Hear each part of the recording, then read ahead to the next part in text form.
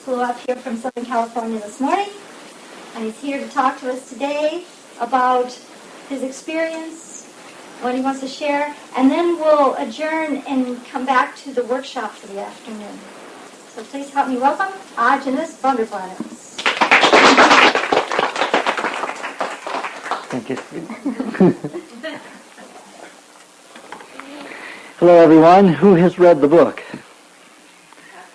Okay, so we have, who has not read the book? 3 people. All right. Are you local? Yeah. Huh? So you saw the flyer? Is that how you came to it? Or? Oh, a friend lassoed you and brought you here. You're in for some trouble, buddy.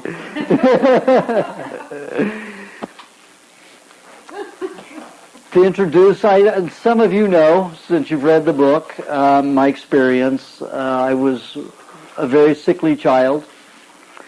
Probably the greatest assault, other than the abuse, was when I was about 6 months old. I got my first tetanus shot. And by the time I was a year and a half, I got my 3rd tetanus shot. And that put me into autism. So I could not comprehend language at all. I was a parrot. I would listen to sounds as closely as possible and mimic them to be able to communicate with people. But I had no comprehension of what a word meant. When I was 22 years old, I still couldn't read the word "the." And by the time I was 15 and a half, I developed diabetes. When I was 10, I had what was diagnosed as an appendicitis, when it was actually peritonitis, perforated intestine. They went in and took out my appendix anyway, just in case it caused me trouble in the future.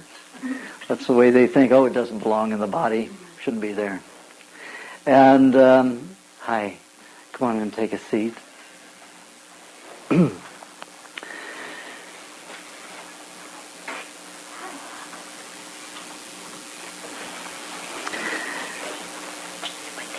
I would keep colds anywhere from 3 to 5 months at a time.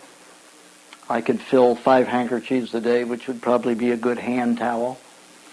Now when I get a flu or a cold, I can fill a whole bath towel. And you'll understand why that's a good thing later on if you stay for the workshop. By the time I reached 19, I had developed an ulcer. The doctors gave me lots of Maalox to drink, so that turned the ulcer tumorous. So they went in and did a vagotomy pyloroplasty, which means they severed all the vagus nerves to my stomach, so I would never again secrete hydrochloric acid. So of course I would never have an ulcer again, right? So after and the pyloroplasty means that they took the pylorus and stretched out 3 times its size, so food would hold up there instead of the stomach. The incision turned tumorous, so they terrorized me into believing that I had to have the radiation therapy. So I had it, and it cauterized my spine, so that I was then crippled. This was my degree of movement of my spine, like I had had a rod put in my spine. And then that turned the blood. They gave me blood and bone cancer. It damaged my bones so badly, the bone marrow, that it gave me blood and bone cancer. So then they gave me chemotherapy. Now imagine, 19 years old, I went into the doctor because I'd gone on a drunken spell. Went down to Tijuana and drank in every bar all the way up and down the coast. And I smoked 3 packs of Lucky Strikes a day, non-filters. And I was consuming probably a 5th of hard liquor a day. By the time I got home that evening, I was vomiting blood. An ulcer of the stomach. By the time they finished with me, a year and 8 months later, I was crippled from the waist down, or actually from the chest down. So I had to crawl around like a worm to go anywhere after the chemotherapy. So that's when I decided that the doctors did not have a clue about what health was, and all they knew was the disease. and that the body is a place where you do combat. And that made me take a look at an entirely different perspective on health, opened me up to other things. And basically the opening came when a volunteer at a hospice came to my home, and he said that a woman had cured herself of uterine cancer by drinking a gallon of carrot juice a day. Now, to me, that was absurd. I have 3 uncles who are doctors. My father's an inventor and scientist. My mother's an RN, and I have 8 aunts and uncles who are RNs. So it was pretty absurd. Food had nothing to do with health. You could take a pound of pills and all of your problems are supposed to be relieved, and you can eat tons of food and it doesn't have anything to do with your health. Pretty absurd, but we're taught to believe that, and I believe that. So when he offered me this carrot juice, I didn't think anything of it, but finally coaxed me into trying it. And I had decided just to go home and die. I wouldn't even go to the hospice. Just wanted to die in my own home, left alone. Didn't want anybody pushing anything on me at all, or making me feel guilty for not taking any more chemo. So the volunteers would come to my home. They would shop and then clean the house and prepare food for me for a few days at a time. So I drank the carrot juice, and it was delicious. The first thing that tasted good to me since all of the therapy started. So I began drinking it, and all of a sudden I could read, just like that. It just turned my mind in a different way. I could comprehend language. I was able to look at a book. I was 22 years old and looking at a book and reading. I mean, my vocabulary was shit, but, I could read. I could comprehend a little bit. So I was pretty excited. So I borrowed $110 from a friend, and he took me shopping and bought books on nutrition. And in 1969, that was a lot of books. You could get a book for like $7 in those days. A good, thick, concentrated book. The smaller ones you get for, $2, $3. So that's all I did for weeks and weeks was just read. And then I stopped drinking the carrot juice, thinking, this is just a fluke. My brain just took a shift. So I stopped drinking carrot juice, and within about 10 days, I couldn't comprehend anymore. And to go 22 years never having been able to do it and always being embarrassed, standing up in the class and asking, demanding that I read in front of the class, and I couldn't even get a consonant out, from what I saw because my brain just didn't function in that way. So then to have had almost 2 weeks of being able to read and then losing it again, I was really devastated. So I began drinking carrot juice again, and it returned, and I got carried away and forgot to drink the carrot juice, drank the soda pop, Dr. Pepper. Dr. Pepper was my drink, that's what I liked, Dr. Pepper, and ice cream. Yes, together, floats, I loved them. So then I went back to the carrot juice again, it went away again, the ability, and the third time was all it took. I said, yeah, it's not a coincidence. 3 times, definitely, it's the carrot juice. So that made me think raw, because that's the only thing different about it, that it was raw. So I began experimenting with raw foods from then on. By February of 72, I had gone completely raw. It was vegetarian, fruitarian, and it still helped, and it was very good for about 6.5 years. And then the multiple myeloma, which is cancer of the blood and bones, surged again. And at that time, I had been living outdoors for about 2.5 years off of a bicycle, because I had left society, decided that I needed to find out just what did work, because I needed to reverse all the damage done by the medical profession. So I didn't think that I would get it in the society because everybody was so indoctrinated on attacking the body, whether it was homeopathy, the allopathy, naturalists, herbalists. They were always putting something in the body to attack, to shock the system in some way. There was not this nurturing process. And it took me a long while to understand that, because whenever you cook something, you make it a drug of it. You destroy all the vitamins and enzymes, and therefore any agent in it is going to be a shock to the system. And all of your herbs contain, as almost all foods do, trace amounts of lead, arsenic, mercury, trace amounts. However, as soon as you cook them, guess what happens? They are ionically unreleased. There are no electrolytes present, so they're all free radicals. Every time you cook anything, you turn any metal in that food into a free radical poison. So you have to take a look at what the result of herbalists, naturalists do when they use herbs. They poison the body in very slight amounts. What does that do? It stops detoxification.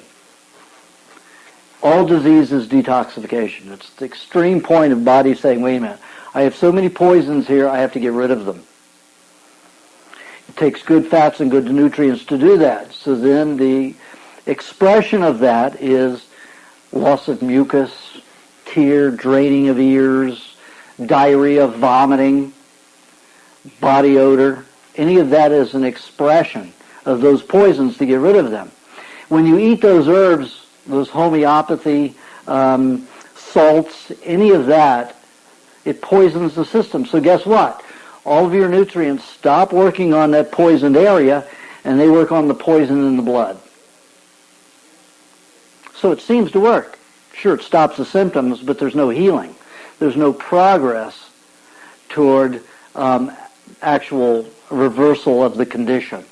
It just puts the symptoms into remission so that the body can deal with the poisons in the blood from the herbs. If you take herbs and you juice them, it works entirely differently. You're giving agents to the body so that it can properly detoxify and properly heal. So my journey encompassed all of looking at these perspectives. How did they really work? Because most people are just, they go to a school or they pick up a book and this is what has been taught. And that's what they follow. And this is what they believe. And they don't really look at what's happening. So I had to step back and take a look. It wasn't easy to do because the conditioning is so strong. When I went and lived outdoors, watched alligators, I watched coyotes, I watched chipmunks, I watched these different animals and their behavior and different human native groups in Mexico and Alaska and Canada that were much more primitive and lived much more primitively. But it seemed that everywhere there was a primitive tribe, except in Alaska, they were put on reservations in areas where they really had lost their entire cultural comprehension. Even the Mayans that lived when I lived down in the Yucatan with them for months at a time. They were so culturally adulterated that they were bringing in the Spanish, culture and the Spanish thinking, which is worldwide, the allopathic system. We must attack. Attack, attack, attack. Attack the body, you have a war in the body, what happens? It was like war in anywhere. You're going to devastate everything around. It's like when I was doing laboratory tests to see what the AZT, there's one for you, AZT, that's what they gave me chemo with. in the 60s, late 60s. They realized it did not help, so they put it in the vaults. They got enough suits. I was one of the people who filed suit against them, because there was no results anywhere that proved that it was helpful. It was only destructive. One cancer cell that is destroyed, there were 1 billion healthy cells destroyed. Doesn't make any sense, does it? It's like killing everybody on the planet because you don't like 6 people. And it's pretty barbaric. So, AZT, guess what? AIDS came around, we can pull this out of the vault and use it. So that's what they started doing. That is the mentality out there. And the doctors can't help it. They go to school. They are trained to think this way. And guess who runs the academia? Funding. Guess who funds academia? Pharmaceutical houses. That's it. Pharmaceutical houses tell the doctors what drugs will do. They write all of the stuff, the FDA, the USDA. All they do is read those reports from the pharmaceutical houses. The pharmaceutical houses run the medical profession entirely, completely. So when I was living outdoors, I had to take a look at it. I mean, here were coyotes that were living in a dastardly environment of a desert and thriving. How the hell can you do that? So I just watched them. They eat these animals. I mean, just no matter what it was, they were eating everything. And they were thriving. They were happy. These coyotes would come down every night from the canyon and be laughing. And they sound like a bunch of crazy people in a loony bin. And they're wonderful. And they would come down and wake me up every night and play this little psychic game with me. And they'd usually come down about midnight on their way out to do some hunting. And they'd spend about 20 minutes with me playing this game, and then they'd go off again. Now, at that time, I had decided that 2.5 years outdoors, I was pretty ill again. The multiple myeloma resurged. I was down to about 118 pounds, getting very thin, very weak. So I decided that I was just going to die. I was just going to I was going to fast to death. And it was an old Indian burial ground out near the Salton Sea. So these coyotes kept coming down every night, waking me, play this game. And then one night, one of them came over, and I was sleeping. It was very warm and hot, and it was 1976. And I was basically naked. Not basically, I was naked. Except for the hair on my body.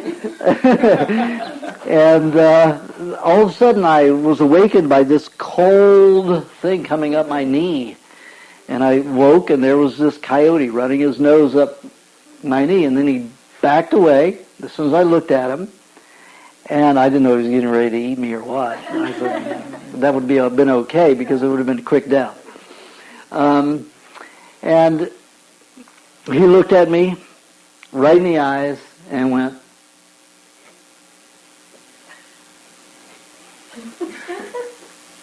three times. I'm not stupid. I knew what that meant. It meant follow him. So I followed them, and they were very patient, waiting for me because I was pretty weak, pretty thin. And then there were 11 of them. 10 of them went off. One stayed pretty much with me. And then all of a sudden I heard their crazy laughter. And I could hear them all in this area going out like this. And then the one next to me started screaming also and zigzagging in toward where the sound was coming in. I could finally see it was a good moon, full moon. And the coyotes were coming in and moving in, closing in on this half circle, and the other one was going like this, moving toward the half circle, and there was this huge jackrabbit caught in the middle, going like this, didn't know what to do. And that sound is like hypnotizes, it makes them crazy. So finally the jackrabbit just froze where he was, and the one that was zigzagging went up and just broke its neck. Another one came up and took it by the throat and ripped the skin off. And the one that had it in his mouth, her mouth, came over and dropped it on my feet. Bare feet, warm, bloody, and this was the Easter Bunny. And, and one reason I was a fruitarian vegetarian was I loved animals. And it was quite shocking. And then all of a sudden it dawned on me, I didn't put this in the book because the publisher wouldn't publish it. What happened was, went through my mind when I realized it, my family had told me that a wild rabbit contains some kind of poison in it, enzymes, a bacteria, something, that will kill a human in 24 to 48 hours, very painfully, with terrible stomach cramps and diarrhea. And I thought, oh, these coyotes are telling me this is what I need. Sure, they're going to help me die quickly. This is it, because I could go 60 days or more fasting to death, and it's very painful, headaches, crazy, because whenever I would fast, the chemo would come out. I could even smell the chemotherapy. It would give me headaches, cripple me, make me sore all over in the joints everywhere. And I thought, oh, okay. So I picked the rabbit up, and I started eating it, and of course, it came right back up. Here it is, squishy, warm, raw. So I decided to sit down, and it took about 5 minutes to psych myself into it. So after 5 minutes, I ate the rabbit, and I ate about 3.5 pounds. And the more I ate, the better it tasted. I thought, oh, sure, I'm going to die well with this, So then the coyotes shared what was left. And then I went back to my campsite, lied down. Now I'd had 3 near-death experiences. So I knew what it was like leaving the body and how wonderful it felt. So this is the way I felt after eating this rabbit. So I lied down and said, oh, I'm going to die. There's no pain involved. I don't know what the hell they're talking about, And I woke the next morning after the best sleep I'd had in my life, the first night without a nightmare in my entire life that I'd remember. No nightmare. And I looked around, it wasn't heaven. I was still in the same place. It wasn't like in the death experience where, everything is calm and peaceful and joyful. I was still in the body, but I felt much better and good. For 3 days, I had more energy than I had had in my entire life. And after 3 days, and I had no cramps, no ill symptoms, nothing. So I got really excited and say, that's what it is, raw meat. That's what I'm missing. That is the missing key. And I thought about, here the Eskimos were eating 90% of their diet is raw meat. The ones that live out in the wild. The Mayan tribes were telling me, raw meat, that's what we eat when we're ill. Raw meat. And I just denied it because after the stomach surgery, if I eat cooked meat, I'd break out with psoriasis. That's another thing that the therapies, doctors call therapies. The treatments, if I ate any cooked meat, I would pus out all over. I'd break out with pustulations and ulcerations all over my body from about my thighs all the way up to my head. And one person described me as looking like raw hamburger, squished together, molded together. And really, that's what I looked like. It was just a mess. It was ugly, horrible. So, of course, I was never going to eat meat again. And it never dawned on me that raw meat would be different. I don't know why. Raw everything else I was into. Why not raw meat?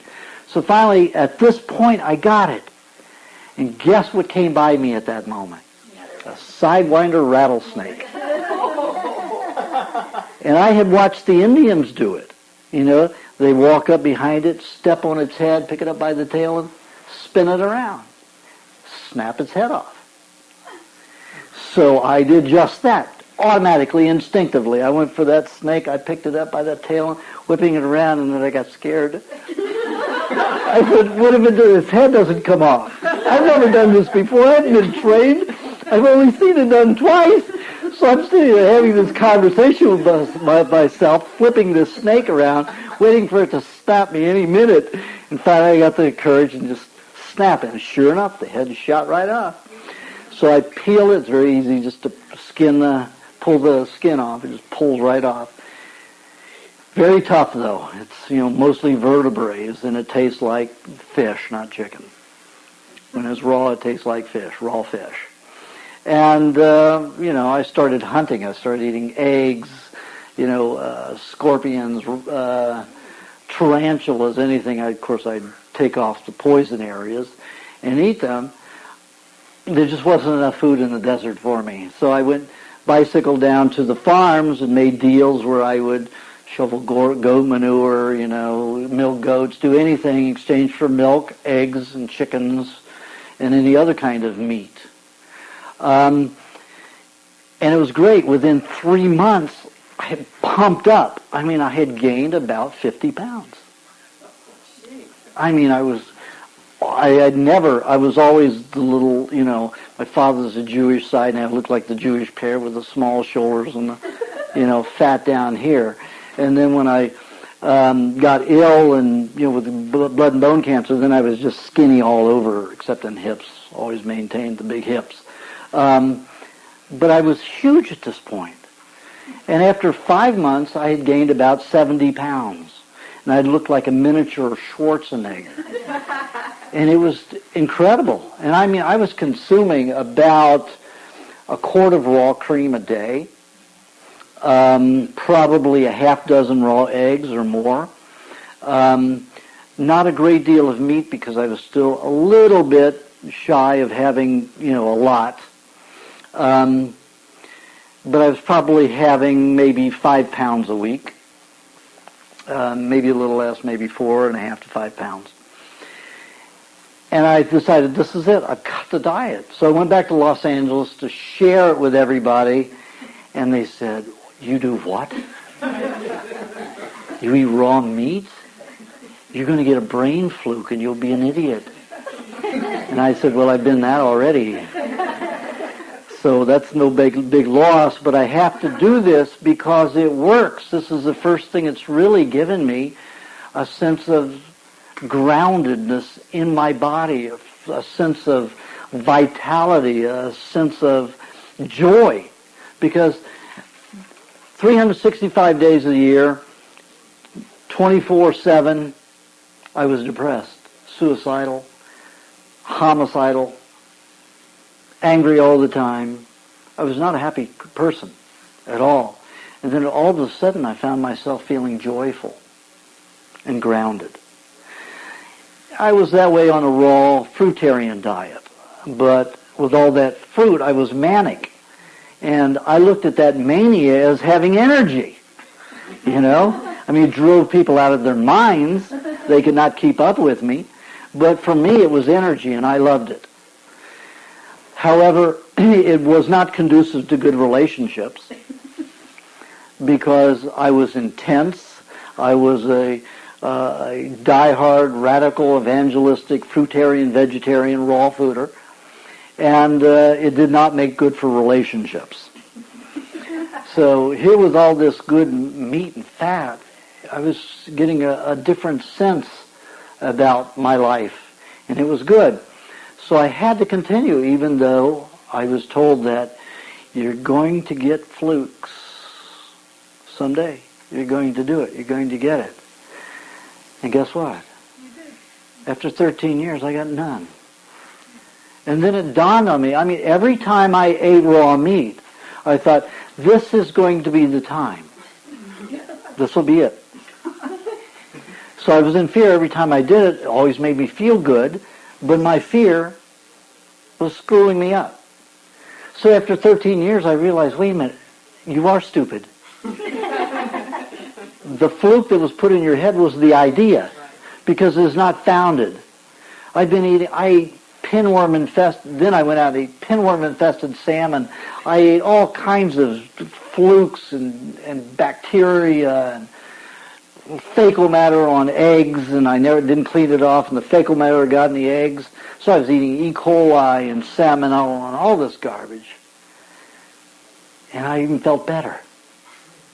And then I remembered when I was in Alaska in 1975, in September,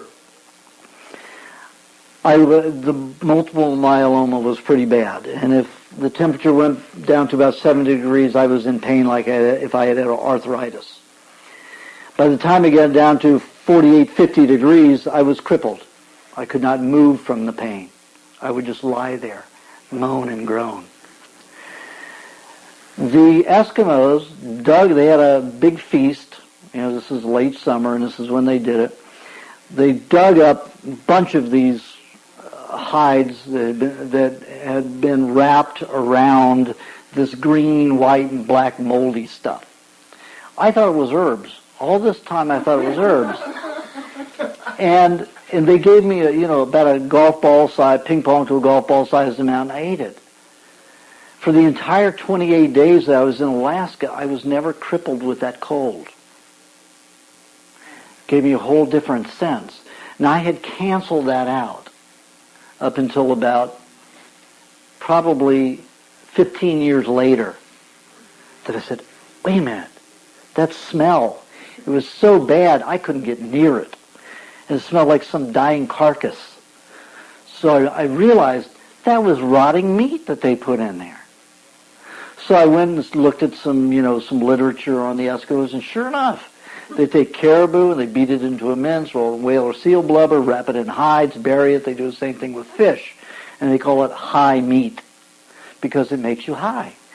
I mean, the kids were running around and they were smelling this shit. I was getting a headache from it. It was so bad, and it was causing me to want to vomit. I couldn't get within 5 feet of it. And these children are running around excited. Everybody's really happy and they're enjoying it. I just thought, this is really bizarre. I said, you guys, you can get used to anything if you're fed that from the time of birth. But they only did it once a year, and in the summertime, getting ready for fall. And to actually eat it, I had to take cotton balls with musk oil and stuff it up my nostrils to be able to eat it. The texture is fine because it's slightly fermented, so it tastes like, if you've ever had meat that was braised in brandy, coated with brandy and lighted on fire, it causes the alcohol to go in and soften the meat. So that's what it's like. It's effervescent. So it's very easy and nice texture, but the odor is horrific.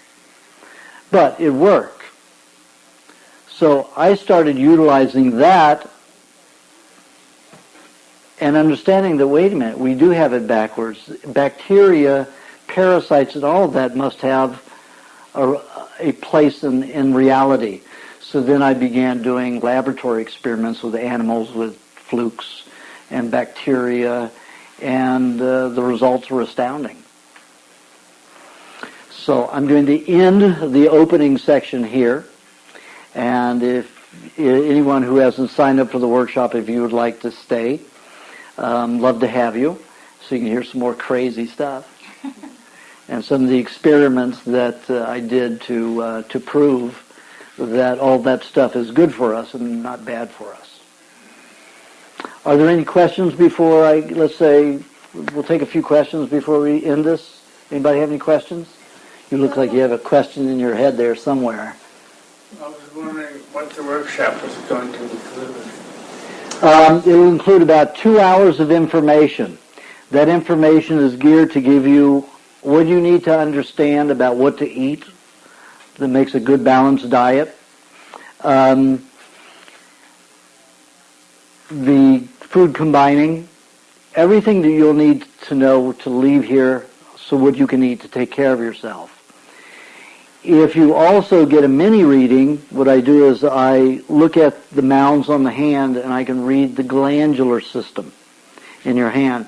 So I can tell you basically some basic things for you to do to help you get started. It's not as intricate and as full-bodied as the iridological reading that I do. So I know exactly what's going on in the system, but the mini reading helps. The workshop is $50, and then the mini reading is $30. But the people who are in the workshop can sit around and listen while I do everybody else that is having a mini reading. So they get all this information in. We're doing 25 today for the hand. 25 mini readings? Whew. Okay. That's good. All right. Anything else?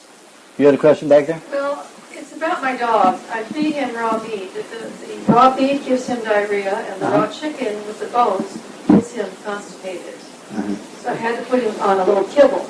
So and he only eats once a day, and I want him to eat really good. So when I feed him? Feed him a little cheese with the meats.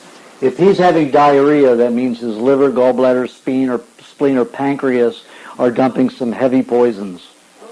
Did he ever have any vaccines, doggy shots? Yes, and the last time I had him, he was ill. Itching for 2 weeks later. He started itching real bad. Yeah, was that after he'd been eating the raw meat? Yeah. Okay. See, what happens is all vaccines have thimerosal, mercury, poisoning in it. They call it a stabilizer and antibacterial. Hell yes, it's poison. Mercury is a poison. They put liquid mercury in there. And anytime you've gotten a vaccine in your life, almost all injections carry thimerosal. So you're getting mercury poisoned every time you get an injection. With everything? Almost everything. Should we just stop getting the vaccines for the animals? What do we do about that? Or can we get a different kind? Well, there's no different kind. Yeah. Hello? I was a veterinary assistant for 15 years, and I actually had one cat that lived to be 19. She had all of her shots. Yeah. But I've stopped. I just give them the first set, and then that's it. Mm-hmm. I know some vets who will give a third to a fifth the dose. And what I suggest before you do that is preferably if you can get the under the skin one, what's that called? The epidermal injections rather than the deep tissue. If you can get the doctor to give that, because what you can do is, like I've got teachers who have to have the tuberculosis test done periodically. So what I do is I have them go to a particular MD. The MD shoots it right under the skin. Then as soon as they get out of the office, they suck it out. And I mean, it's bubbled right under there, and you can suck it right out. And then put egg yolk on it, and it'll draw the rest of it out. But otherwise, for a dog, cat, if you love them, suck it out. Put it under the skin and suck it out when they get out there and have lots of eggs. But your dog is going to have to go through diarrhea as long as he's eliminating something like that. And usually the diarrhea is a very healthy, good thing. Hell on the house. He did mess on that, right? Yeah. So I could keep giving him the meat? Yeah, it usually lasts no more than 30 days. Oh, he's had it for over a year, off and on. Mm-hmm. Well, he just needs to have a good one. But I'd feed him several times a day and have cheese with it. The cheese combined with some of the toxins so it doesn't have to expel it so quickly. Because if it's the mercury, which it usually is when I was doing laboratory tests, the mercury will cause damage to the intestines, so the body has to evacuate it with lots of fluids, causing the diarrhea. A rabies shot, what do we do when it looks like it's the law? What do you do about that? Well, we find a vet who will give a small amount of the dose. What about heartworm? That's one more question. He's got these heartworm things he takes once a month. Do I have to do that as long as he's having the raw food? No. Okay. Heartworms would be good. Yeah. Well, they said it would kill him. No. The heartworms live on degenerative tissue in the heart. So only if the heart has mercury or some other poison stored in it and has caused some degenerative tissue there will they thrive in there. But what they do is they eat it rapidly so that the heart can rebuild itself. That's part of one of the laboratory tests that I did. And the animals that we let them have heartworms got much healthier, quicker. He's going to be so happy now. Get back on his raw meat. Good. Yeah. Yeah. Yes. Speaking dogs, animals. My dog won't eat raw chicken. I can put a chicken breast down there, and she may go bury it, but she will not eat it. If she buries it, that means she needs the bacteria. She's burying it to let the bacteria. She may not be able to digest it very well unless it has high bacteria. So let it, get stinky. I know lots of dogs that will not eat it fresh. They will only eat it when it's really foul smelling. Well, and she's fine with hamburger. She really eats hamburger. Interesting. Okay, folks. Yes, come in now. We'll take a break after Jill makes some announcements. Oh, and there's lots of milk in there, organic. Oh, is that what you were going to say? Okay. I'll pick up where we left off about some laboratory experiments. I got paid them a lot of money to do quite a few experiments over the years, about 11-year period. And one of them, we wanted to check to see the benefits or the detriments of parasites. So we put an ad in a paper, and we asked for animals that had already been diagnosed with parasites, worms of any kind. We didn't care. So we got 32 animals altogether. About half were dogs and about half were cats. They had a variety of different worms. Probably about 12-15% had brain flukes. They were mainly dogs.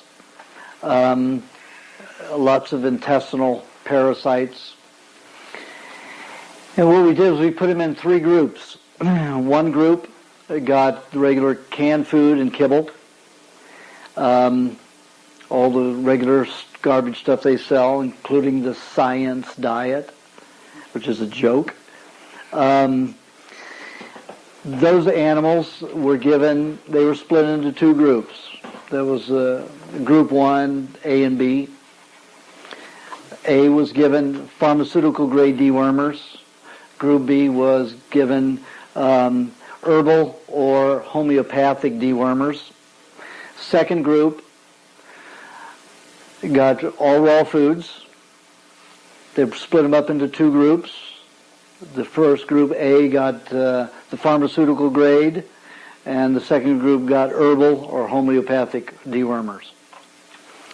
The last group was just one group, wasn't divided. All they got was the raw food. Raw eggs, raw meat, and raw milk. A little raw butter. And once in a while, probably once a week, I gave them a little honey too. The first group, A, 40% of them died. Approximately 40% died. Group B, approximately 30% of them died. And the second group, they were on raw foods, having the dewormers. Only about 12-15% in the first group died with the pharmaceutical dewormers, and then only about 8 or 10% died having the homeopathic. In the group that got no dewormers and ate raw foods, there were no deaths. They took a lot longer to get well. They took them a lot longer to get rid of their worms, their symptoms of worms, sometimes up to 6 months. But that group, no matter how old, and these animals were anywhere from about probably 12 to 16 years old.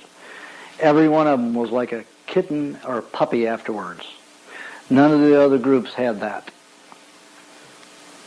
So what we found out was, and we followed them until their deaths, and we did autopsies on them, and their organs were much cleaner. Wherever they had the parasites, their particular gland or organ that was infested, if it were the brain was much richer, much more pinkness to it, and looked much more vibrant. If it were liver flukes, like in a lot of the dogs we had, the livers were so much healthier than the others that were in the other groups. So it was very obvious after those tests that parasites go in and eat degenerative tissue so you can replace the cells if the animal's given the food necessary to do it. And most people cannot regenerate cells without raw meat. And it's like they say, after you hit 21 years old, between 21 and 25, it's all downhill. That's because your body stops producing what are called youth hormones that allow for regeneration in the midst of garbage in your system. At that point, you stop generating those so-called growth hormones. But I found that on this diet, you will rekindle them. You'll start producing growth hormones again by eating raw meat. Wow. Is tuna fish or fish included in the raw part? Yes. Mm-hmm. Any meat. When I talk about meat, that means any fowl, seafood, lamb, buffalo. Any flesh food is meat. That's not Pardon? That's not canned. Any canned food is always cooked. Always, including tuna. Tuna in a can is cooked. It's always blanched, which means half cooked. It's like half baked. Question? Mm-hmm. I've heard the name a couple of times, and initially I thought it was a joke. But now I'm getting that it is actually maybe like a parasite or some malformed. Flukes are parasites. They're parasites. Yeah. Thank you. Yeah.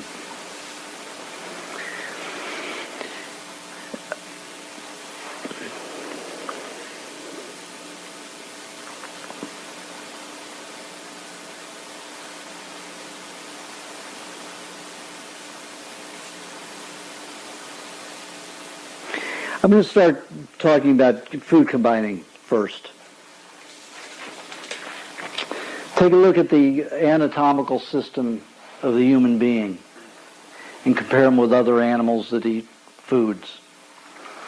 An herbivore has a digestive tract that's 2.5 times longer and larger than ours.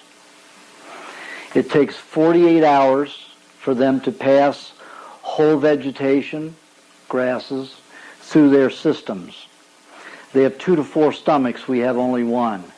They have 60,000 times more enzymes to disassemble the cellulose molecule to get the fats and the proteins from it.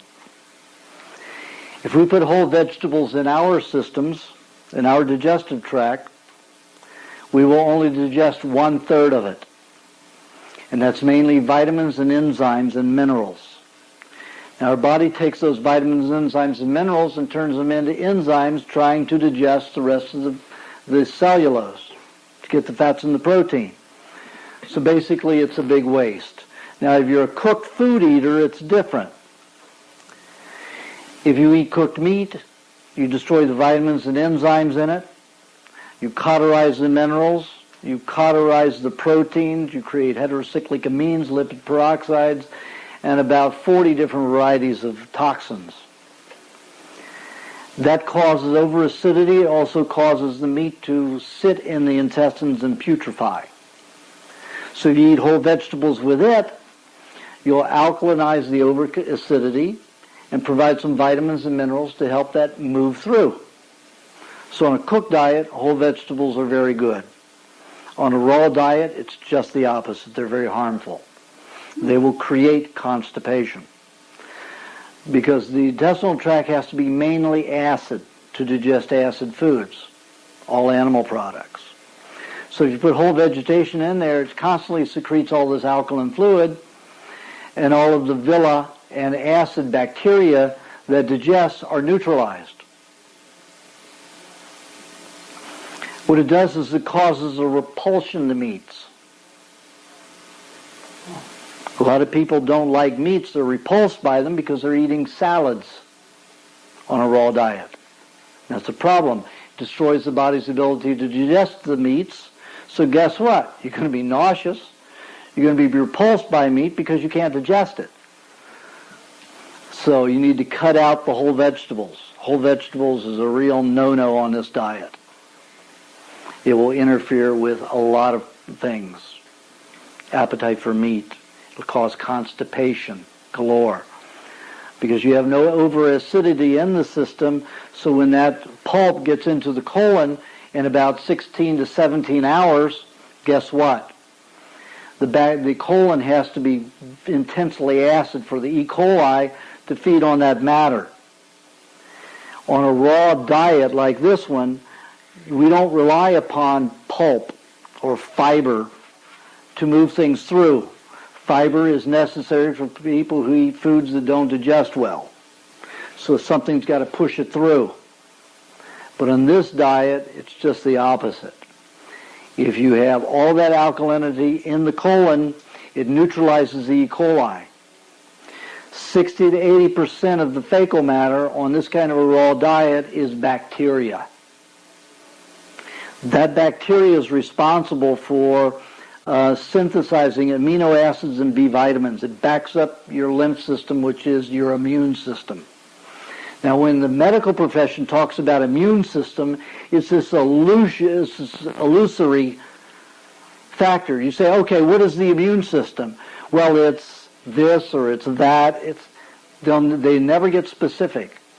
Your immune system is your lymph system, period. Your lymph system feeds everything and detoxifies everything. Your blood mainly transports oxygen to every cell in the body. That's its responsibility. It is also an emergency exit for poisons to get into the system. So toxins can dump into the blood, the dump can rush in through the bowels or small intestines, dump it in there and leave it, or urinary tract, or out the skin. Some way it can expel it quickly. The blood is not responsible for feeding anything other than oxygen to the whole body normally. If we weren't addicted to carbohydrates, blood sugar wouldn't mean much. But because everybody's eating so many carbohydrates, we have this over blood sugar, which is not normal. Our pancreases are 2.5 times larger than even the animals who feed on carbohydrates for a living. That side of the pancreas is very unnormal.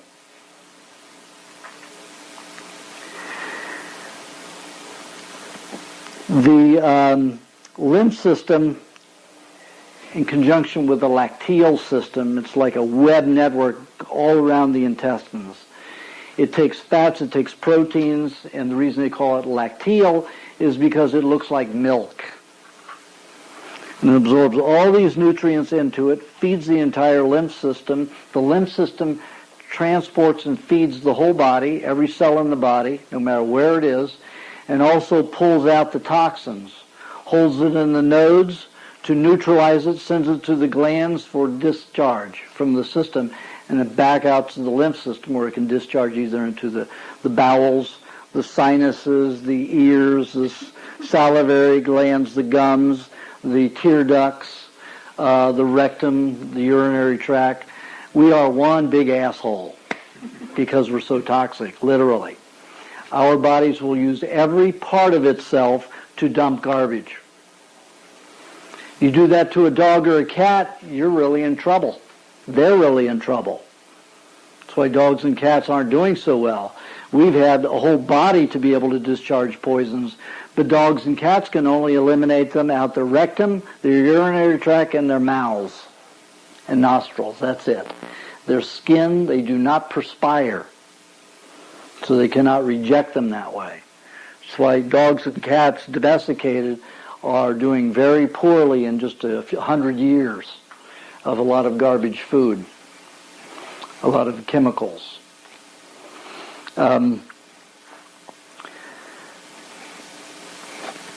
So the lymph system is your immune system. It takes care of you. If you've got a congested one, you're in trouble. The people I know who have the most chronic fatigue, fibromyalgia, have a congested lymphatic system. Seen it in every case. There are a few cases that I've seen of lupus, where not only is the lymph system damaged severely, but the endocrine gland system is also damaged. And a certain percentage of the fibromyalgia and chronic fatigue, also other glands are affected besides the lymphatic system. Occasionally, I've just seen on a rare occasion in some chronic fatigue that the lymph system isn't completely congested, but the glandular system is affected by mercury from vaccines or some other medication that is stored into the endocrine gland system. Getting that lymph gland system cleaned is a very important process. The way we can facilitate it is with bacteria and solvents. The body cleans itself in 3 ways. Number 1, it uses a very slow process, which is completely dependent upon the food we eat and the cellular activity, and that's solvents. We make solvents just as we make them, industrially, mainly with some kind of oil compound, petroleum, and some kind of alcohol and some kind of protein. The body does the same thing, about 80% fat, 15% protein, and 5% alcohol. And our bodies makes alcohol by fermenting carbohydrates in the digestive tract. Purposely does it. It's very important. Alcohol and vitamin C are very important. Either one of them, the body can use either alcohol or vitamin C to help ignite the combination of pyruvate, which is a protein sugar, and fat to cause that energy so that fat can be utilized. And fat is the strongest, most concentrated fuel that there is. There are 2.5 calories higher than carbohydrates or protein in a fat. Much more concentrated. Take a look at your fat, your weightlifters, they're all fat. Your bodybuilders are all muscle and they're not that strong. Your real wrestlers, they're fat. They're not all muscle. They need that fat to have the strength. To clean the best solvents I found that the body can make is from coconut cream. Take the coconut meat, you put it through a juicer like a Champion or a Green Power, a Green Star, Green Life juicer. Separate the pulp from the cream and mix that with some fruit. And there you have an incredible solvent. Mix it with fruit and egg and you even have a better solvent. That helps dissolve the toxicity in the lymph system the best. It can get heavy and it can be difficult to digest for some people because it may cause too much detoxification of the liver before it even gets to the lymph system. But coconut cream is your best solvent. Butterfat is your best stabilizer. It stabilizes the bones, the cartilage, the connective tissue. Cream is best for the nervous system, helps sedate and relax it. That's why when people eat raw ice cream, they just feel so mellow, because it relaxes the nervous system. If you put coconut cream in that ice cream, you'll find that you'll be more charged than you will be relaxed, because it's going to start kicking up some toxins in the system and cause a little bit of an adrenaline rush.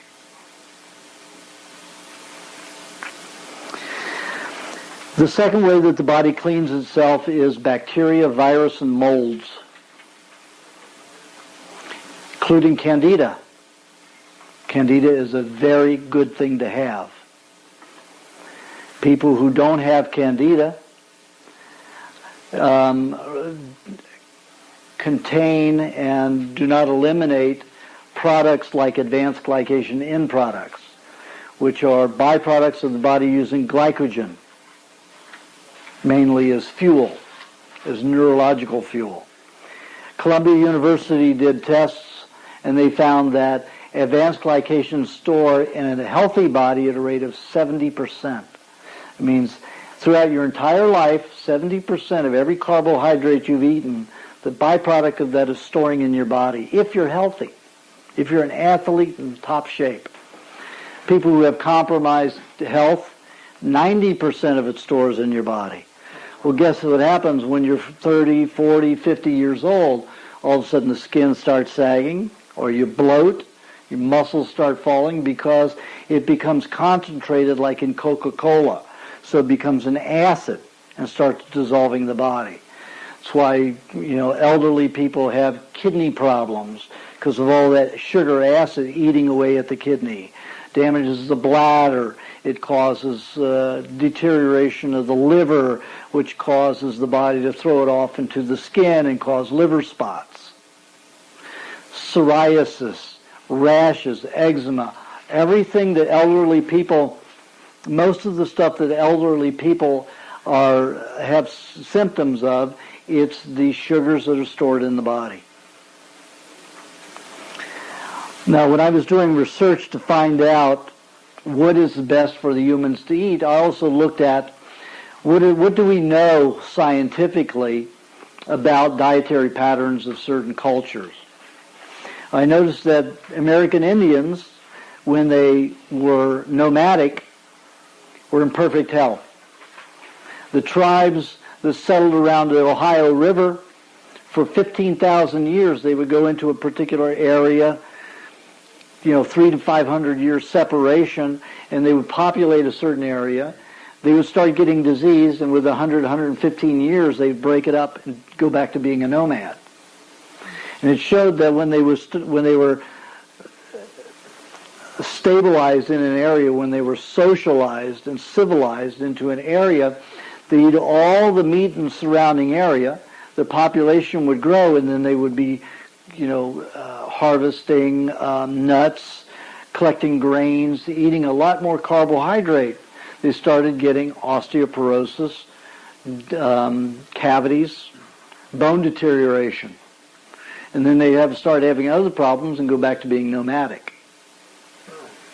Repeatedly. The Coster excavations proves that. Dr. Struver,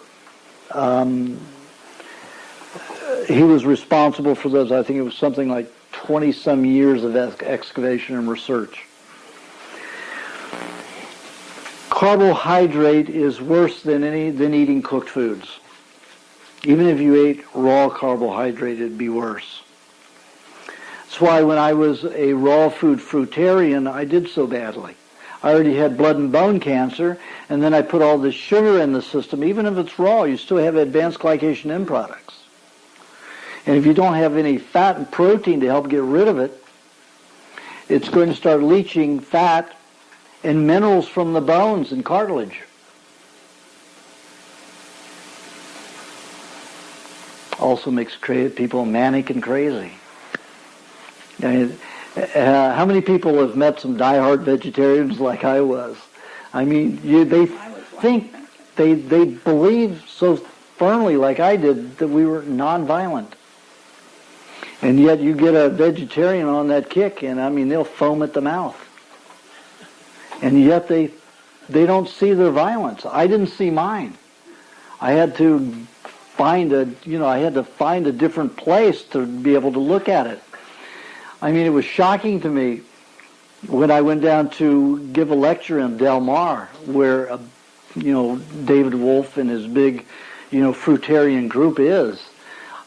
And I had a, table set up selling my book, and I'd lectured, at the Whole Life Expo. And literally, these people were ultra thin, manic. Women had a tendency to be puffy because their fats try to deal with the poisons and causes swelling. And probably 50% of the women on a fruitarian diet are swollen, and the men almost always inevitably are really skinny and manic. I'm not kidding, for 2.5 hours, they were foaming. I'm talking about foam at the mouth, attacking me. Wow. And I was just saying, hey, if it's right for you, it's right for you. You can't convince me. I've already been where you've been. I've had bone deterioration. I lost half my teeth on this. And I thought I was saving them because after the chemo and radiation, my teeth were the bone rotted all the way around the teeth, so they dangled. So if I went like that, I lost a half a cup to a whole cup of blood. Not often a whole cup, but a half a cup of blood just by biting down on my own teeth. And they wanted to pull them out, and I said, I'm going to die anyway. I'm going to die with my teeth.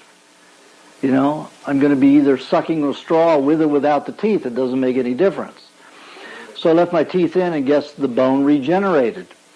Well, after 6.5 years on the fruitarian diet, it started going the other way again. And the teeth started decaying like crazy. So I said, if you can make a fruitarian diet work for you wonderfully, but you're not very calm and upset. You're not very calm and happy right now. And you're calling me violent. And I said, I'm not trying to push anything on you. I'm just letting my information be available to other people if they want it. Yes? About raw sugars. Isn't raw honey basically raw sugar? And how is that not deteriorating in the same ways? Because when the bees collect the nectar, they swallow it. And they manufacture an insulin-like substance, just like we manufacture insulin to deal with sugar. Okay? Theirs is much more efficient because that's all they eat. They produce an insulin-like substance which converts 90% of the carbohydrate into enzymes for digesting, utilizing, and assimilating protein. So only 10% of the honey you eat is sugar.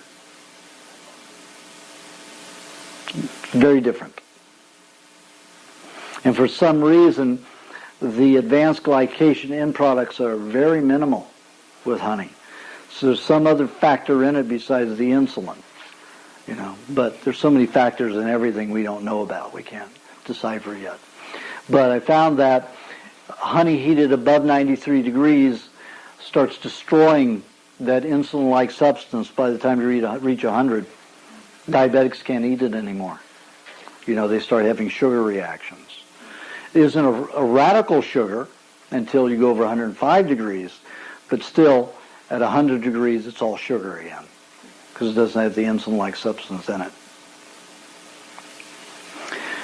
So Candida helps break down cells that have been damaged, bruised, or cauterized by the sugar compounds in the body.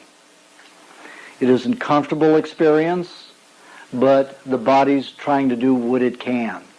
The people who go on this raw diet and minimize their sugars are not feeding the Candida at the same time.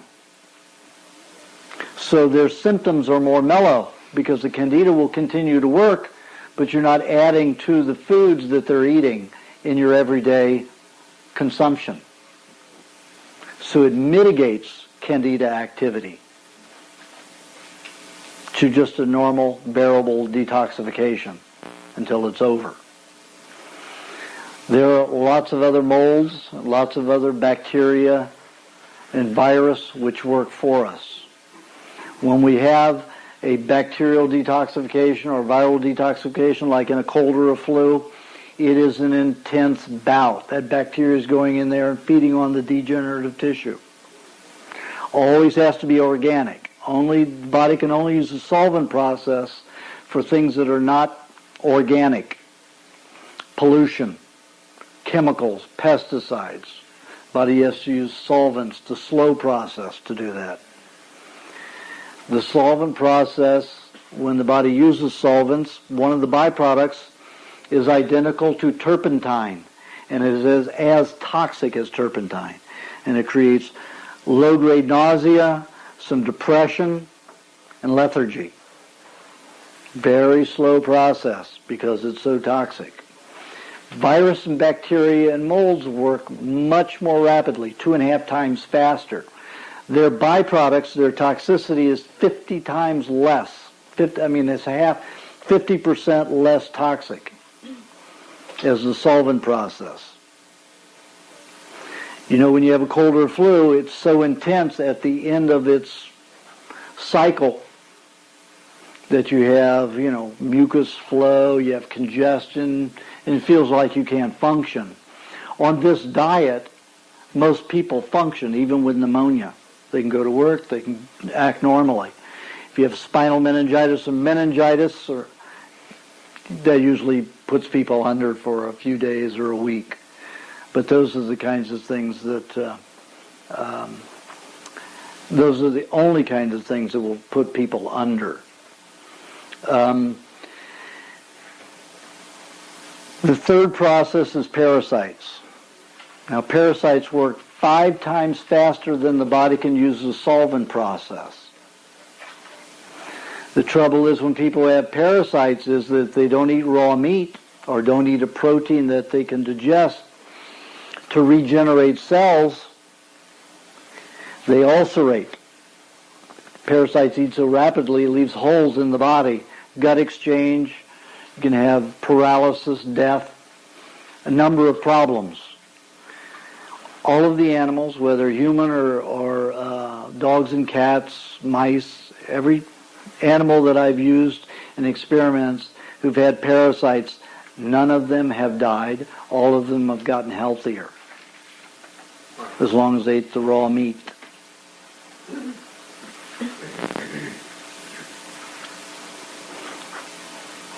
So all those things that are considered taboo are not taboo.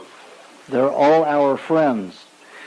I always thought, well, there's probably one, you know. I was raised with a very violent brother, so I got to experience somebody evil.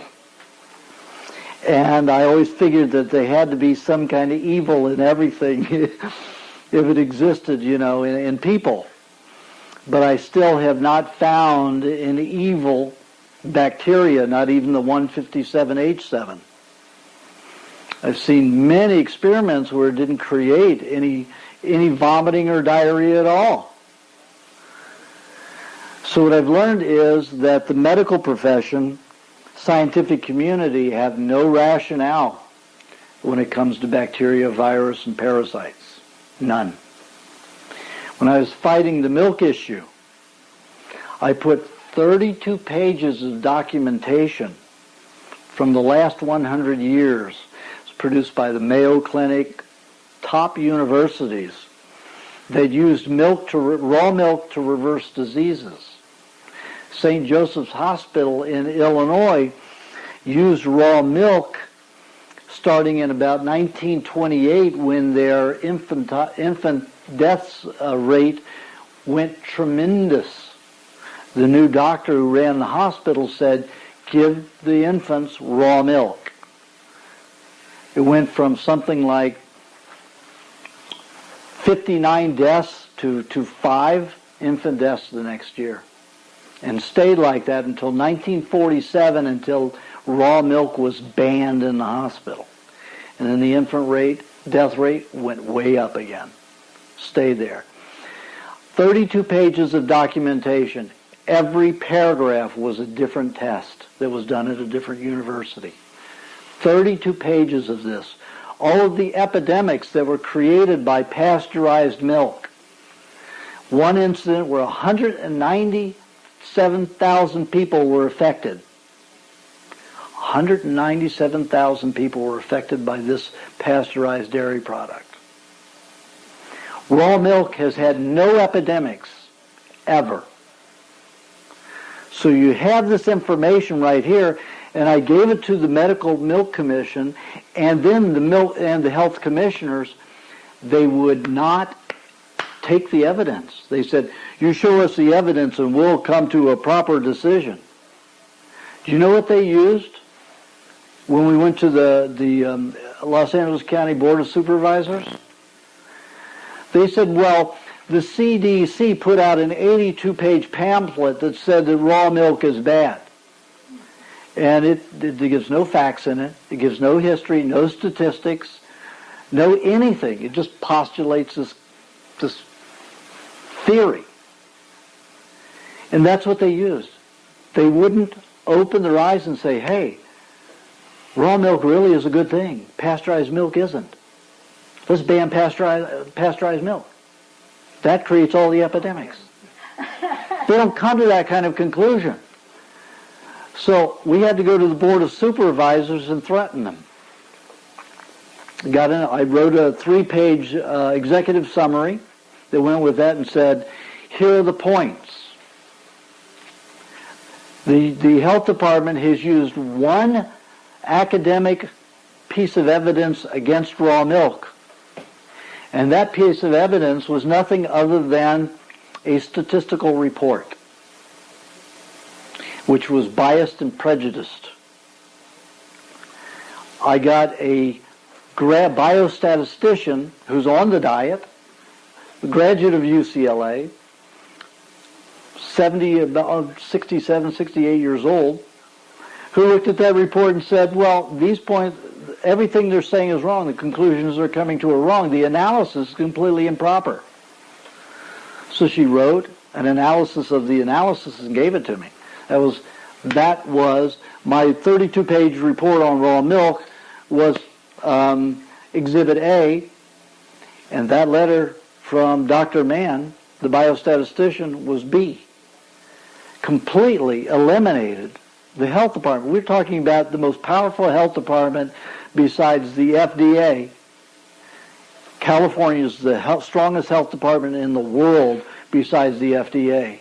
And they had no rationale, no sensibility. None.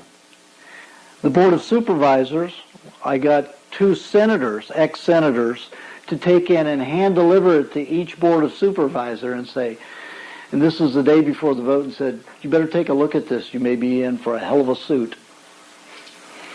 The Board of Supervisors the next day came in, and they got by doing all this, the man who was in charge of the health department for Los Angeles County was fired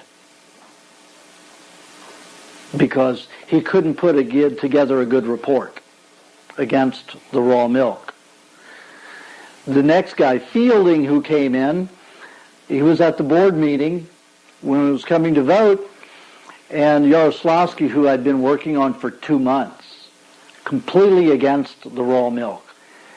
Wouldn't hear a thing. He said, if one child dies from milk, I will be completely against it. Not rational. And there was an accusation that there was one child. I got the documentation from the trial and everything, and it was not, the child died of what was it? Some other problem that was unrelated to the milk. The child was sick and already had a problem, but they blamed her on the raw milk. She drowned. She drowned, and when they did an autopsy on her and found salmonella in her stomach, so then the doctor said, oh, she drinks raw milk, so they blamed her drowning on the raw milk. You know, so this is what the health department was using. They used 5 cases, incidences, blew each one of them out of the water. So Yaroslavsky says, didn't expect this at all. He said to Fielding, he said, you know, we've had raw milk since the beginning, and 2 years ago, according to this report, we've lost it. Did we do something wrong? Because that is it. He needed to know the answer to that. Fielding sat there for 2 minutes and babbled about nothing, not giving a response to that. And you could see all the Board of Supervisors getting ready to just ask the questions that would get the right answers and voted no against it. Voted against the banning of the raw milk and allowed us to have the raw milk in Los Angeles County again. The medical profession is in fear. They are phobic. They have no rationale when it comes to bacteria, virus, and parasites. None. Don't expect it. Don't expect them to be intelligent about it. They are not. They believe in the germ theory, that germs are there to attack the body. They're not in a symbiotic relationship with the body. Completely inaccurate and incorrect. Because if it were true, the bacteria that's in milk would create a problem. And the pasteurized wouldn't.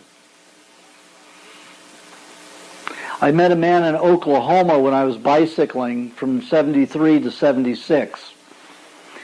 And he was an elderly man. He must have been 80-some years old. And we got to talking about raw foods. And, he let me sleep in his, his backyard for the night, something like that.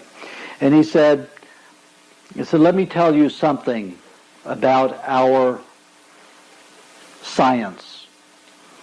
He said, when pasteurization first came in, we decided to prove that getting rid of bacteria would get rid of disease. So in 1926 through 38 or 39, he said, Purina and General Foods went together and did this whole incredible laboratory experiments using processed food and raw foods with heavy bacteria. They spiked it to make it even go more in their favor. And guess what? The animals who got all this bacteria and all the raw foods thrived. And all the animals who got the processed food got terrible diseases. Do you know what happened to all those 13 years of papers and experiments? Shredded.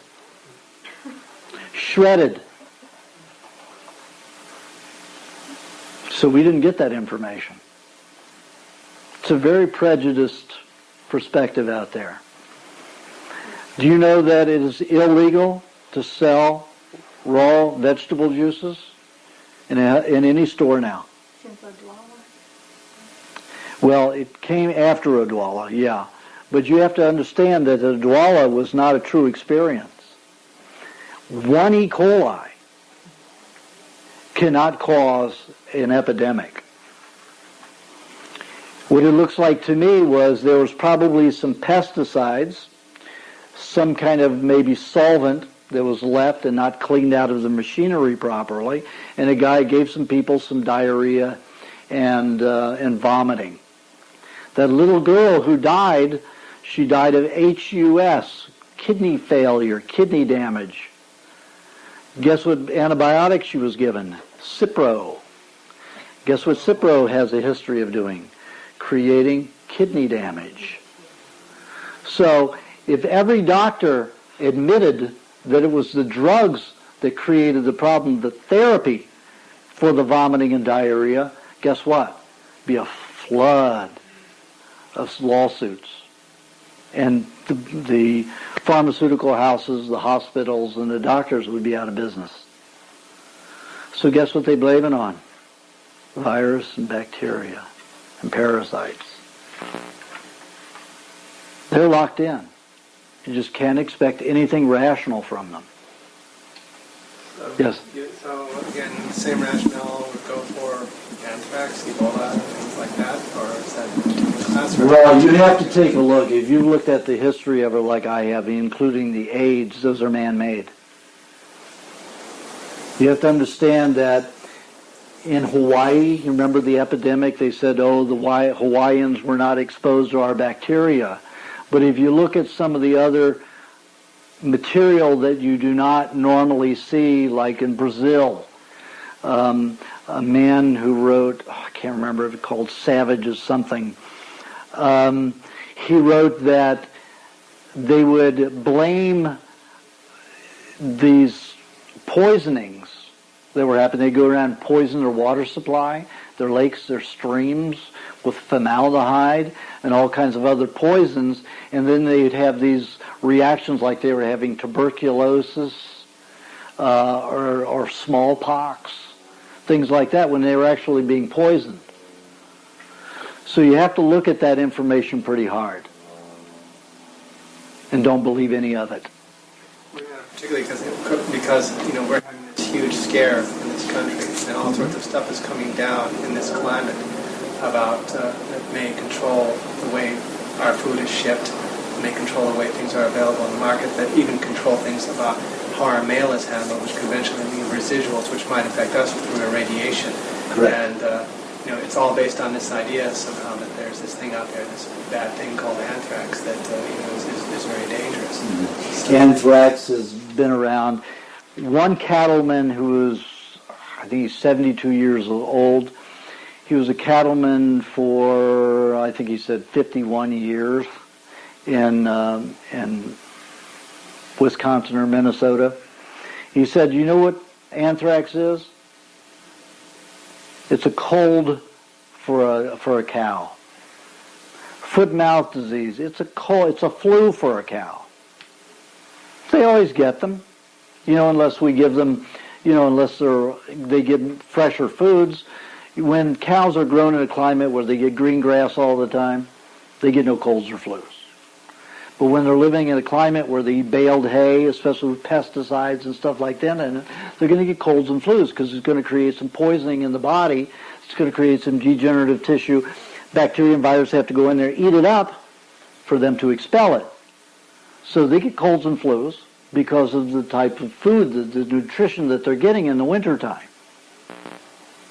But you have to understand that the medical profession and the pharmaceutical companies make trillions of dollars a year on the cattle industry. Trillions of dollars with injections that don't mean anything, don't have anything to do with reality or rationale. They just have this fear thing going and say, we've got to vaccinate all these animals. Food thing. Okay, let's say they linked it to 27 people, there was one death. They didn't search it out like I did. They didn't look for the reason for the death. They didn't just, this is bacteria, and left it right there. There was no finite research done. So what do? They pasteurize. The FDA rules that all juices have to be pasteurized. And guess who was supporting them? I was just on the phone with the FDA 3 weeks ago because I'm writing a paper just like I did with the raw milk to get it reversed in California. And then I'm going to go after the FDA with the same report.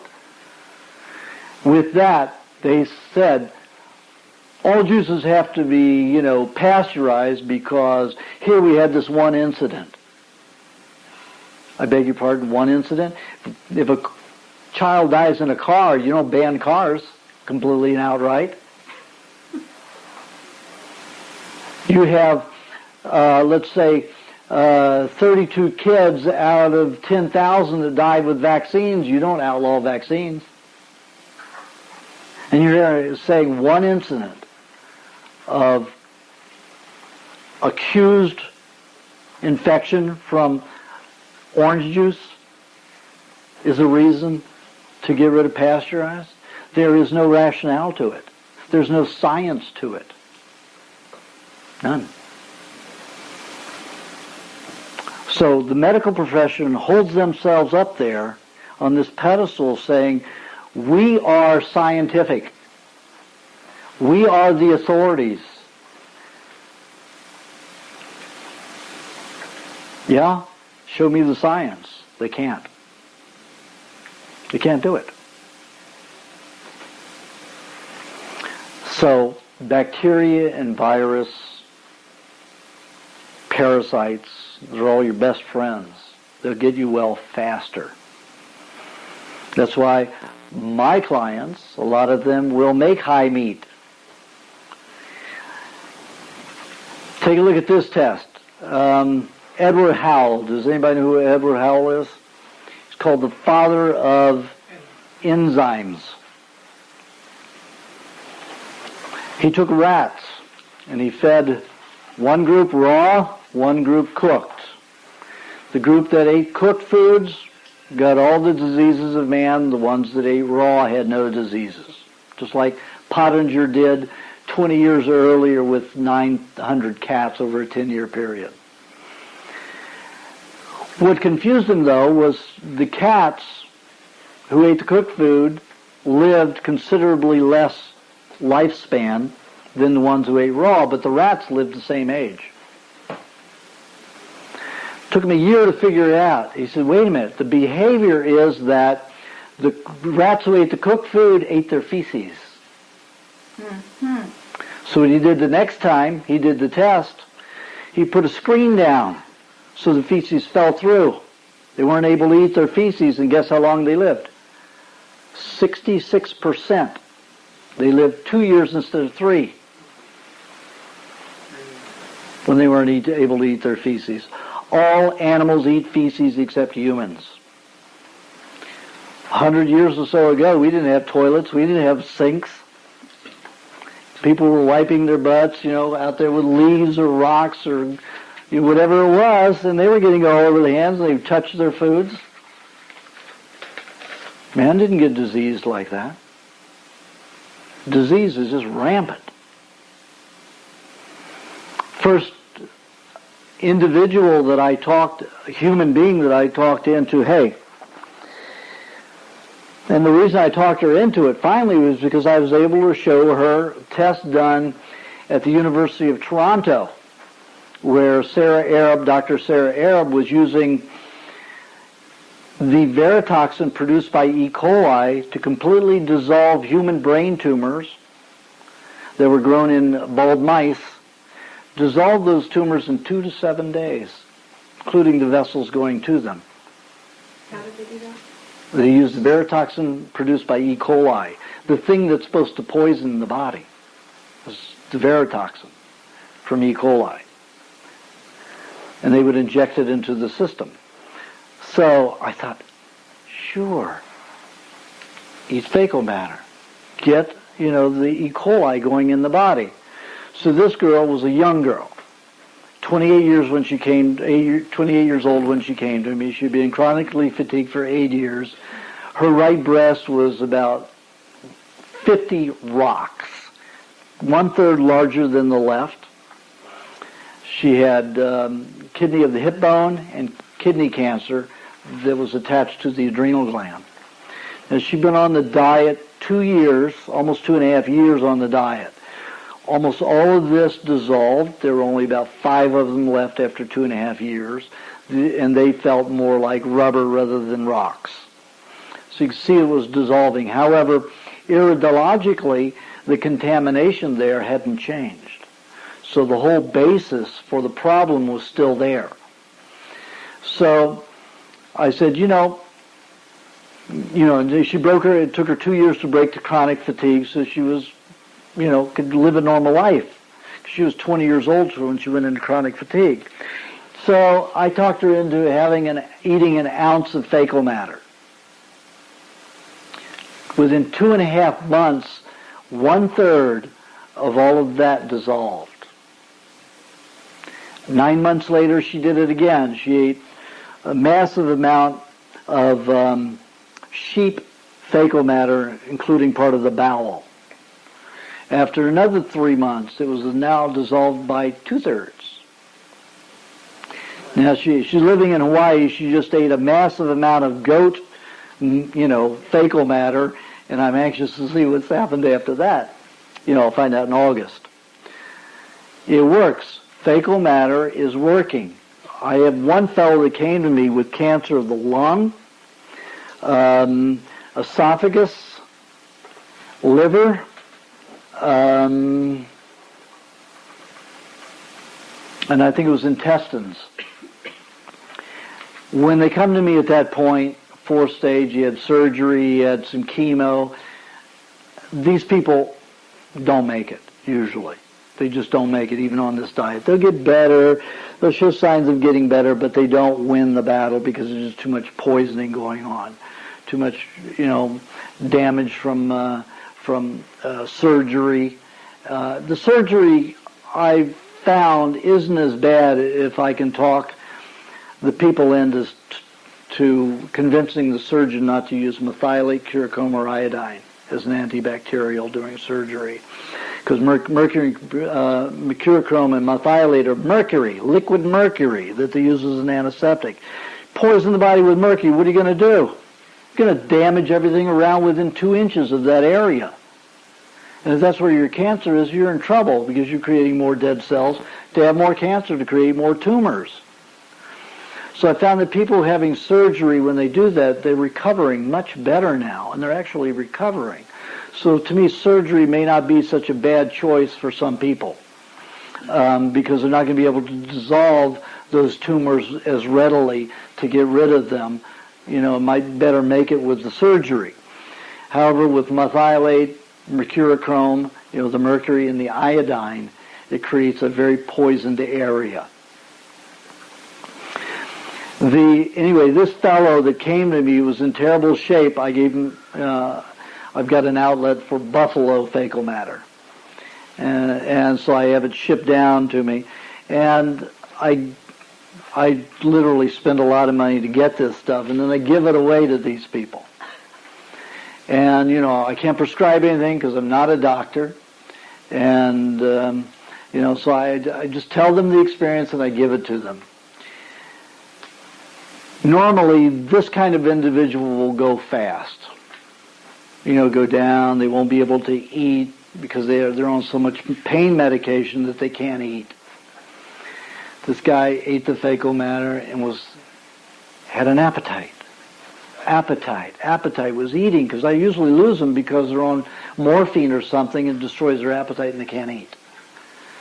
This guy after eating the fecal matter. And then another woman who came in advanced cancer, and I gave it to her too. Then I ran out of it, and the next person that came to me is having a hell of a problem. And she doesn't have it, and she's not as bad as the other people. And she's having a difficult time getting beyond the pain and the morphine. So all the bacteria phobia, all the fecal matter phobia, the E. coli phobia, don't listen to it. It's not scientifically based.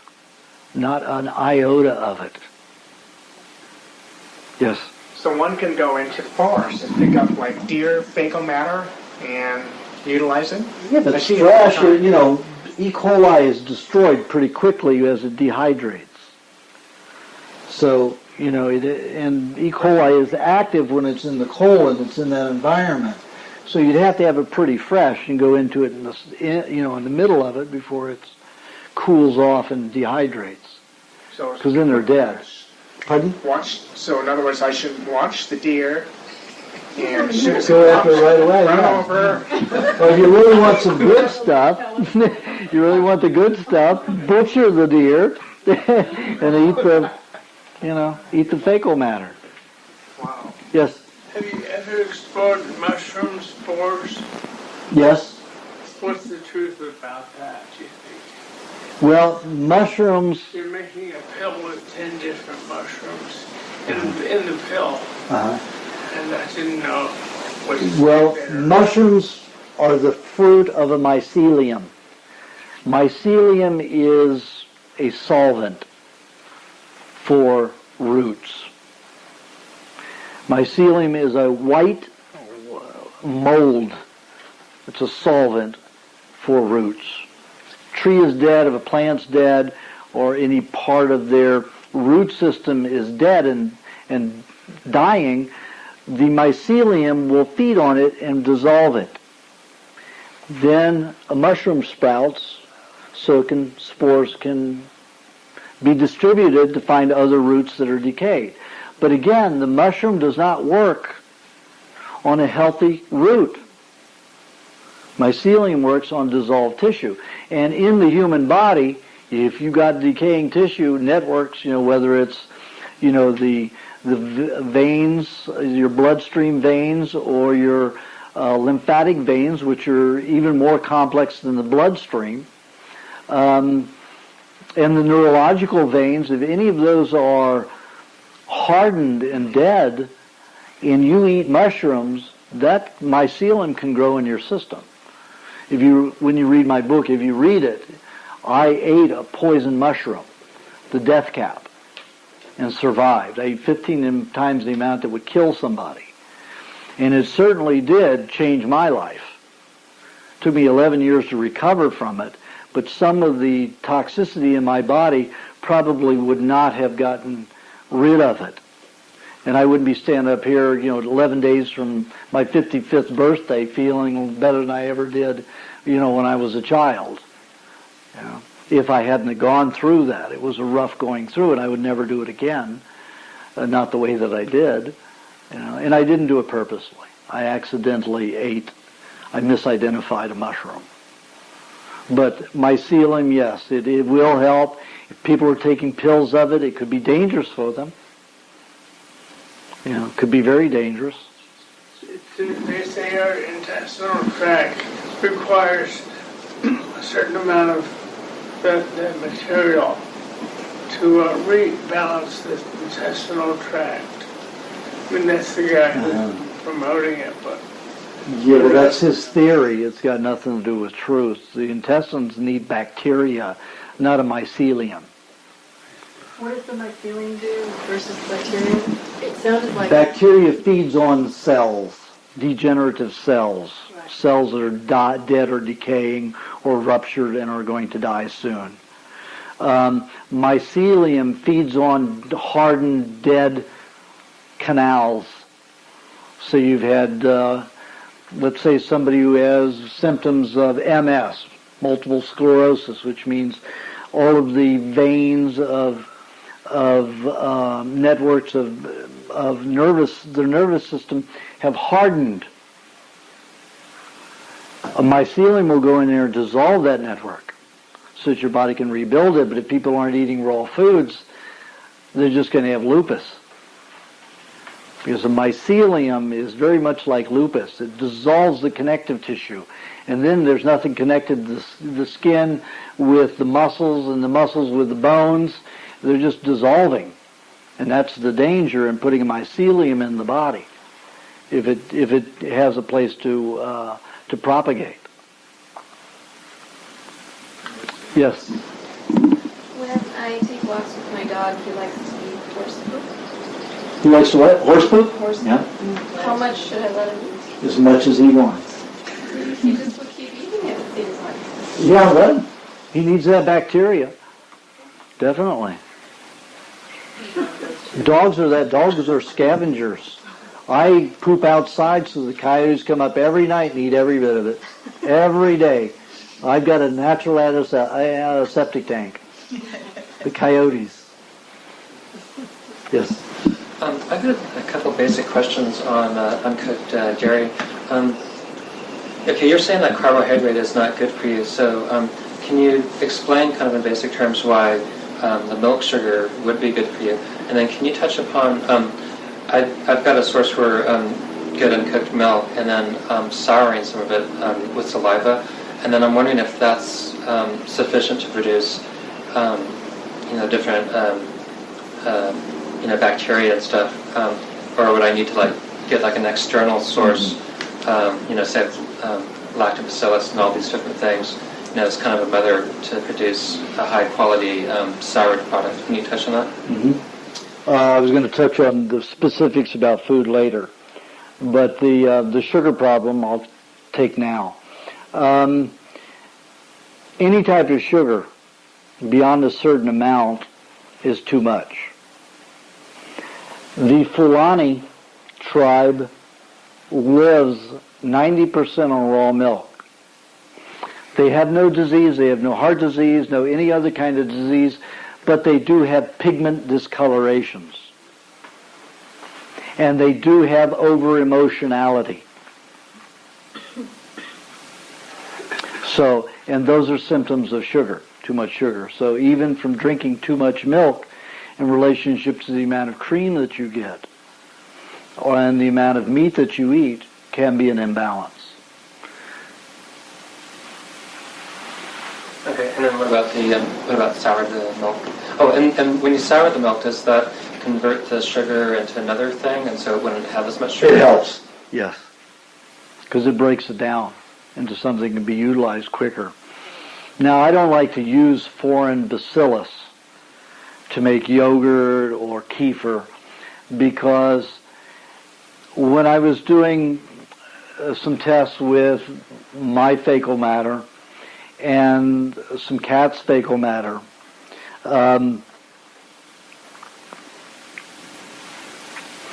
when we ate kefir or yogurt that was spiked with a bacillus,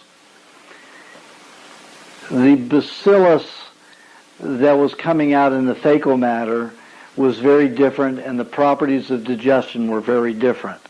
And there wasn't as many B vitamins formed. There wasn't as much bacteria in the fecal matter.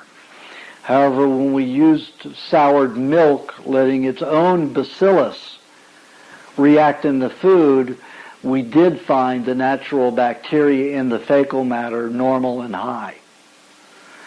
So after that test, I used to be an avid kefir eater.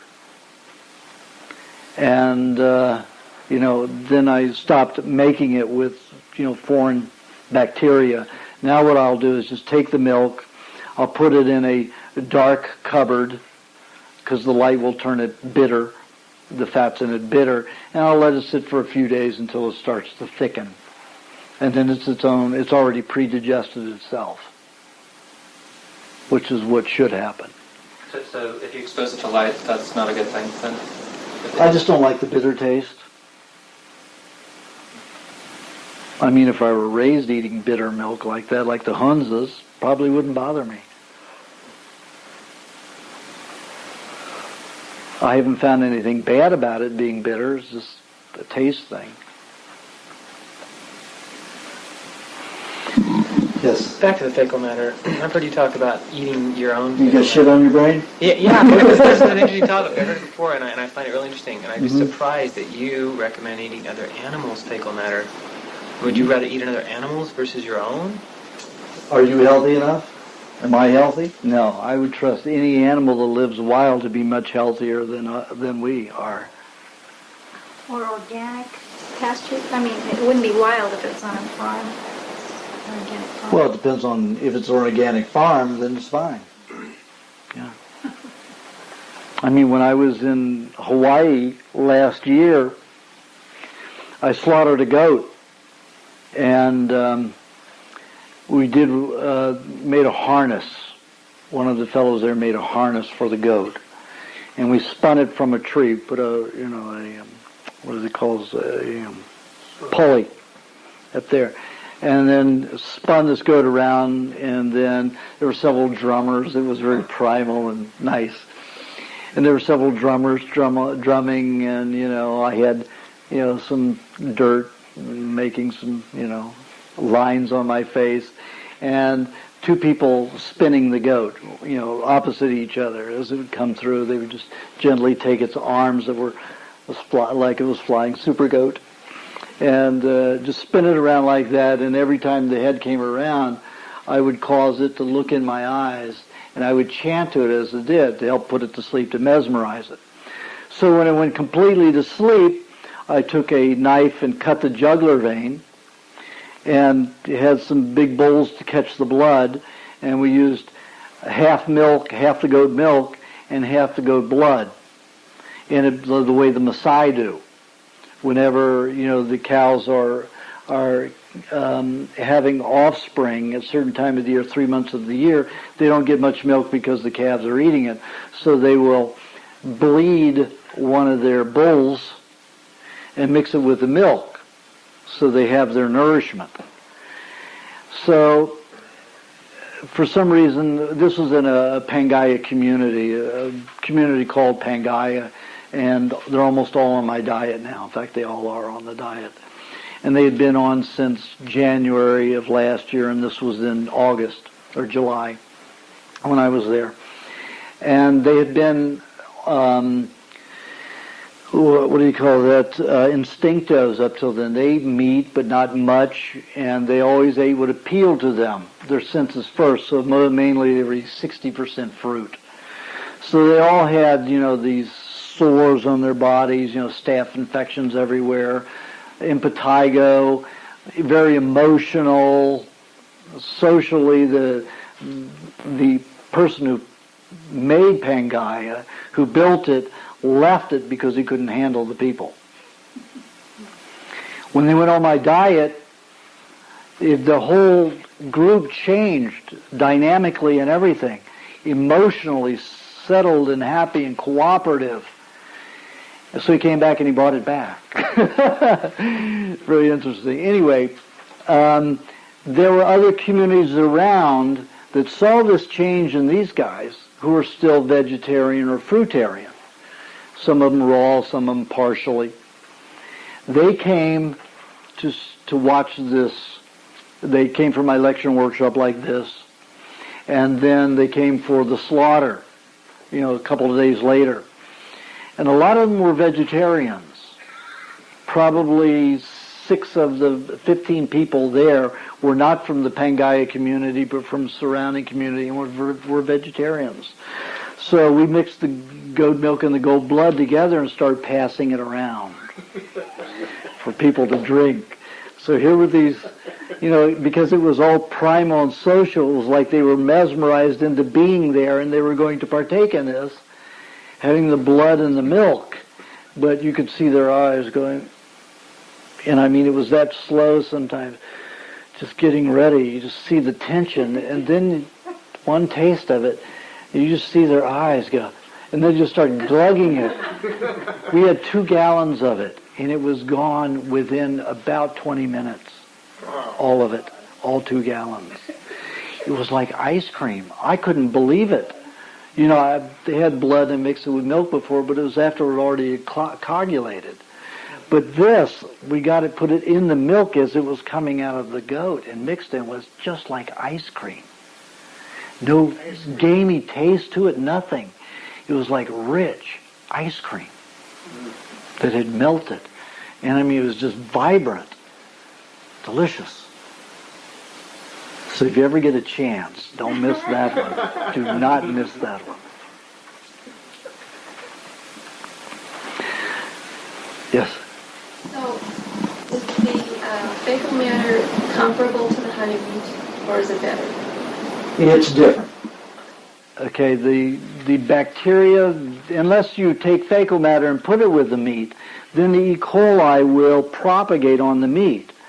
Otherwise, the natural bacteria that exists in muscle meat, or, glandular meat, whatever you're doing, are bacteria that are natural to that body part. It's like when I did that test, because I'm like what's his name? Beauchamp, who believed that all the bacteria and all stages of bacteria are naturally innate within flesh, that they don't come from outside like maggots do with flies. They're innate within the body. Parasites the same way. They don't come through the feet, with the tapeworm. So to prove this, what I did was I took a healthy animal from an organic farm and slaughtered him in a hermetically sterilized environment. Put a slab of the meat, and of course we did tests on it, after immediately slaughtering, put it into a hermetically sealed environment about this big, glass, so it wasn't contaminated, marble top that was completely sterilized. And the glass went up into, and there was a HEPA filter, and then the glass went down into this room that was, that had corn dracaenas in it that produce a lot of oxygen. So I wanted to make sure that the plants, airborne, weren't, some theories that are out there that bacteria are airborne, and that we inhale them and they invade our system. So I had a HEPA filter there, filtering the oxygen that went into that slab of meat. And that slab of meat was kept at about 98 degrees body temperature. The animal's normal body temperature was something like, this was a sheep, I think it's 96.8 or 9, something like that. So it's slightly above what its normal body temperature was. The meat was checked. There were no signs of any kind of, there was some of the meat was taken from that right away and checked in a laboratory. There were no signs of any kind of parasites or, any kind of disease or bacterial activity. Yet in 3 days in this piece of meat that was hermetically sealed, there were about 12 different varieties of bacteria and parasites spontaneously were produced in this slab of meat. Now, if you put meat out, let's say you take good organic raw meat and you put it out in a room like this, it will dehydrate and turn into jerky without producing, parasites or bacteria or virus because of the temperature. But you keep it up at a high temperature, then they incubate. Then if you go up to 100 degrees, then it starts destroying your bacteria. As someone mentioned to me, I think you mentioned it to me, that you, at the end of he went to a 7-week detox. He went on the diet, felt really, really great. He peaked and then started going to a 7-week detox. But he stayed with the diet. And he said at the end of that 7 weeks, he had a peak where he was in fever and, turning out mucus and all kinds of stuff like that. The actual bacteria activity was going on for at least a 7-week period. It's just that when it was ending is when you go through your healing crisis. That's why it's called a healing crisis, not a detox crisis. The healing begins at that point. The fever lowers bacteria levels. Anything over 100 degrees destroys bacteria colonies. Also, it produces regeneration of cells. So fever is very important for the healing process. So if you start putting ice packs on, chilling the body to prevent the fever, you're basically preventing the healing cycle after the detoxification process. So being full of fevers in the night and, having sweats, that's all part of the healing process. And it's a wonderful indication that you're at the end of a down period in energy. Because so much of your energy is going to go and your nutrients are going to go on the byproducts of the bacteria and virus or parasites feeding in your body. On the parasite, the byproducts from parasites is 100 times less than the toxicity of the turpentine-like substance when your body uses the solvent process. So parasites are very beneficial if you eat raw meat. Yes?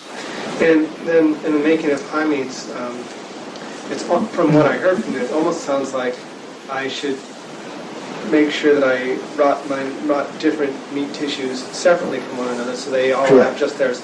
And I might even do well to sterilize the jars that I'm using before I put the meat in to make sure I'm not introducing anything else and just I have what's within the meat. Would that be a good form or is it not necessary? I found that it didn't make a bit of difference. Then, I used to use sterile when I was first doing the tests, and it didn't make any difference. And I'm doing my high meat in the fridge, but it almost sounds like it might be better to do it in a warmer environment. No, they move too fast through the stages, and you'd have to eat too much of it too quickly. I found it's better that what I do is I take quart jars.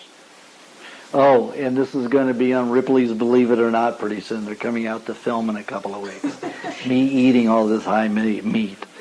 One of the guys on the diet called them and said, "You got to get this guy." So they called me and they want to do it, and I said, "I'll do it on one basis, that you legitimize it and that you understand why I'm doing it, rather than make it a joke."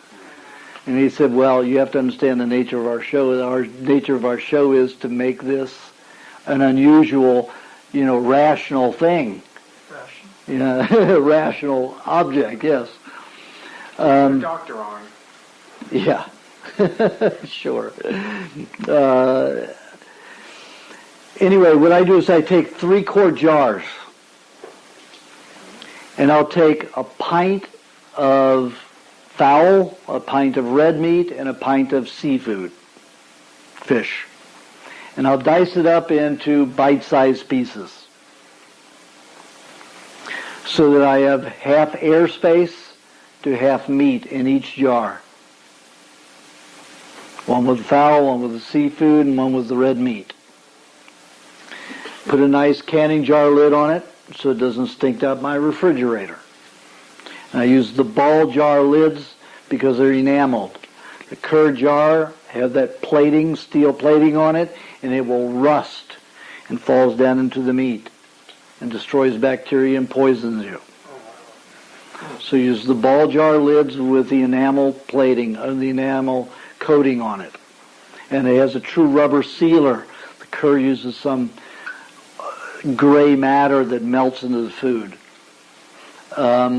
So you seal it tightly, you put it in the refrigerator.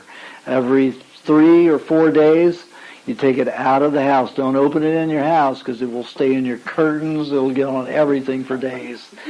Then people walk into your house and think, I don't want to be on that diet. You know, I mean, even if you don't tell them about the high meat, they just think you stink like you're dying or rotting. It's not a good thing. So you take them out of your house, open them, and make a sideways sign of infinity, sideways 8, and that gets new air into it. They're aerobic. That particular kind of bacteria is aerobic. If you have fecal matter, you do not want to open it. You just want to keep it in a warm cupboard and do not refrigerate it. Put that in a jar, small jar, so there's not much air space in it because fecal matter, the E. coli, is destroyed by air. But with the meat, you want air to get to it. That helps it grow its different bacteria and phases. And there are like 14 or 15 basic stages, and then some of them have A and B stages. So basically what it comes out to, there are 17 different forms that bacteria can take in their cycle, the cycles. And if you refrigerate it, it goes through only one a week.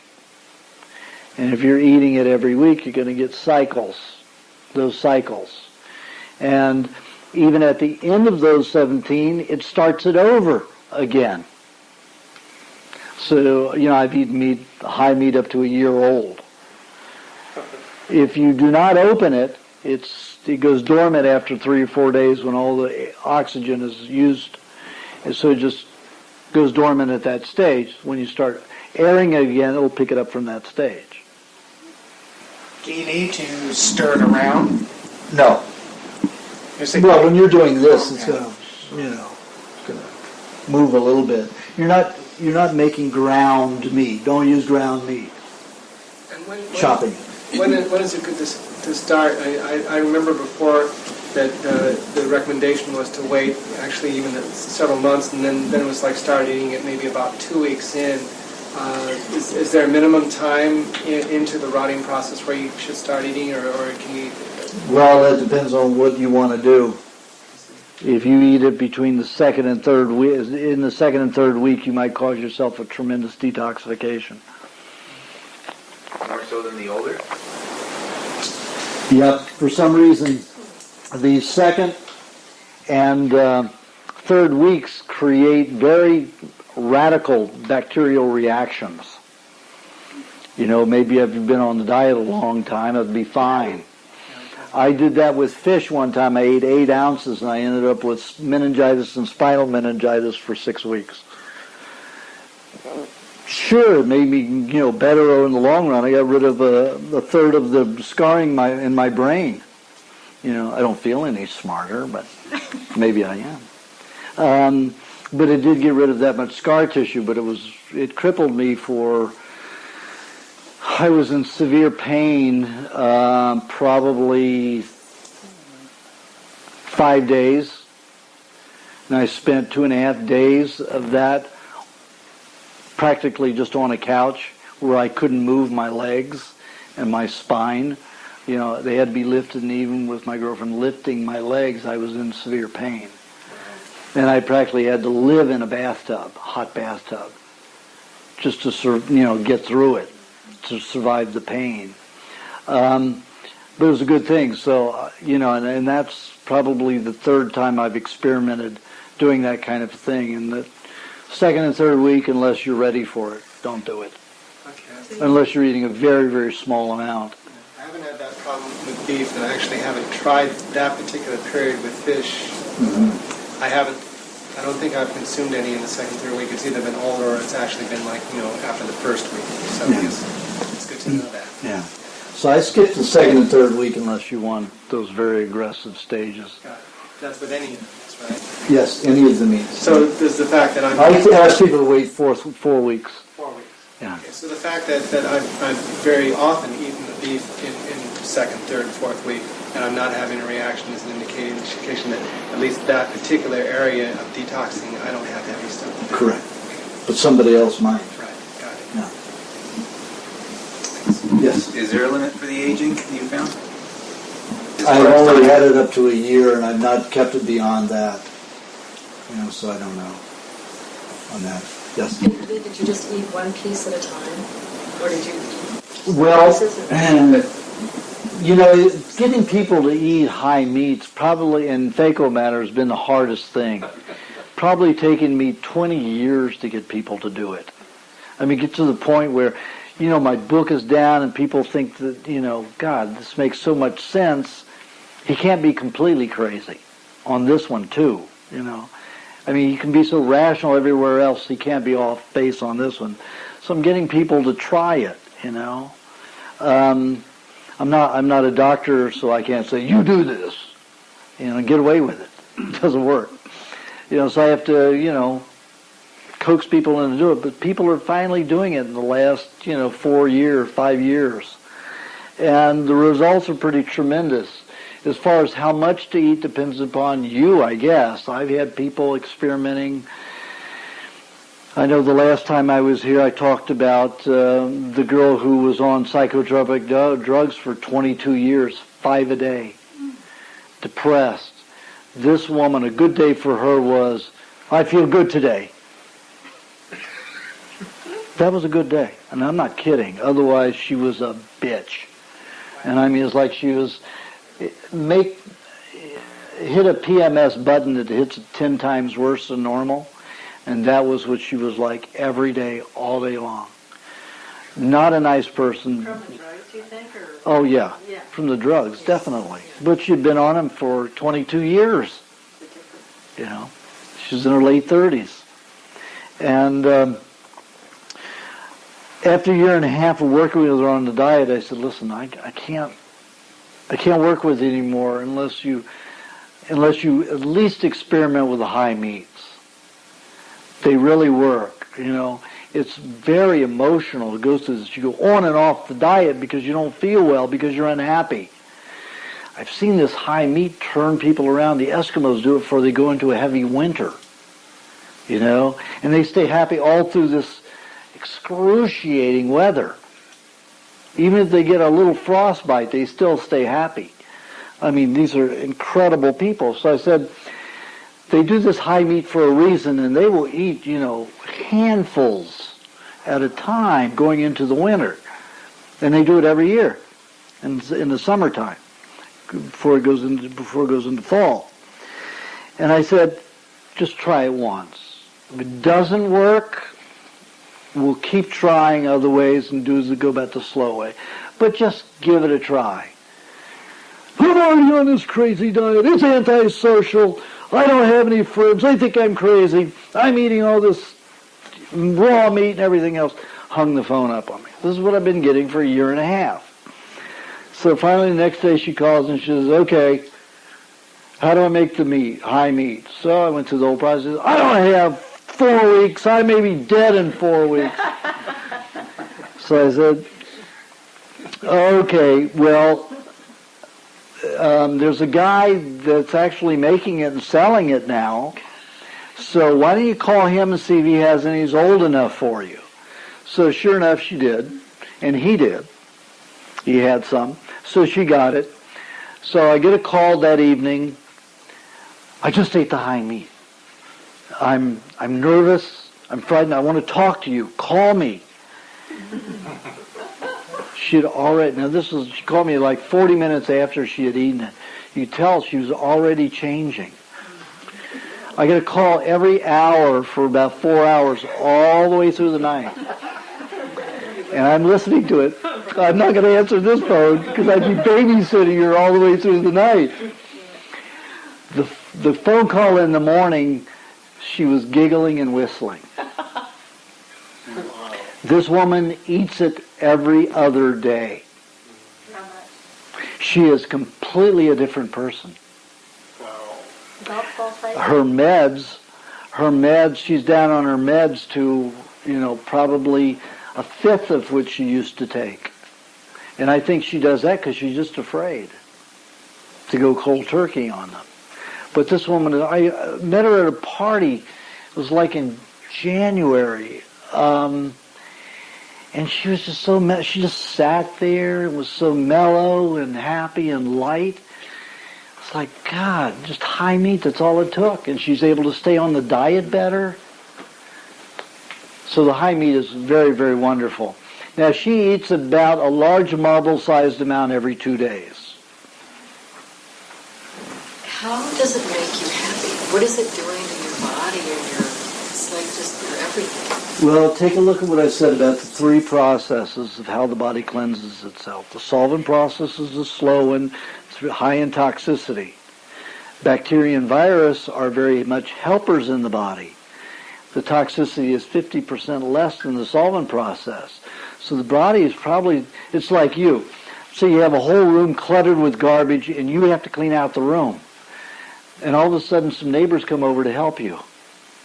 All of a sudden you got that extra energy helping you clean up the place. It's easier to clean up the place. The whole body on a psychic, spiritual level and physiological level changes. It has help. And let me tell you, we're in such a sterile environment. Oh, I think the helpers, the bacteria are helpers. They're energy property. Yeah. But I mean, if 2 people walked into the room and started helping you, your whole, well-being would change. God, I don't have to do this on my own. I've got help. And we've got other people, and then we become a community of, sharing people. And you know how the energy goes when people share like that and they're helping each other out. They feel good about themselves and feel good about helping each other and working with each other. And that's what happens when you introduce the bacteria into the body. It's very helpful. And the body loves it. The psyche loves it. And our medical profession, scientific community are out there every day saying, get rid of all the germs and bacteria. And how much depression is going on now. 6 million children are taking drugs every day. 6 million children. In this country alone? In this country alone. Jesus. Yeah. That's bad. Yeah. That's below the age of 8. 6. Yes? Could you talk about parasites and their cycle in the human body? And, do they increase? Do they take over? Do they... As I said, no animal, including human, has died on this diet who's had parasites. They've only gotten healthier faster. Well, some people may see them coming out their rectum. Other people have other indications of it. Some doctors can do tests to find out. So people have come to me with parasites and said, I've been diagnosed with chlamydia or, any different number of amoebas or any form of parasite. And those people get well faster if they'll stay away from sugars and they eat lots of meat and fats together with the meats. So are you recommending that those who don't have parasites or who don't think they have parasites go out and find some? Well, I've not been able to spike them in myself. I've eaten lots of them and never been able to get them. I had my blood and feces checked for 10 weeks after and never could get them. But that may be because I had so much chemo and so much radiation poisoning. I mean, I took a lot of barium, and a lot of, cobalt radiation therapy. So I'm maybe so poisoned that they get in there and they're killed and destroyed in me. But I've not been able to spike them in animals either. Now, Dr. Joel Weinstock at Iowa, University of Iowa, took 6 people, elderly people with inflammatory chronic inflammatory bowel syndrome, and it's a very painful disease. It, like Crohn's, it causes swelling of the joints and very painful all over the place. And he took the whipworm from the intestines of a pig, got their eggs, and put it in Gatorade, and gave it to these 6 suffering individuals. And 5 of them got the worm. And all of the symptoms disappeared for 5 months. They didn't change their diet or anything. All they had was the worms. And then after 5 months, they were back on his door wanting more parasites. That's the only clinical study I know by an MD who's done it. What's his name? Joel Weinstock, Iowa, University of Iowa. What was that swelling called again? The what? Swelling of the joints called? Crohn's. But it's an intestinal problem. And the body doesn't digest right, so toxic proteins leave the intestines and get into the blood and cause swelling in the joints and severe pain and cripple. It's a very, very bad disease, inflammatory bowel disease. Yes? So I presume you don't have any other options instead of high meat. After all this. You could drink some Drano. See what happens.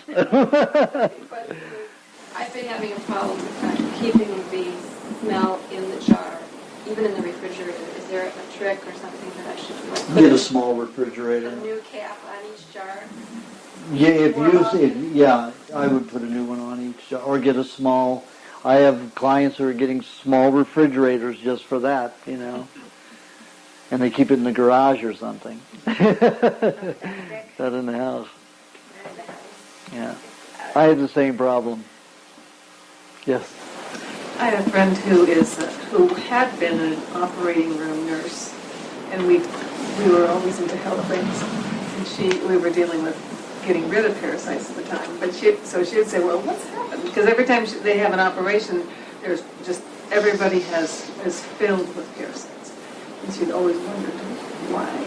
Why? Because they keep eating foods that are damaging the body and making an environment that's rich for them. But it kind of answers your question, and we all have them. And yes. I mean, she was very aware that everybody has them. Yeah, absolutely. And they're the best friends they can have. They're the best operation you can do.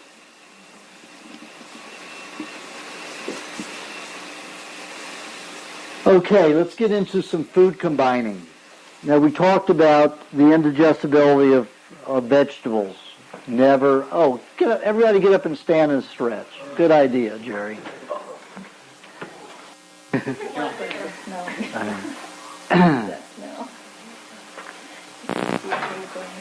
All right, so we were talking about high meat. And somebody asked me, can you eat too much high meat? I don't know.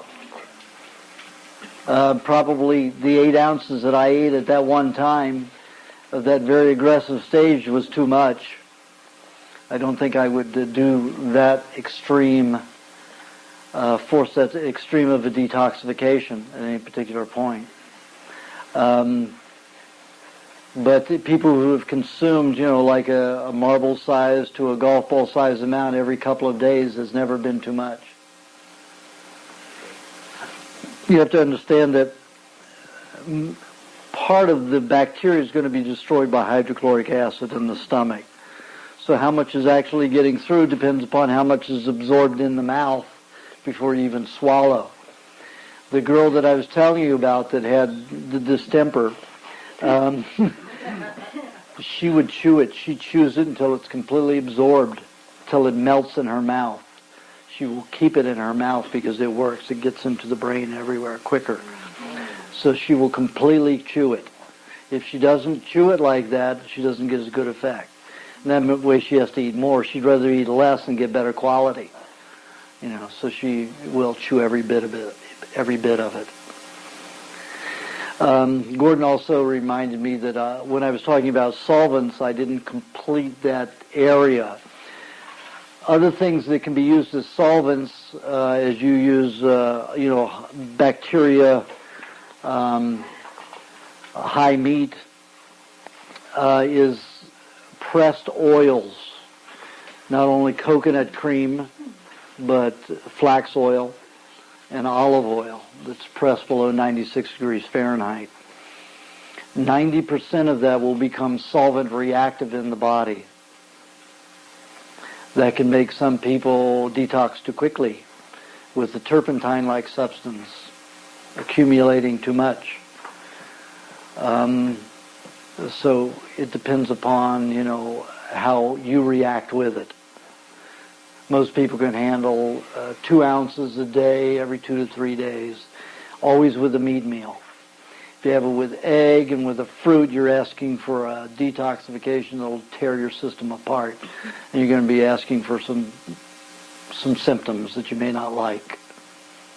So always eat the oil with beef or any kind of meat. And rotate it. That's what I have people do. If you have it with beef every time, you may cause too much of a certain variety of the byproducts, like the turpentine substance in one part of the body. If you have it with, one day you have it 2 ounces with beef, 2 or 3 days later you have it with fowl, and 2 or 3 days later you have it with fish. You rotate. Now, I had a woman who has nose cancer, and she came to me about 1 year and 3 months ago, and 1/3 of her nose was gone. And she had had radiation therapy before she came to me, and had been on a macrobiotic diet for 1 year and was doing miserably. And the cancer on her nose was spreading so quickly, they said it was going to take all of her bone. So they wanted to go in and remove all of her skull, all of her face, bone, and put in a plastic prosthesis. So I said, Barbara, no, just whatever dissolves, dissolves. Don't let them take it. Don't let them assume that they're right. So 1 year and 3 months on the diet, the nose has only gone by half, and now new tissue is already regrown by 1/8 of an inch in the last few months. So the nose already starting to grow here. It's still deteriorating in the cartilage here and down, but all that was going back has now receded and is growing back this way. Now, she read an article about this man who had had nose cancer like hers, the basal cell cancer, and he had used the flax oil, and his cancer had stopped within months of using the flax oil. I said, well, you have to understand the principle. It's a solvent. It will react solvent-wise. So in your situation, because you had the radiation therapy, it might dissolve too much too quickly. But you can try it and see. So she did, and sure enough, she said, within 48 hours, it had become aggressive like it was before she went on the diet. Started melting the nose away quickly. So she immediately stopped it. So you just have to be careful when you're forcing detoxifications. With the high meat, I don't know that it can be too much unless you do what I did. With solvents, even a little bit can be too much. So spread it out. If you're healthier, you may be able to take it. Fine. May not be a problem. Okay, food combining. No vegetable juice with any other foods except for neutral fats, which are butter, cream, coconut cream. Only three kinds of foods that you can have with vegetable juice. Wait an hour after you finish with the juice, or an hour before any other food, before you, before or after vegetable juice, before having and after having any other food. An hour either side.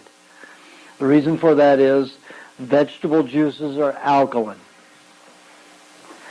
You put vegetable juice in your stomach, it's going to alkalinize your stomach. The stomach has to be acid for any kind of animal product to digest properly. the hydrochloric acid will be neutralized with vegetable juice. If you wait a solid hour after you have a vegetable juice before you eat any other food, that's a good amount of time. It takes 20 minutes to absorb that vegetable juice. If you have cream in it, it may take 45 to 50 minutes, and it takes another 20 minutes to alkalinize the stomach. If the first thing you have, and I always recommend that people start the day with vegetable juice, they wait 45 to 50 minutes before they have meat. That is the only time, because you've gone through a long night without food. You're going to absorb and acidify that stomach about 15 minutes faster, 15 to 20 minutes faster than any other part of the day after vegetable juice. So you can eat meat within 45 to 50 minutes after vegetable juice the first time of the day. Or if you've gone, let's say, 5 or 6 hours without eating, which I don't recommend, but if you do, then you could wait only 45 minutes after drinking vegetable juice before you have meat or eggs or milk. Okay. Now in the book I talk about having eggs with juices and milks, juices with egg, even vegetable juices, but I found over the long run, that's another slight thing that will change in the book, that I found that it causes too much detoxification, makes too many solvents, and it impairs digestion of the protein.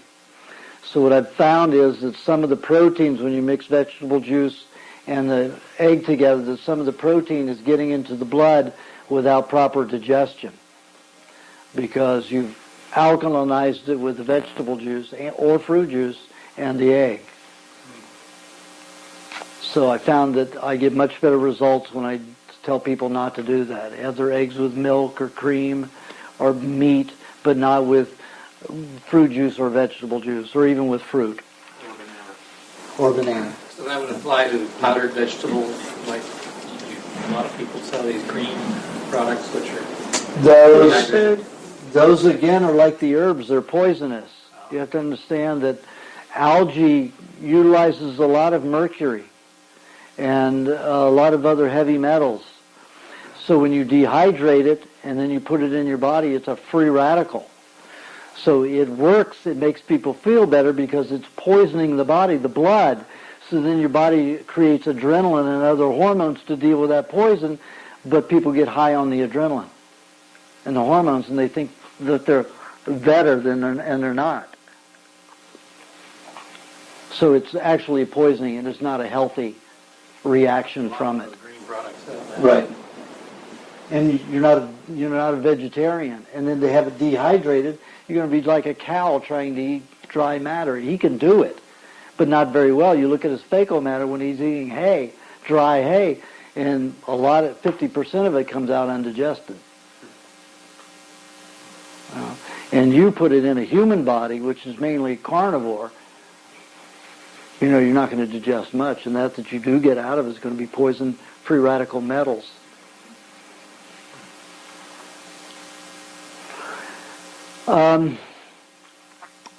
Other things for food combining, it's always a good idea to have fat with meat. If you don't, your body's going to convert a lot of the protein into an acetate, which is a fat.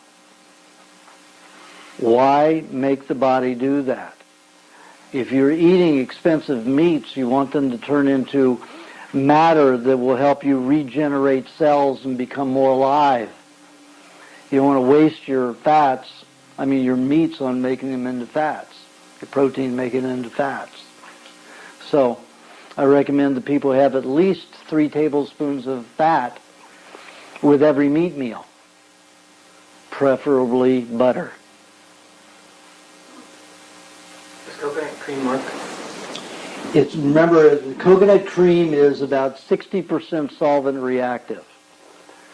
So it will help you get rid of it'll make certain solvents that help get rid of certain kinds of decay that are in the body, and inorganic substances, but you don't want to do it all the time. Avocados often will do the same thing. It'll turn the protein into a fuel, not a fat, but a fuel.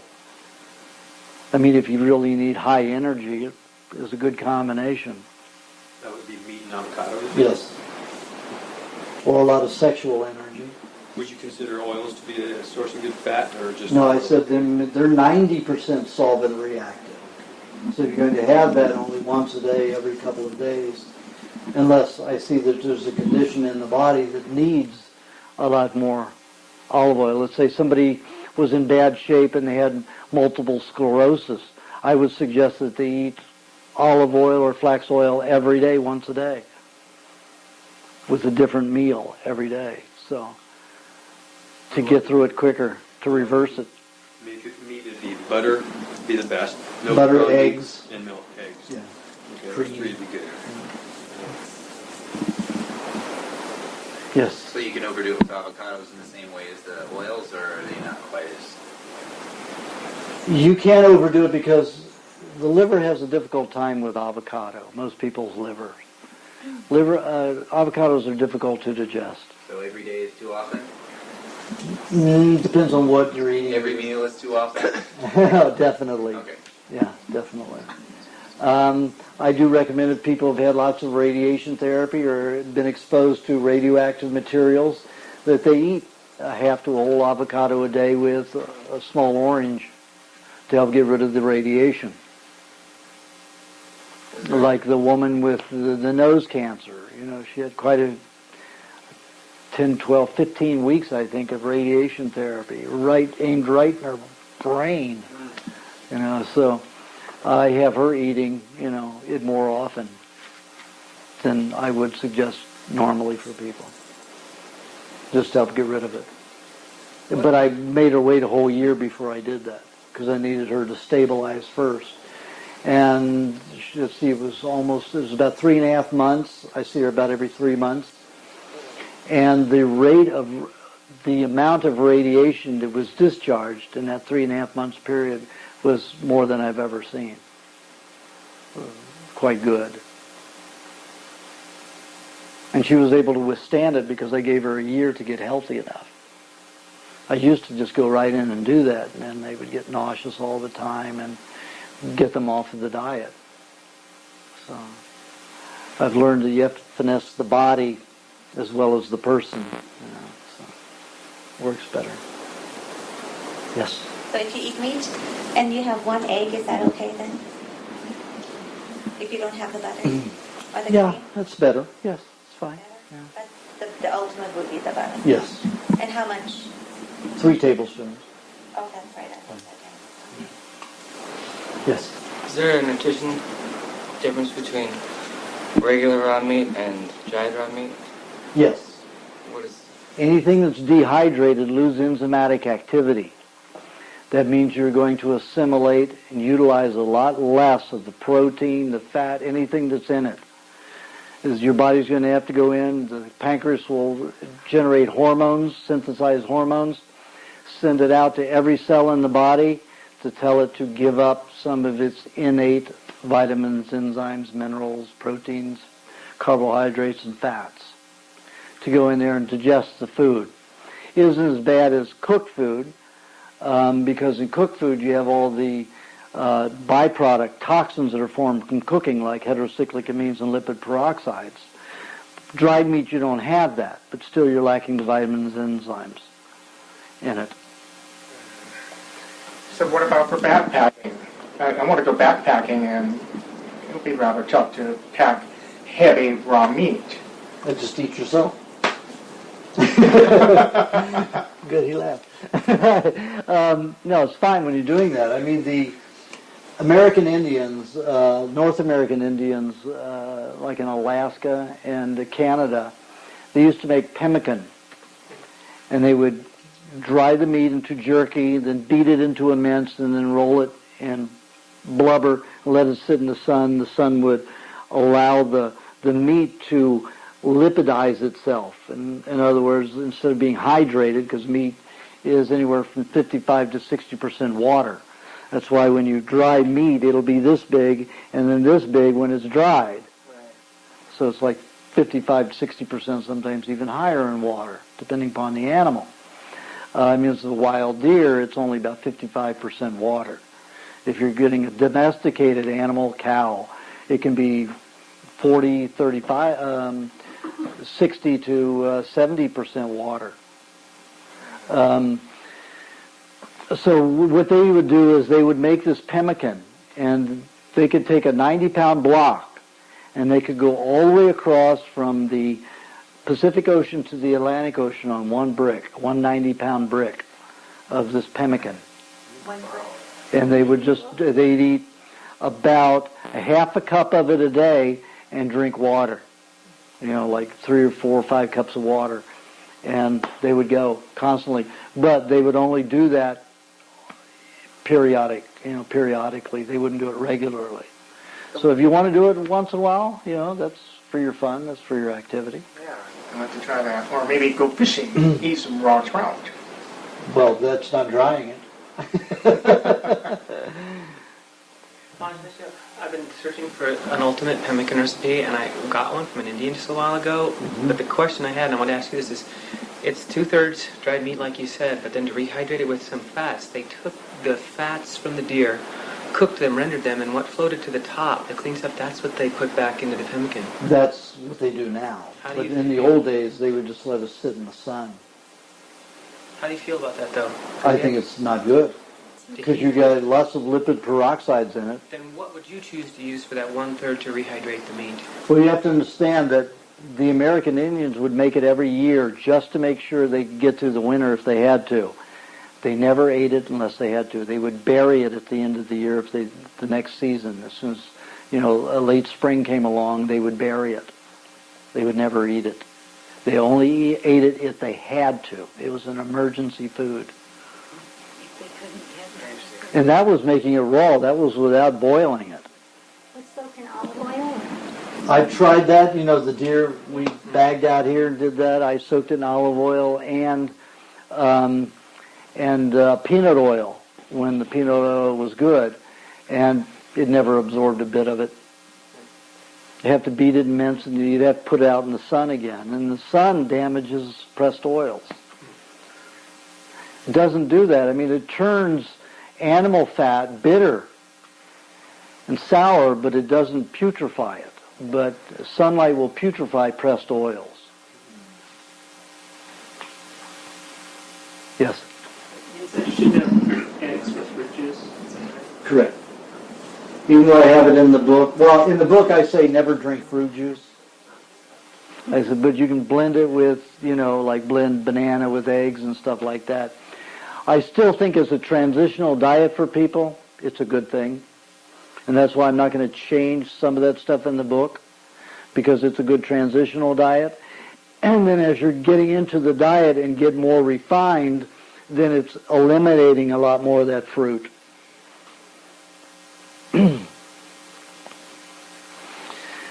Okay, eggs alone are much better than eggs mixed with other foods. Some reason when people were eating lots of eggs with fruit, they would have more detoxification and more depression. And that's because it creates more solvent activity.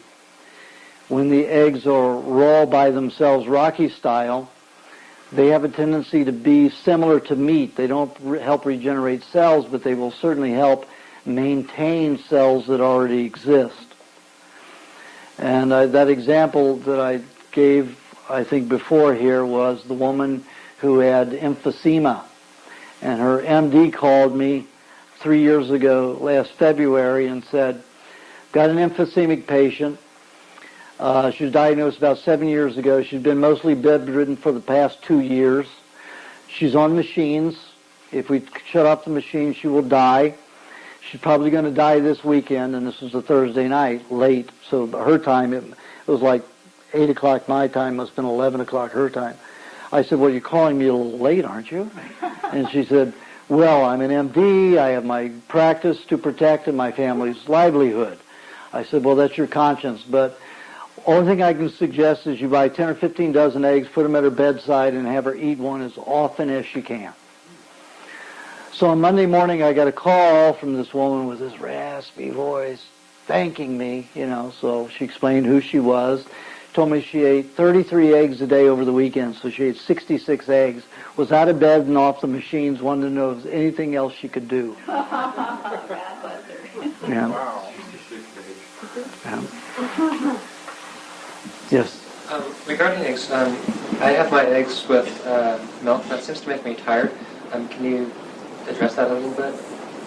Because especially if you're not eating milk that's been out and ripe and warm and full of bacteria, if you go mixing cold milk with an egg, it's going to interfere with digestion, so your body's going to want to go to sleep, just like a baby, and use all of its energy for digestion. And a lot of people are going to be affected with lethargy every time you have milk. Just like a baby, it helps, it's healing, it's soothing to the body. A baby grows. That's all it does is eat and grow. Eat and sleep and grow. And it does most of its growing in its sleep state. It gets its exercise and it's detoxifying in its wake state. 90% of healing development, cellular development, happens in the sleep state. So people who are very ill should nap more often, should sleep more. I'm so healthy now, and I've only been eating raw meat since, on a daily basis. It'll be 20 years in December. And so I'm only halfway to what it takes to get to optimal health. I sleep 4 or 5 hours a day, and that's it.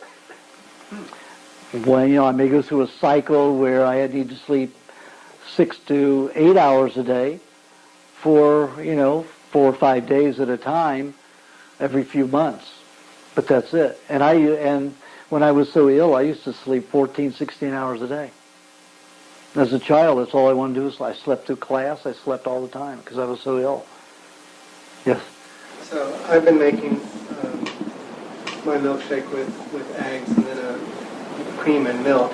I generally haven't been warming up either the cream or the milk before I mix the eggs in. So would it be better if I were to let it Much better, because I've seen that when it's cold, it passes out of the duodenum before it's properly digested, and undigested proteins from the milk get into the blood. In terms of the eggs as well, I remember something that... And that can cause a shock reaction that causes you to get sleepy. And with eggs as well, when I can't get the eggs directly from the farm where I get them, I sometimes do store-bought organic eggs. I generally let them sit for 2 or 3 days before I consume them. So the bacteria will build up, yeah. And enzymes. That's good.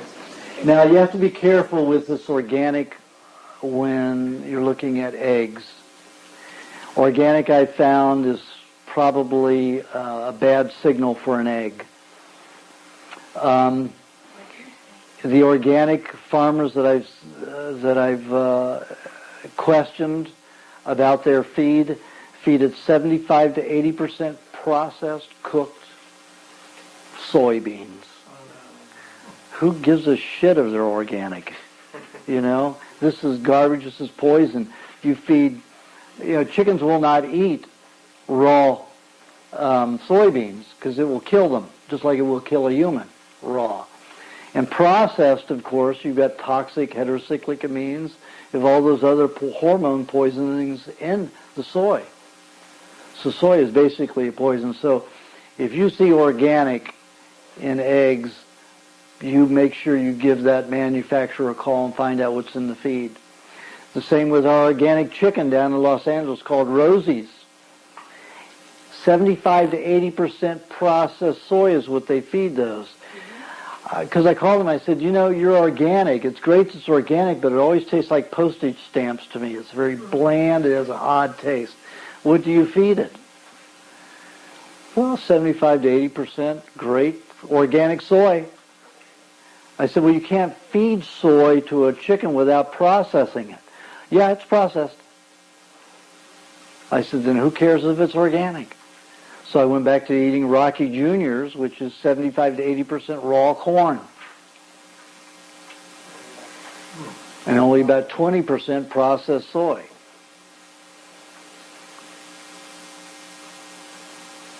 Are there any other brands then? 'Cause I I only know what we have down there. So basically, you have to just call someone who's knowledgeable about Right. what Yeah. they're eating.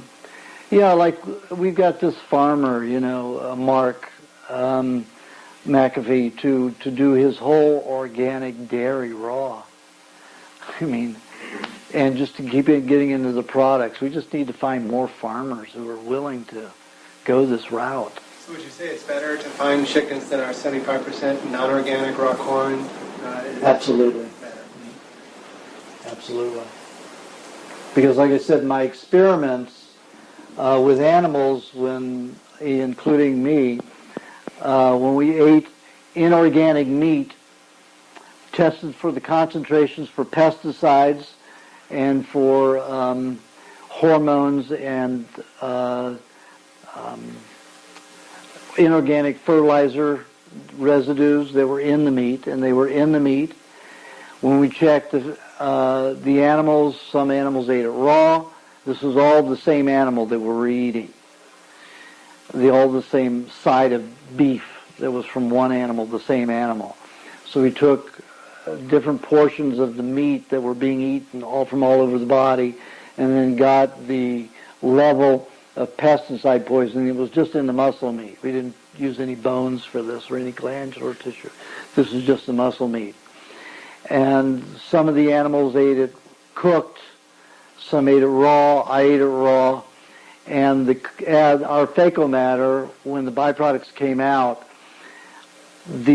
almost the same, almost 98% of all the residues that were in the raw meat passed out of us undigested. The fat molecules weren't even digested. Were barely, their cell wall was barely fractured. So those poisons passed right through the body into the fecal matter and out of the body. So they weren't absorbed. However, in the animals who ate it cooked, very little of the residue, something like 6 or 7%, passed out in their fecal matter. That means cooking it caused it to be free and absorbed into the body. Yes. What kind of residues were you looking at? Were you looking at hormones? Like I said, I named them. We look for hormones, we look for inorganic fertilizers, we look for pesticides. Everything that's normal, even pollution, cadmium, high levels of cadmium from, airborne pollution. And it all passed out. I lived, 3 months out of the year in Paris for 3 years. And I was eating out of Carrefour supermarkets. And when my girlfriend broke up with me because I wouldn't marry her, I came across it the week that the thing broke up, the relationship broke up. I got an article that said the Carrefour supermarkets had been buying the mad cow meat.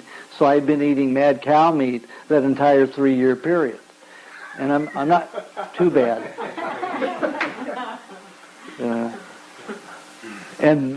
That's, thank God when I read that I had already done the test, about 3 years before. No, 6 years before I had done the test 6 years before I had read the article. Because if I had read the article and, not done that test, then I wouldn't know that those poisons, probably most of them passed out of my system. So, a balanced diet, yes. About the raw eggs. How about eating it with unheated honey, blending it in a blender with unheated honey? Okay, the problem with raw eggs when you blend them is that there are 3 enzymes in the egg white which is destroyed by oxygen. So when you whip the egg and it's directly exposed to air, oxygen, those oxidize. A Massachusetts scientist and researcher found that when those 3 enzymes were high in the blood, cancer could not progress. And the only place he could find it was in egg white, in that concentration. He said, but it was destroyed within seconds of whipping it. And less than I did lab tests that showed that if you have milk or cream, something that coats it during blending, that doesn't happen. However, if you whip the egg with the honey, it does it, because there's no fat there to coat it, protect it. Not a good thing. So the cream, we have to answer the cream in the milk is not enough to coat it. Yes, it is. I said he's using either milk or cream. They will coat it. Yeah. So you can blend the eggs when it's with some kind of other food that is fatty, and we'll coat it immediately, and then it has to be liquid. Like if you melt butter, for the lubrication formula, I say leave the butter out so it's soft, because as soon as that blade goes on, that butter's already mixed with the egg white and prevents it from oxidizing. Yes? I have chickens, and I eat mostly eggs and milk. And I feed them commercial food as well as vegetable scraps from the garden and restaurants. And they're good eggs. I don't know how bad it is to feed them the commercial food. Don't do it. Don't do it at all. Commercial food is always byproduct of some other food manufacturing. It's always the garbage. Literally. Replace it like with wheatgrass sprouts? And Wheatgrass sprouts, well, chickens are omnivores. They can eat everything, so they can digest grains. You just if you give them too many grains, they're going to be over-emotional, just like, and it's going to create a protein deficiency and cause them to start killing each other to eat each other. So you need to give them meat scraps. All your meat scraps, you give them meat scraps. They love it. Ducks the same way. Ducks, you give ducks high meat, they will follow you forever. If you walk near the door, they'll be there waiting for you. You just give them one time, because they love high meat. So if I have a leg of venison, I could cut it up in little pieces and Oh, put it those out. chickens. You don't even have to do that. Just leave it there, and they'll pick it off they'll just take it apart. Because the commercial food, they sell it because it has a high protein level. And I wanted to replace that. And I noticed that if I don't feed them that, they crave it really bad, and they'll follow me all over the place. Yeah. And then when I give it to them, they stay down the chicken coop. Yeah. So I wanted to find another source. Just meat. Meat scraps. Okay. You can go to a health food store and get their throwaway meat scraps, 50 cents a pound. And at the level of its decomposition, it doesn't matter for a chicken, really. Oh, chickens, like really ducks, are scavengers, and they love high bugs and they love it. Yeah. Yes. What would you consider to be the best store-bought egg source? Well, I don't even have to deal with that because we got somebody in Santa Isabella area who has 10 acres who just lets the chickens run wild. So sometimes we'll get eggs that are old and rotten because they don't get discovered, right away. But we like those high eggs too. They really excite the sexual, people who want to get really horny. They just eat some of those high eggs and do very well. Does that? Pardon? The high energy food? High eggs, high meaning eggs. rotten eggs. Rotten eggs. Black inside, white inside. Yeah. Stink awfully. Let me tell you, it'll get you so excited. Yeah. The Chinese call them century eggs, and they bury them in clays and will keep them from 5 to 25 years. And the 25-year-old egg, you open it, it's either all bacteria white powder or all black powder. And old wealthy men are the only people who can afford them because it's $1,000 an egg. And they can eat a few of those and go a whole month having several orgasms a day, and you're talking octogenarians can do that, yeah. So, they love it. Yes? My question is just to the rest of the group. Is there anyone here who's called various places where you get eggs to find out what their chickens feed, like Chino Farms or any of these other things to know?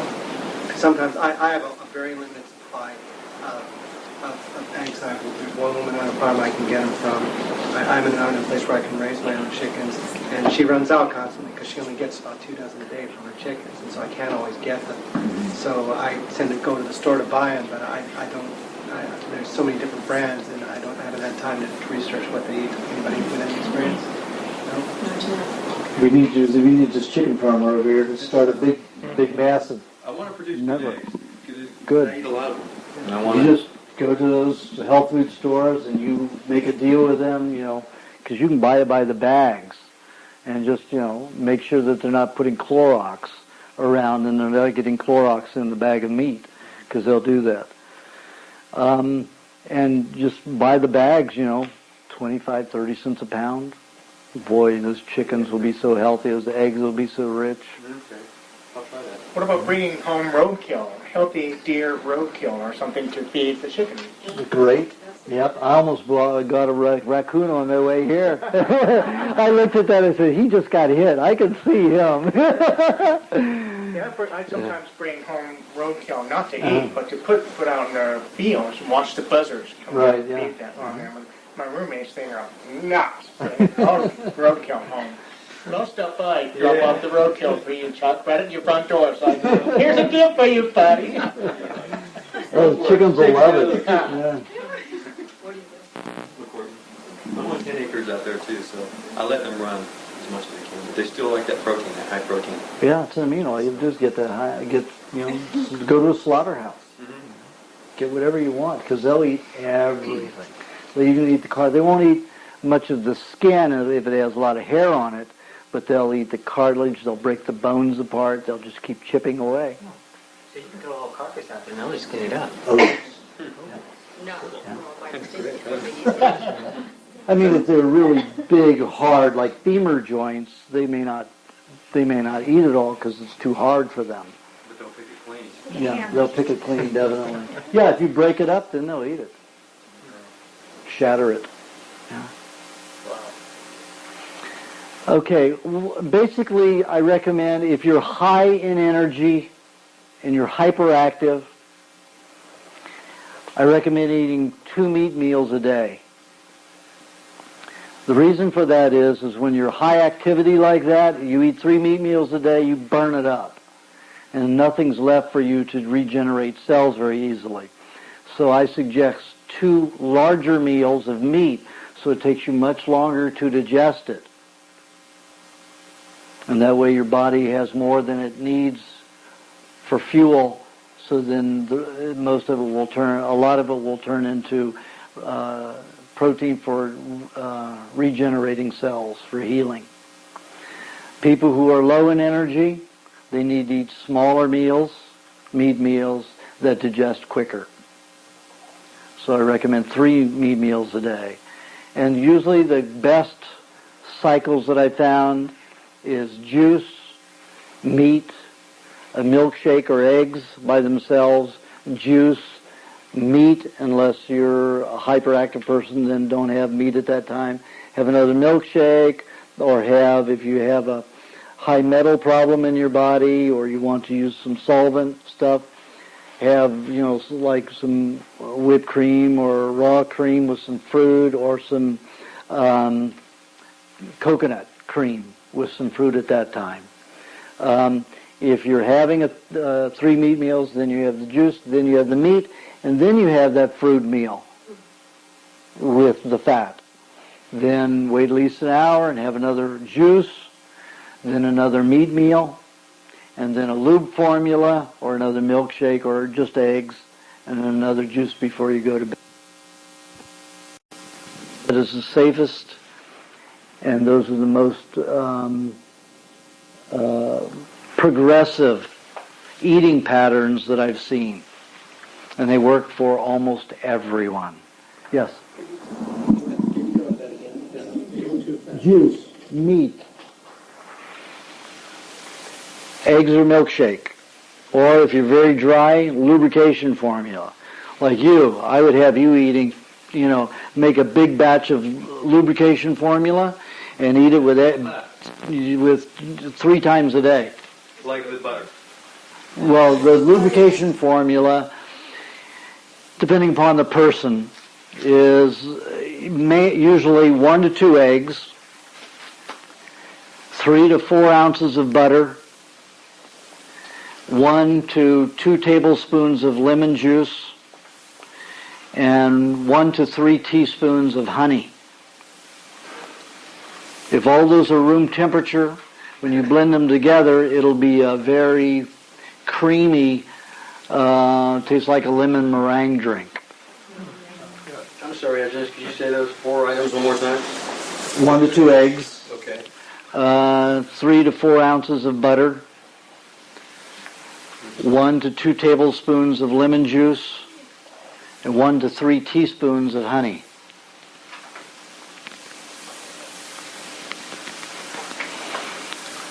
So after you have the meat meal, you either have a milkshake or eggs by itself or a lubrication formula. For somebody who's hyperactive and thin, I recommend that you load that protein up with a fat so you don't burn that meat. So you keep it for stabilizing and strengthening the body. Let me give you an example. I had a fellow who was eating for 1 to 3 pounds of meat a day. He's about 6 foot tall, very slender from the waist down, and a nice size shoulder. He said he's been on a diet for 2 years, feels great, loves it. And he said, I'm thinking about bodybuilding. What do you think? And I said, just eat, a lubrication formula every time you eat meat. So he did it 2.5 months later. He came back with 6 inches on his chest and 4 inches on his arms. Solid muscle. And he says, I'm getting accused of using hormones, steroids. He says they don't have any. I tell them and they don't believe me. He said, I've even cut my meat down to 3/4 of a pound a day with my lube formula, and I'm still building muscle because you're not burning up the meat. You're utilizing the fats to burn up and keeping the muscle to build the tissue. So a lube formula would be better than just eating straight more fat with it? Absolutely. Like just raising your butter? Yep. Because the lube, the reason I devised it that way is I wanted to find a way to get fats deep into the tissues, because the organs and glands and basically the structure of the body is so dry and deficient from being on a cooked diet for all of your life and not having raw fats. It's so hungry for fats, you will get them and use up, and you can never eat enough to get to the skins and bone or connective tissue. I would eat tons. I would eat like a quart of raw cream and, 2 to 3 sticks of butter a day, and my skin would still be dry. So my body was using it, and I was, getting bigger, but my skin was still dry. And my nails were still cracking. So I needed to devise a way to get fats pre-digested or pre-broken down so they would rush into the system and the whole body couldn't absorb it.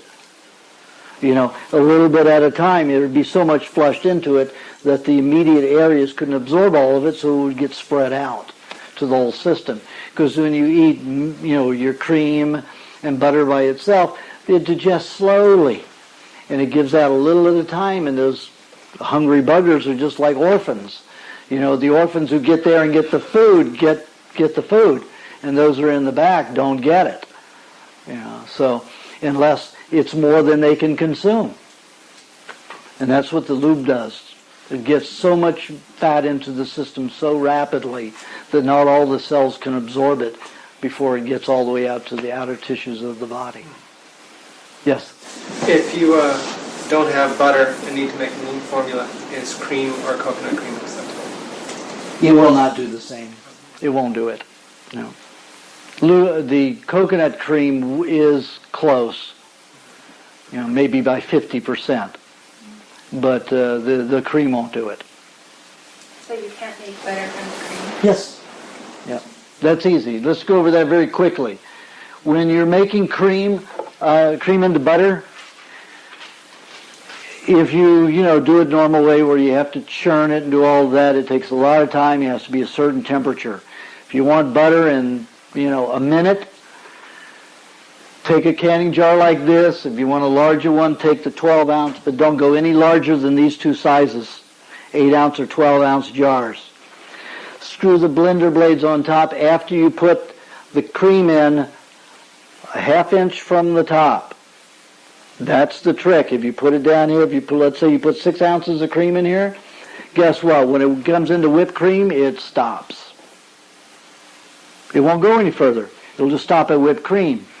Then when you don't give it enough room to expand as much as it normally would, it keeps the force of the centrifugal force going.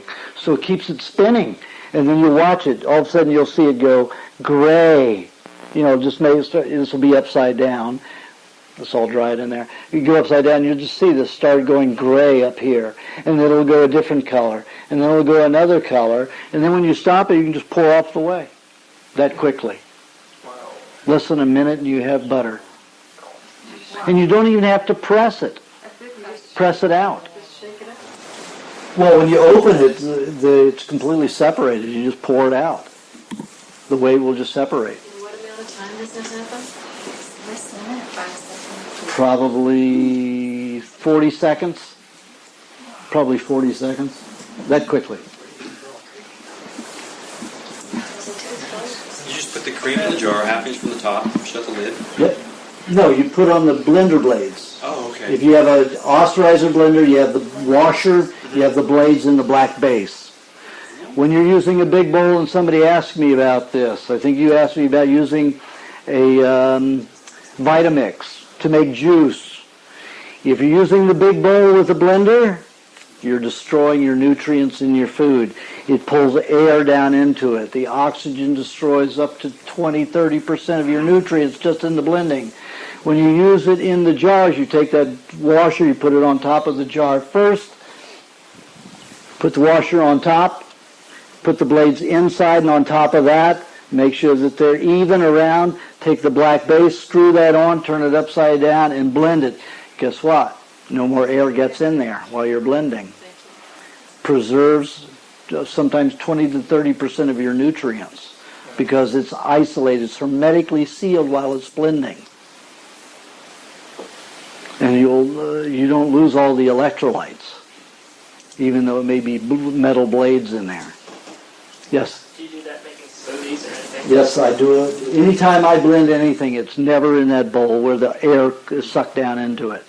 I always use jars. I have quart jars. I have pint jars. I have 8-ounce, 12-ounce, and 4-ounce jelly jars. And the austerizer will always fit on top. Sometimes the washer that comes with it is too thin, and you need to buy one that's thicker. Go to a hardware store or a small appliance store and get a thicker washer. Or what you can do is what some people do, just to make sure, they'll put a washer on, the blades on top, another washer on top of that before they screw it on.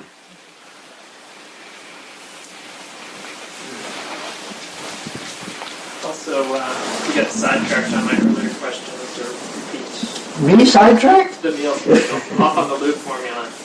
You're saying like juice, meat, eggs, milkshake. Okay, so you do juice, meat, eggs, or milkshake, or lube formula. If you're doing the lube formula, like with somebody who's hyperactive and very thin, make sure that you eat lots of fat with that meat meal. So you don't have to put a space in between the fat or the other, the eggs or the lube formula, the milkshake from the meat. Eat them together. When you're thin like that, you want to eat more food at one time because you digest too fast and you utilize everything too fast. So if you make it hard for the body to digest by giving it too much at one time, then you'll be able to utilize it other than burning it up. Then you wait, then you have a juice again. And then for those people who are having, 3 meat meals a day, you have another meat meal with some fat. And then next you have a fruit with, or not, fruit with some kind of fat. We need about 5% of our diet, we need carbohydrates. I eat very little fruit anymore, and I mainly eat so much honey that I get my 5% from my honey. No, I mean honey in the jar, not honey love.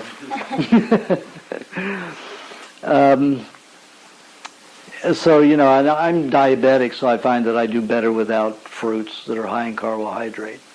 I eat lots of tomatoes, though, and that seems to quench my thirst a little bit better. And then you have another juice, and then for some people it will be their second meat meal, for other people it will be their third meat meal, with lots of fat at that meal, or weight, and I recommend everybody have lubrication formulas, either with that meat meal or in the evening. And if you don't have time, making it, no matter whatever you're doing, you could always down 3 eggs. Do a Rocky style, break it into a glass and down them, or like I do, use an eye tooth to poke a hole at both ends and then suck it out. That's ultimate fast food. Yeah. Yes? I wanted to ask you about water and what's the rationale for not drinking much water. And with respect to mineral water, if it's carbonated, isn't CO2 like a waste? Isn't it like a waste product of breathing and respiration? So wouldn't we be taking like bad shit into our body? Not all, byproducts, it's like saying, well, should we not eat shit because it's a byproduct? It has benefits. The carbon, when it's formed like that, creates, what is it called? It's a chemical that helps cleanse the body. Was that people use in there sometimes to clean their foods with hydrogen peroxide. Makes good hydrogen peroxide in the body as long as it's a natural carbon that comes from the well. Now, and also, you want to finish the pattern, another juice before you go to bed. Okay, water. Water has no nutrient value. Water helps dissolve compounds. It's a solvent. It leaches. It's like a black hole. It will pull stuff out and break it down. That's why when it rains, it dissolves rock and soil so that plants can eat. When you put it in the body, it will dissolve your intestines and your digestive juices and your bacteria. It will dissolve it all. That's why people who drink 2 gallons of water a day cannot put on weight. They don't digest their food and they deteriorate very rapidly. There's these fads going on where women are drinking 2 gallons of water a day to lose weight. But what happens when they stop doing that after 4 or 5 years of doing that? They can't digest anything anymore. They're ruined unless they go on a good diet and they have to rebuild. Water leaches. That's its property. It leaches and makes certain substances fluid. We don't need that in the body. We need nutrients. Like I said, the meat that you eat, at least 55% water. Tomatoes, 96% water. Milk, 96 to 97% water. It's all electrolyte bound, all ionically bound. And when your cells go to utilize the H2O, how does it do it? By ion attraction. There are 1 to 2 ions inside of every cell. That's its stomach, its guts. So when an ion passes, and it's electrolyte bound, ionically bound, it carries other foods with it. Carbohydrates, proteins, fats. Guess what happens? The cell will open up and attract it in, and it eats. If you have no nutrients in it and you've got heavy metals going around, they clump, guess what happens? Just like having high salt in your diet. Causes clumping of ions, so what happens when the cell opens up to magnetically attract that substance to get nourishment, the magnetism on the outside of the cell is so great that it pulls the ions out of the stomach of the cell, and the cell can never eat again, and it shrivels up and dies. Water does that. It dehydrates the system. The cells cannot utilize the H2O, so it keeps fluid in the serum of the blood, so you have bloating, but no H2O utilization cellularly. Yes. I pack an ice chest with me. I've been with that for a couple years now. I have a little problem though. I'll pack my milk and my green drink, but I need to drink a lot of water because I'm really active and I sweat a lot sometimes when I work. So this thing about doing the green drink an hour before the milk, well, if I'm drinking the green and I need something to drink between that hour span, Butter. Just remember, your taste for water has been, you've gotten a bad conditioning. You do not go for water. If I get thirsty, really thirsty, I go for butter. Or I go for coconut cream, or I go for cream. I never go for water, and I don't go for milk. I go for butter when I get that kind of thirsty. Especially if it's in between that hour. Between milk and vegetable juice. So like vegetable juice and milk. Would be better than water, milk, or green drink. Absolutely. Okay, cool. But if you have to drink vegetable juice, and if you get thirsty in between that hour and drinking something else, don't have the lubrication formula because you have egg in it. Just have butter or cream. Butter or cream goes with either way, either side. It'll go with milk and it'll go with vegetable juice. When you're thirsty, you can get down butter. Oh, God, yes. It's the best thing. Coats the mouth, and all of a sudden, that instant thirst. You can drink milk. You could drink 2 quarts of milk and still be thirsty because you can't absorb it quickly. But the fats, that's really what the cells are needing. They're needing fats, not water, not H2O. If your body really needed the H2O, you wouldn't piss out as much as you drink. But you do because it can't absorb it. Fat is what the cells need. That's why they're thirsty. But they're thirsty for lipids. They're not thirsty for H2O. Plenty of that. I do extreme work outside doing my forestry work. And how can I avoid drinking water? Because I drink water. Right now I have to. Look how much water you have stored in your tissues and it's not in your cells. You don't have to. You just have to eat more fats. Really? Lots of lubrication formulas, lots of butter, lots of cream. Take that to work instead of water. Let's say you have water. Let's say you have a quart of water. If you had 3 ounces of butter, that would satisfy your body more than a whole quart of water. Wow, I'm extremely thirsty. Like you were saying, if you were extremely thirsty. Extremely thirsty, you go for butter or lubrication formula. And that'll take care of the physical sensation. Oh my God, yeah, it gets rid of it very easily. And there's also the relaxation. When you drink water, 15, 20 minutes later, you're thirsty for more water. Right. And it's addictive. It's a vicious cycle. You can't absorb it. The cells cannot absorb it unless it's ionic and electrolyte bound with some other nutrient. It's valueless. What about animals, though? Why do they drink water? The only animals that drink a lot of water are camels, because they've adapted to it by being in the desert. Most birds will gargle with water and spit it out. They don't drink much, but they eat a lot of grain, dry grain. So when they eat dry grain, they will drink more water. But there's always a relationship between that. But most animals don't drink water. It's like a horse. You can be out in the desert and you've ridden them for how many miles, and you can't get them to drink the water?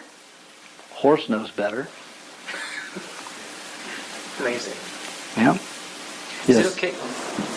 The chickens, again, back to the chickens. When I feed them water, I put the water in a galvanized water feeder. And I don't know if that's good either, because if I leave the water in there for more than 2 days, I think I taste the metallic-y in the eggs. Yeah. And I don't know if that's me or if it's better to get, some concrete thing that's cured and just let it sit in there and get the mold on it and everything, just like we're a pond. So you get rid of the metal container. Absolutely. And what about plastic? No? No, you've got dioxins and phthalates.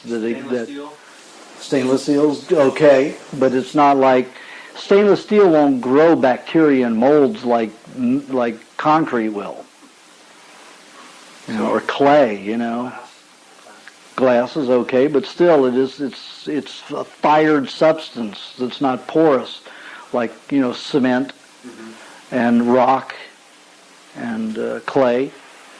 Those help produce bacteria and life, algae. Like a rock fountain or something. Yeah, well, like a bird bath, a huge, big bird bath.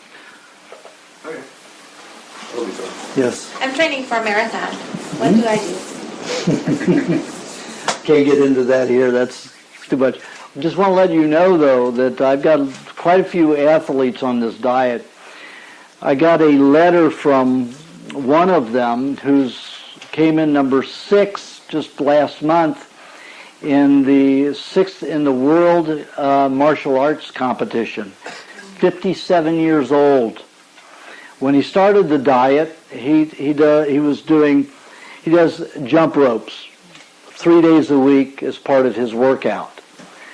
First time he'll do like 23 or 2,500 jumps with a 2 or 3 pound rope. And thousands of jumps, that is. The next time he does 7,500, and the next time in that same week he does 12,500 at one time. His heart rate before he started the diet, when he finished the workout, was around 180, 190. After a year on the diet, it's down to 120. Can you imagine doing 12,500 jump ropes at one time and your heart rate being only 120? Pretty amazing. When I did exercise 22 years ago, I used to run 7 to 13 miles a day. And the last time I did that 13-mile run, my heart rate was 98 when I finished that 13-mile run. The amount of breath that I took, most people are going like this when they're running, my rate was down to 5 breaths a minute.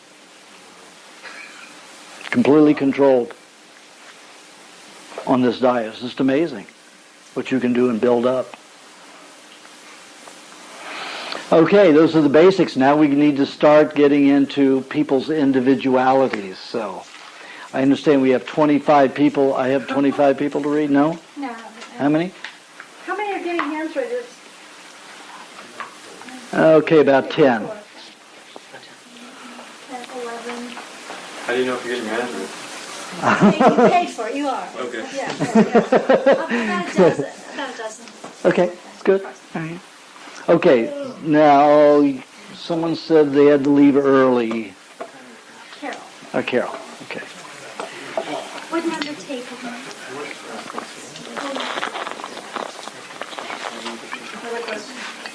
When you described juice, earlier we talked about the greens aren't good for you, so what kind of juice are you? No, whole vegetables aren't good for you. Vegetable juice is. So you don't have the pulp going down and destroying the intestinal environment. Juice, you're talking about vegetable juice? Vegetable juice, like 60% celery, 20% parsley is the base. 80% celery, 20% parsley is a good base. You're not talking about wheatgrass or? No. Wheatgrass, like I said in the book, you haven't read the book, turns acid in the blood. And the whole point of vegetable juice is to keep the blood alkaline because of all the acid foods and the toxins that are produced in blood that has been toxic from a toxic body. So the juice without the fiber. Correct. So what will happen is you'll digest and absorb most of the juice, the vegetable juice, right in the duodenum, so it doesn't affect the intestinal tract. So you stay away from wheatgrass juice? Yes. Is there any way you can alkaline it? No. I used it with milk to see if it would help growth hormones, and it helps stir growth hormone activity. And I did it for about a year and a half, and didn't really do much. There's signs of a little bit, but I used 3 ounces of wheatgrass juice with 28 ounces of milk. What about alkalinizing your body with apple cider vinegar and honey mixture? Nope. It doesn't have all the vitamins and enzymes in it, and basically the apple cider vinegar is all on an acid side. So it's good for the digestive tract, and it does help the blood go alkaline, but there's not much minerals and vitamins, not much vitamins and holistic enzymatic activity in vinegar. In fact, it destroys a lot of bacteria. And I take raw, organic apple cider vinegar, unfiltered and so on, with honey. What about the enzymatic activity from unheated honey? That's good, but still, there's sugar in it, and there's not a balance of your vitamin E and all of that that's in vegetables, vegetable juices. And since we have all of those, free radicals and toxins in the body, you need that vitamin E. You need those, anti-free radicals. So how can you chlorophyll and all of that? How can you get the benefit of the vegetable juices without spending too much time juicing, through the Green Life or other juicers that take a long time? Yeah, but you just make it for, 3-5 days at a time. You make a big batch for the whole time. Now, I tell people 3 days because they're not as meticulous as I am.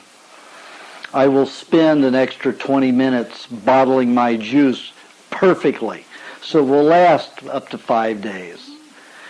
And what that means is when I juice, I can juice a whole, a vast amount, like 1.5 gallons at a time.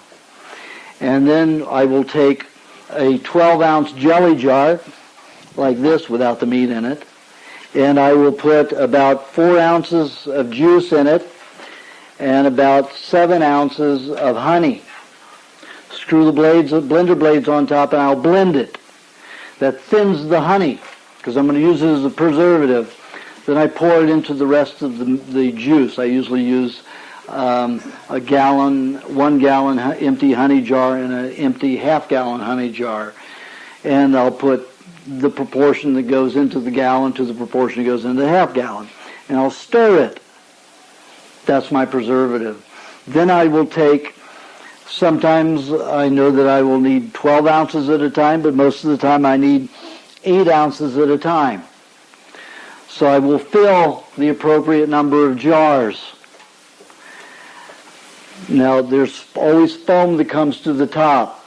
I always make sure that when I make the juice, juice is the next thing I'm going to eat.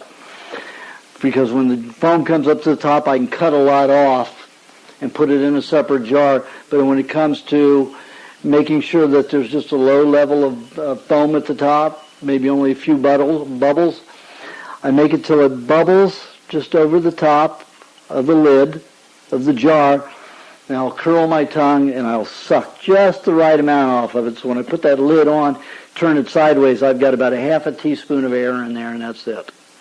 And it will last me 4 to 5 days. Most people aren't that meticulous and don't want to do that with their tongue in each jar, so they'll get a whole tablespoon of air in there or more. It's only going to last 3 days that way. Pardon? You'll get buzzy.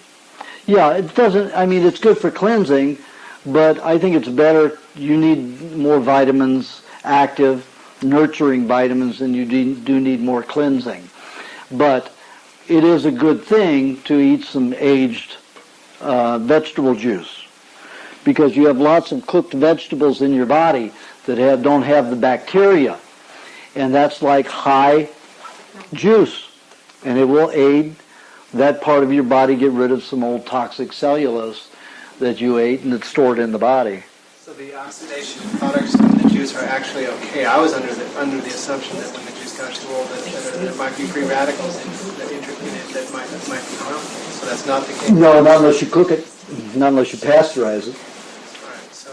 So the funky, sort of not very great tasting raw juice every once in a while is not a bad thing. That's correct. In fact, I do it purposely sometimes. Also, don't throw it out. And if it gives me a headache, is that a sign of a detox? Yes. Okay, got it. Yeah.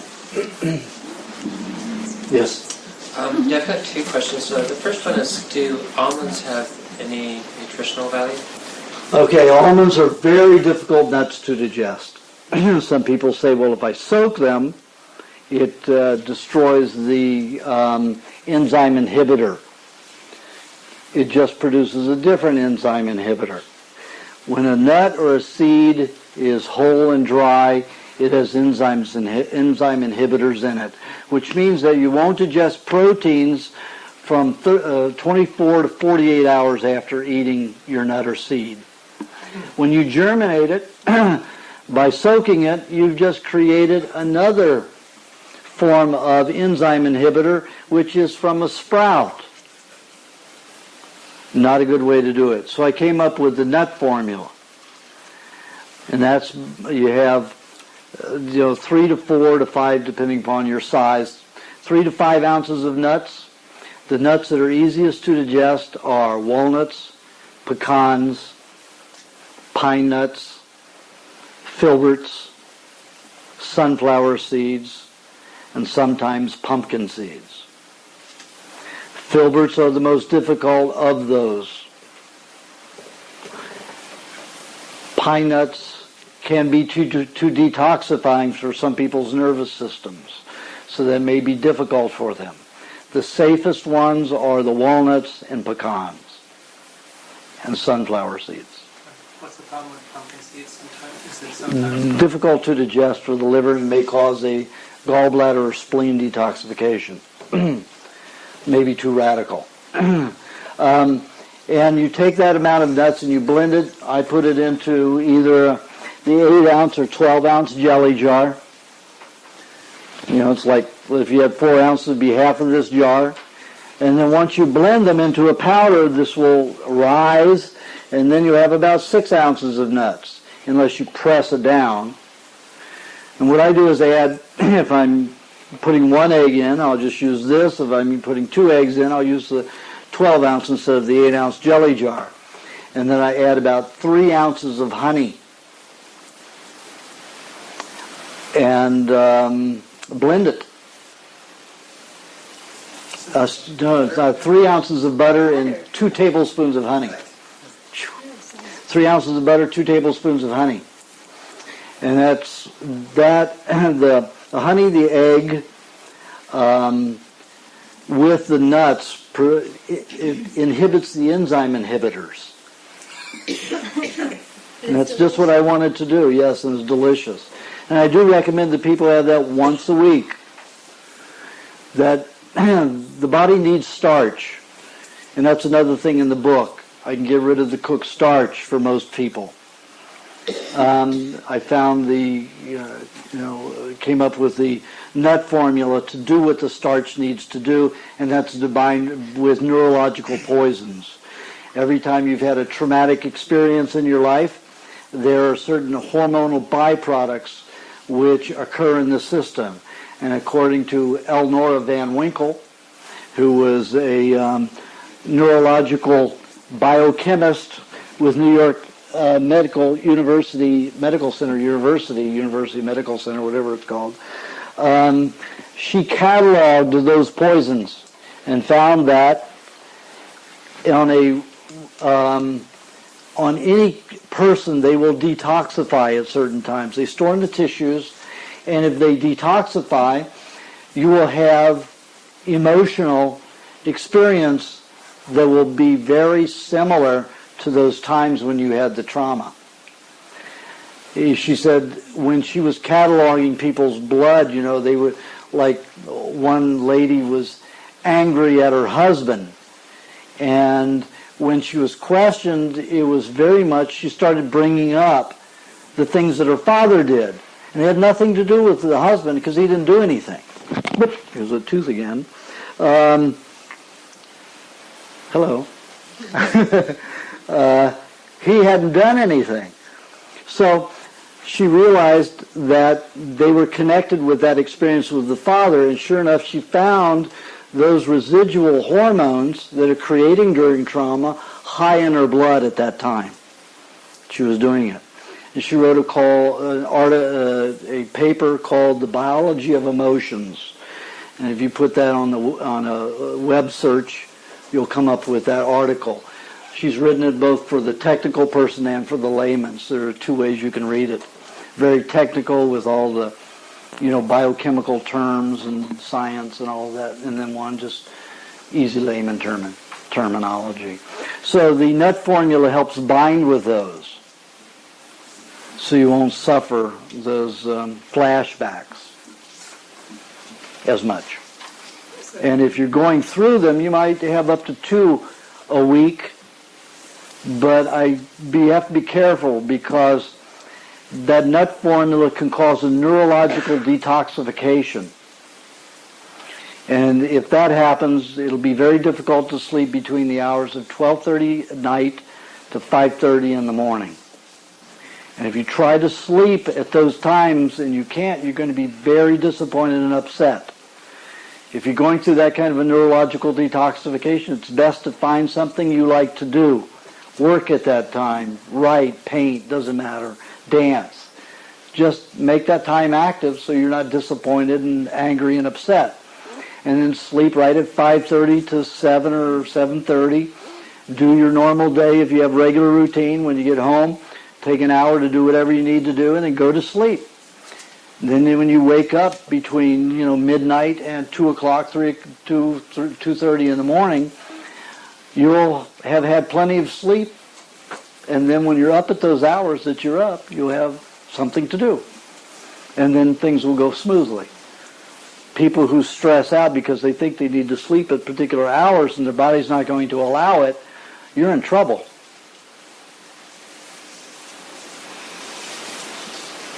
In the neurological system, it takes about 5 hours, 4 to 5 hours after the sun goes down before it can go into that state. And then it stays in it for about 5 hours.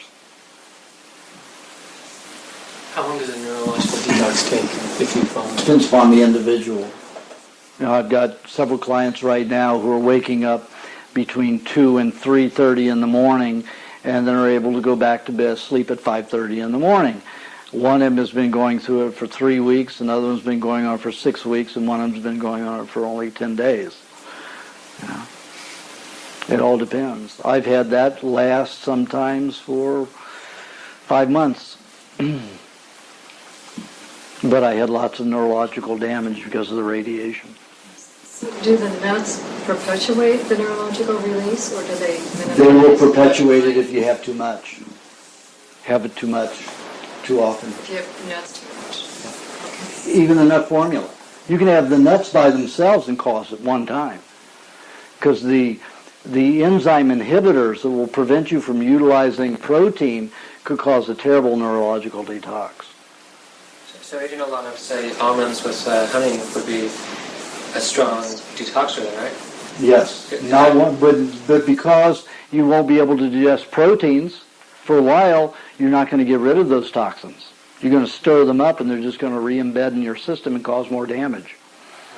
Yeah. That's the problem. Because I find myself drawn to almonds and honey. Mm-hmm. So you would say, like, eat those things, but then give yourself... Have with the butter. Have the butter in it. So if you're going to detox, if you're going to eat that and detox, you'll have the butter there to arrest those poisons. I don't have access yet to quality butter. Is there like another fat that would... Coconut cream. Maybe olive oil or something? Olive oil, you're asking for trouble. It's a solvent, 90% solvent reactive. So what would happen if I did do the olive oil? You could cause yourself to go into fatigue for a while. Start vomiting, diarrhea, cause all kinds of things, neurological problems. You could find yourself angry for no reason. I've seen it. I don't trust those kinds of detoxifications. I've seen people do that, go really gung-ho about it, and destroy a relationship they maybe had with their wife or girlfriend, for 11, 12 years, and all of a sudden, they go and do things like that, heavy on the detoxification, push it hard. They go through these traumatic, emotional things, and for them, they're going through it, so they have, they have an understanding about it. But the person they're beating up in the meantime, psychologically or even physically, it destroys a relationship. So I don't tell anybody to push a neurological detoxification unless you're alone. You're living by yourself and not having to interact with many people. It's a big chance. So many people think they have control of it, and especially a lot of high adrenaline people. I get that a lot. They think, oh, gung-ho, they'll do it. And then, in 3 months, they've destroyed all their relationships. Yeah, but I feel so great. So what? What are you going to enjoy now? Yourself only? Okay, if that's what you want. So you have to be careful. Yes? The coconut left over after coconut cream, is that good for anything? Great for chickens. Sometimes I used it to, make cakes for children. Get them to eat something better for them. You can take it, what I'll do is take a fruit and blend it with some honey and make an icing. It also is a fill, so if you want it to be pretty, you use the lighter colored dates, but ones that have to be firm because you want the pectin to absorb the fruit to thicken it, to make it like icing, and as a binder for the coconut. So you put a little bit in with the coconut meat, you knead it, and then press it together into a cake. Like one time I was in New York City and I did one with with carrot pulp and one with coconut pulp. And I made 2 Smurfs. So I took blueberries and blended them with some very granulated honey dates. So they're the color of honey, even when they're dry, especially when they're crystallized. And I blended that together and made a blue icing.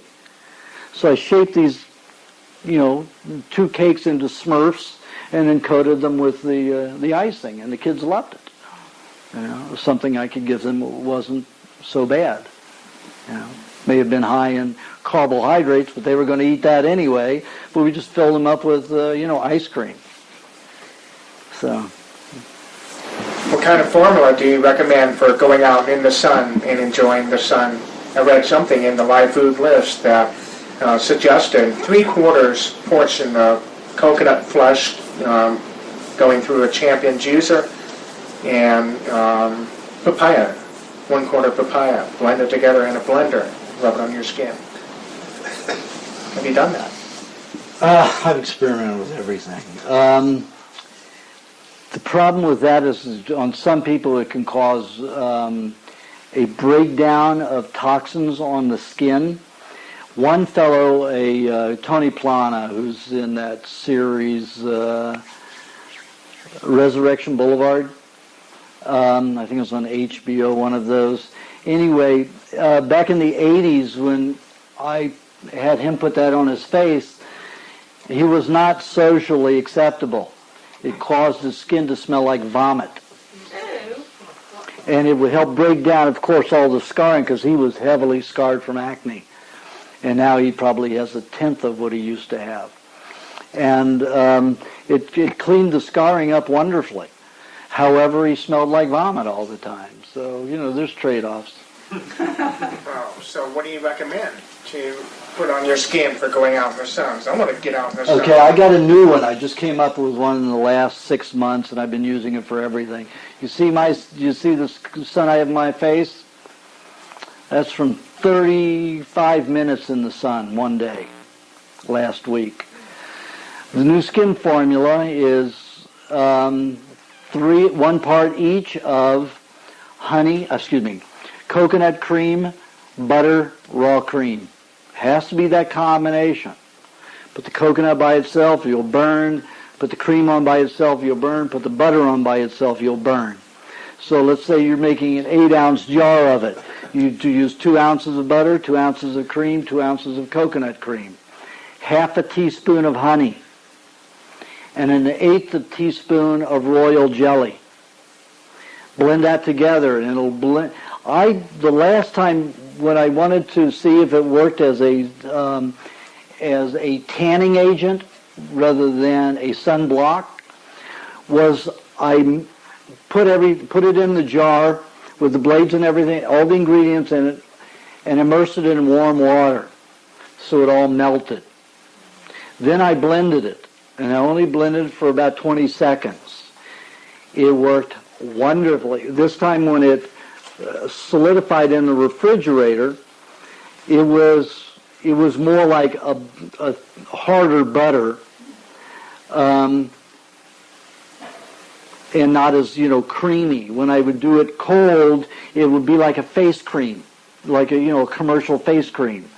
But when you do it warm like that, it's more like a butter. It puts everything into more of a solid substance with very little air in it. It lasts longer that way, and it was a great tanning agent. I did not burn at all. We made some yet. 8 vine jasmines around, and they're in blossom right now. So I took about 30 buds, the actual open flowers, still when they were very bright and full, because there's collagen in it.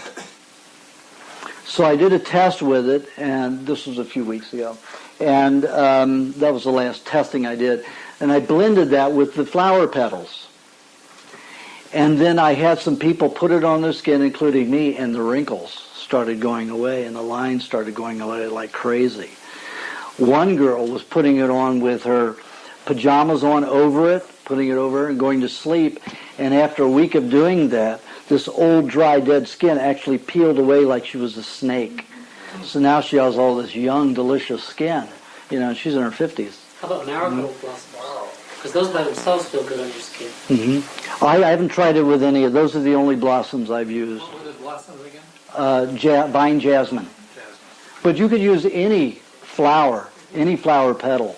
Yes. The traditional way of getting jasmine oil is in the fat method. They lay the flowers on the fat, and the jasmine flower continues to release its fragrance after it's picked. It's one of the few flowers that does that. Roses as well, and neroli flowers as well, or the orange blossom flowers, so that it blends perfectly with this particular formula.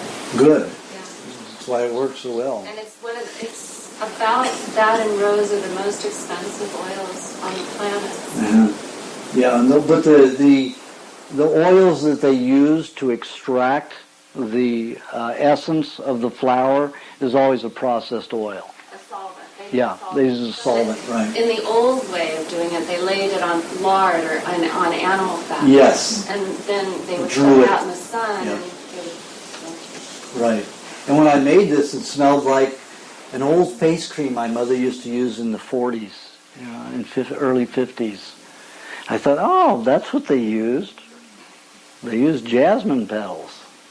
Yes. Just to backtrack on this, were you blending the jasmine petals in, or were you just allowing them to sit on the surface? No, I blended it all together. I wanted that collagen in it, not just the fragrance. I wanted the collagen in it. And you could conceivably then use perhaps rose petals or other things. I haven't tried those, but yes, I would say make sure they're not farmed. Right. If they grow in your yard, then yes. Yeah. And then on to a slightly different topic. There was much discussion online for a while about using cilantro in tiny quantities in juice, but people complaining about overly rapid detoxes.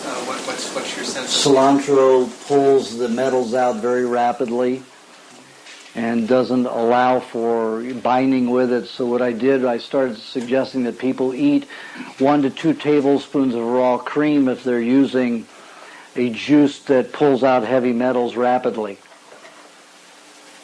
Can you put the cream in juice? Yes, that's it. Yeah, put it right in. If you don't have cream and you have butter, then eat a tablespoon of butter before you drink the juice. And if you have coconut cream, of course, and the juice is cold, the coconut cream is going to sit as a lump on the top. So you eat just like the butter, you eat the coconut cream before you drink the juice. And then you won't have that kind of problem if you're using cilantro to pull out the heavy metals.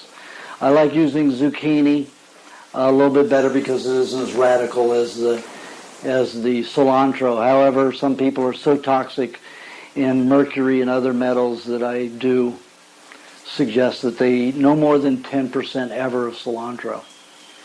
And they have to have cream with it or one of the fats. Pardon? no less than 10%? No more. No more than 10% of the juice. Did I say no less? No more. Good. Okay.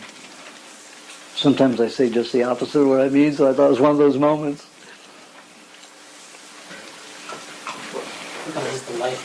There we go. Well, what's your take on eating comb honey and swallowing the wax? Wonderful. Yeah. The hydrochloric acid dissolves it and is a good skin protector. It's like a collagen. But you have to make sure it's a natural cone. Now, we've been hearing about these Yes. things now where they pour it out and back into the cone process. Well, what they do is, the center slab, that is one that's heat pressed. And they make a cone shape, and that forces the bee to build it out just the way they want them to build it, in the exact uniformity. So when I'm eating comb, I will scrape off and leave that center slab untouched. Now, if you get it from one of the places that I have in my product list, Pure Living honey, they don't use those wax centers. So when you buy their chunky honey with all the wax in it, it's all edible. I have some of that here. I eat tremendous amounts of that. I went through, I think, 2 months when I went through one of those a week, 6-pounder a week. Do you have a product list with you, or can we get that from you? Did you bring some? I only brought enough for the clients. So if you send $15 with an email address. You do it with a session? She's getting a session. Oh, you're getting a session? Yes, then you'll get it. Anybody who's getting a session gets it as part of the session. But anybody else who's not getting a session with me, an individualized consult with the iridology, not the hand reading, you can just send, in the back of the book, there's an order form. You can fill that out or just mark that information that I request. And if you have an email address, mark the email address, and then you'll get it right away. If I have to wait for somebody else to do the mailing and put it all together, it could take 6 weeks. But if you send an email address, I can do it. Yeah, the reason why I asked about the wax was because I threw up last night and a lot of clumps of undigested wax came up. That's why it didn't dissolve in your stomach yet. Yeah. Sometimes not all of it will digest, but predominantly it will if your hydrochloric acid is good. Through if it doesn't digest. Yeah. What was the name of the company that has the good divider in the honeycomb? The Pure Living. She sells it by the jar. It's not a cone. Oh, it's not on. It's like 20. No, it's by the jar. It's chunky. It's all mixed up. The honey, the wax, propolis, bee pollen. It's all mixed together. Yes. I've sometimes there's a local person who removes hives, and he does it in not without using any chemicals and minimal smoke. Sometimes he just is able to retrieve a wild hive. And I noticed though that when I've jarred that stuff up and used it, 6 months or so down the road, it almost tastes like it's fermented. Does that stuff ferment, and if so, is it harmful? No, it's not harmful. They make wine, honey wine. And that's what it is. With the bees, they will make these very long channels, so the honey way deep in the center, if it stays there long enough, it will start fermenting. Okay, we need to get on to the hand reading. Okay, first, where are you, Carol? Carol, right? That's right. Okay. Relax your thumbs. Okay. Right ovary is in good shape. The left one isn't. It's debilitating. Is somebody writing for her? Are you? Okay. She's getting the tapes too. Oh, you're getting? Oh, okay. All right, you're going to get the tapes. Adrenal glands are naturally overactive, so it shows a hyperactive nature. So those two together probably created a high sexuality. The pancreas is pretty good for your age. It's probably one of the better pancreases I've seen in a while. I mean, it is edemic. Means it's swollen with water, and the right side of it is debilitating heavily, but it's still functioning. You just need the right food so it functions and makes the right insulin.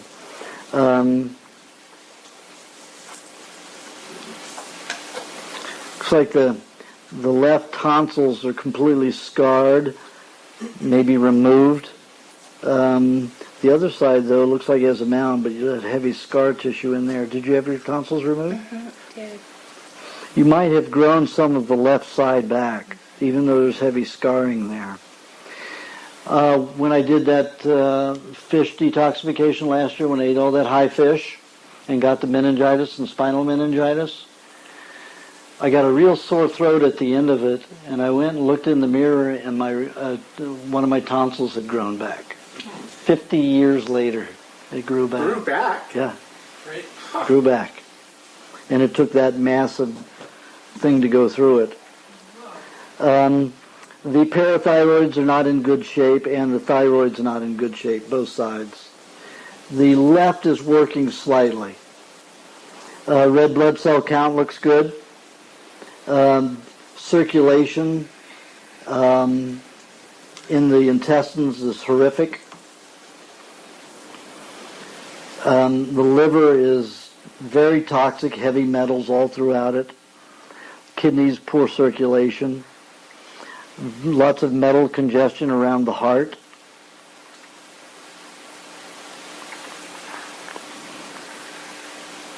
Okay, going to recommend that your juice be 60% celery, 20% parsley, 10%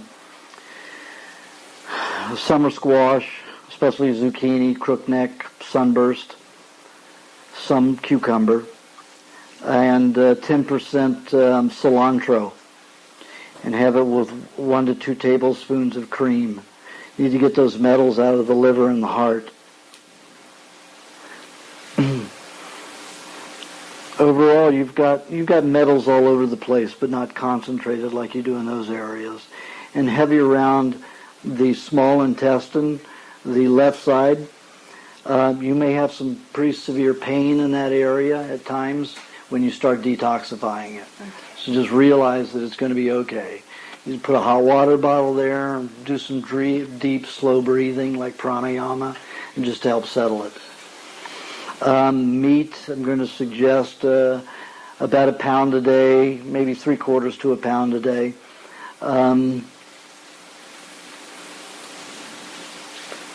Red blood cell count is pretty good, so I'm going to say 60% red meat and 40% white.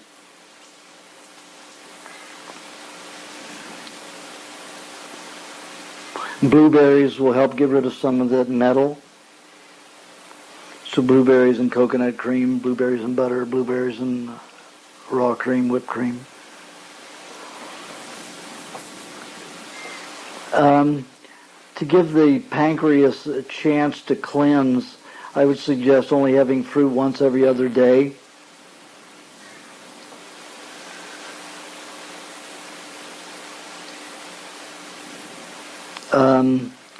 Once a week having pear. Make sure it's organic. And have it with a fat in the afternoon.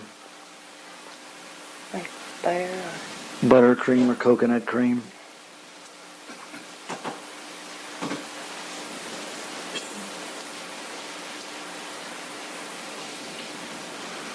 And definitely have that lube formula in the evening. Okay. Thanks a lot. Next. Don't everybody run at once. Oh, say your name each time you come up for the... Michael Ash.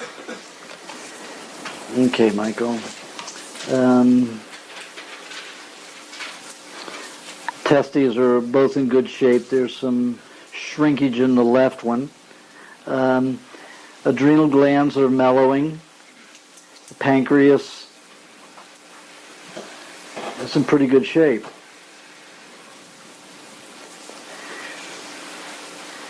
Everything looks really good except that you're just full of bile.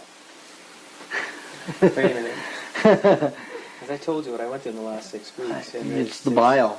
You're kidding. No, you got bile coming out. You know what bile is? No. Bile is a substance that the body uses to help digest fats, to dissolve fats, to make it into different substances to utilize as solvents or lubrication or fuel, whatever. It's a very caustic substance.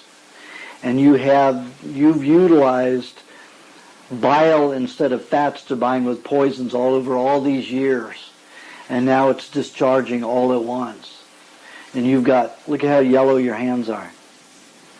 That's bile coming out, and it's burning everything, burning your nerves and everything. 6 weeks ago, I had better than I've ever been in my whole life, doing 2 years on this diet. And then trauma, kidney problems, and pneumonia. And I'm just coming off pneumonia, and the only thing you told me is bile. Yep, it's bile. You don't know what bile can do. Bile's nasty. It's a caustic substance. I can take a drop of bile and burn a hole in your arm like battery acid. Okay, because in the middle of this, meat was coming out of me undigested. I felt like I had turpentine in my stomach. Yeah, you were just detoxing some pretty dangerous stuff. I've seen it make ulcers. I've seen it burn holes in intestines. Oh, so what do I do? I want my energy back. Lots of cheese, lots of cream, and lots of butter. And eggs. You just have to, really do it. Like I said, just like I told him, lots of lube formulas and meat. Lube formulas and meat, and lots of eggs on their own. Eggs are great to bind with that. Carrot juice is also helpful. Okay, good. But only a little bit of carrot juice. Okay. Yeah. Because carrot juice also causes more bile to expel from the system. So when I was getting rid of my bile, I was drinking half carrot and half cream, cow's cream together. Should I be doing carrot? And it was heavy on the stomach, but it pulled the bile into my stomach instead of going out my tissues. So I would vomit sometimes, and the bile would come up. Sometimes it would come up yellow and orange and green. Yeah. But it's better to come out that way than debilitate the whole system. I can feel it in my whole body. Yeah, you've got it everywhere. I rarely see people with that much jaundice to their skin. And jaundice is a sign that bile is working where fat should be working. Bile is very caustic and dangerous.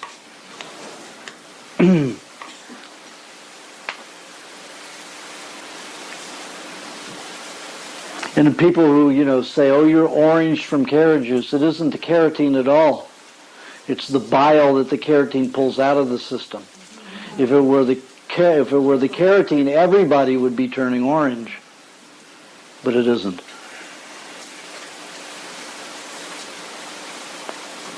The way I found that out was I took skin scrapings on people who were getting, very orange, and I found bile components in it and no carotene.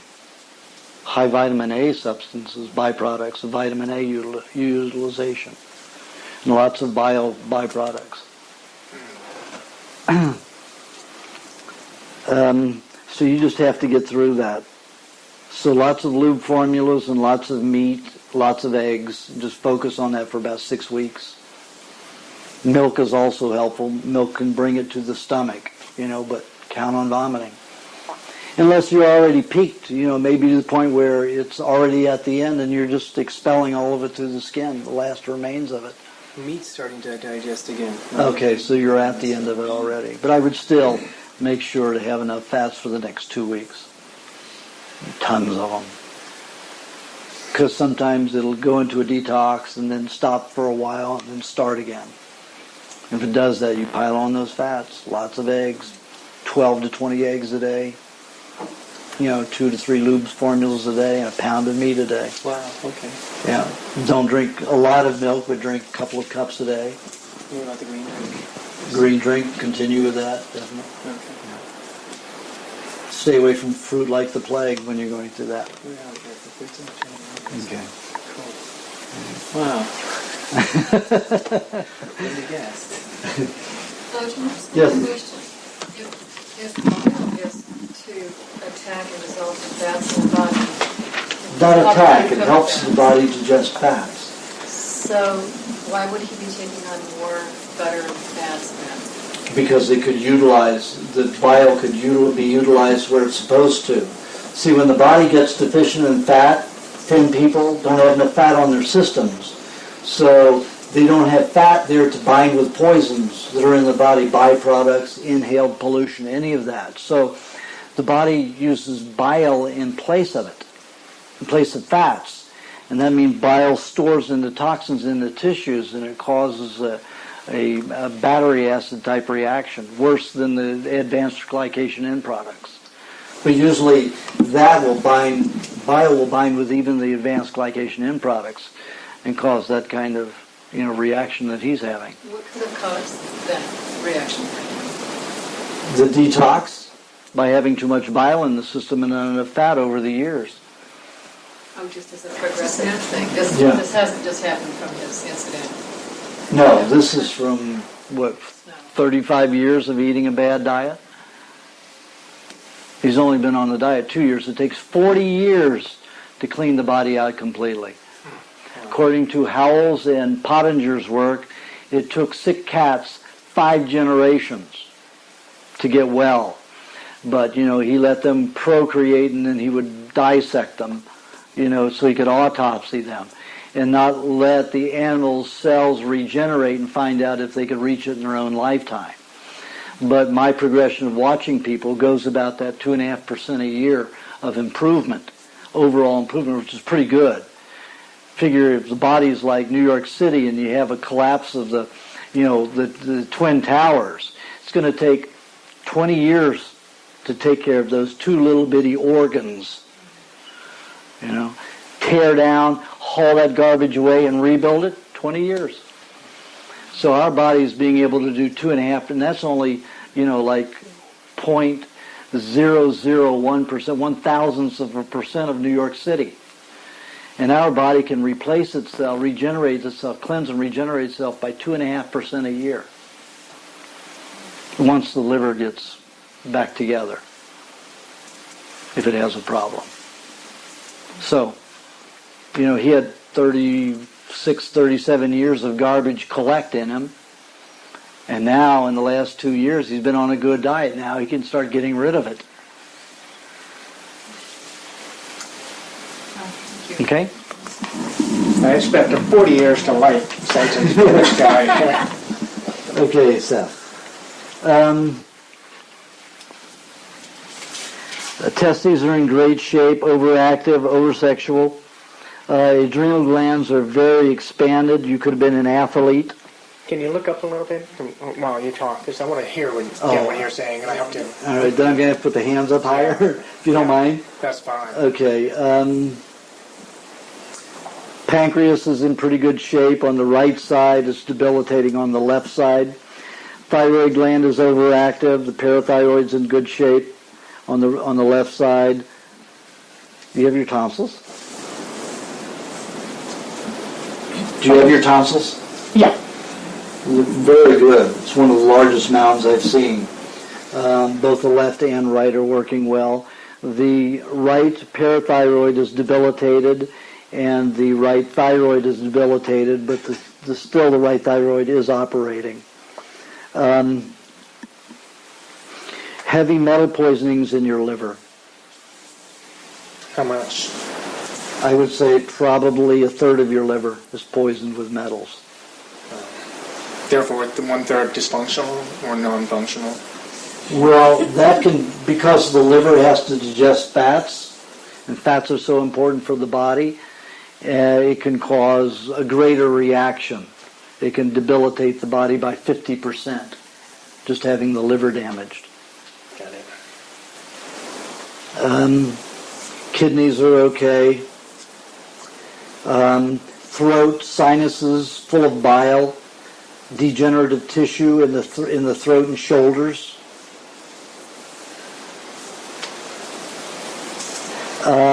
Some of this looks like bacteria. Do you wear a mask when you cut and trim? What? Do you use a mask when you cut and trim? No. Yeah. What I do is when I run the chainsaw, I have a little bottle of baby powder, and I every time I check the wind with it, so I squirt it, see what direction the baby powder goes. Then I position the saw or the equipment, whatever the exhaust is, have it blow away from me as much as possible.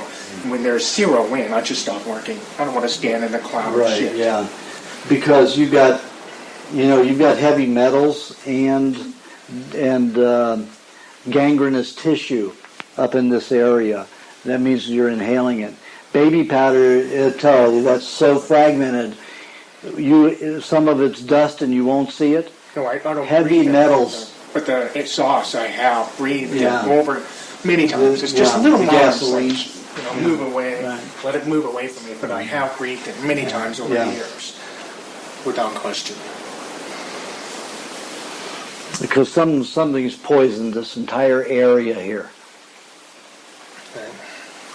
Red blood cell count is very good. Very hard on yourself. Correct.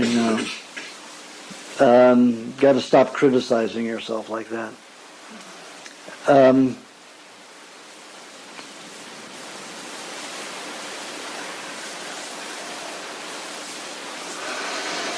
Juice, I'm going to recommend 60% celery, 15% parsley, 15% cilantro, and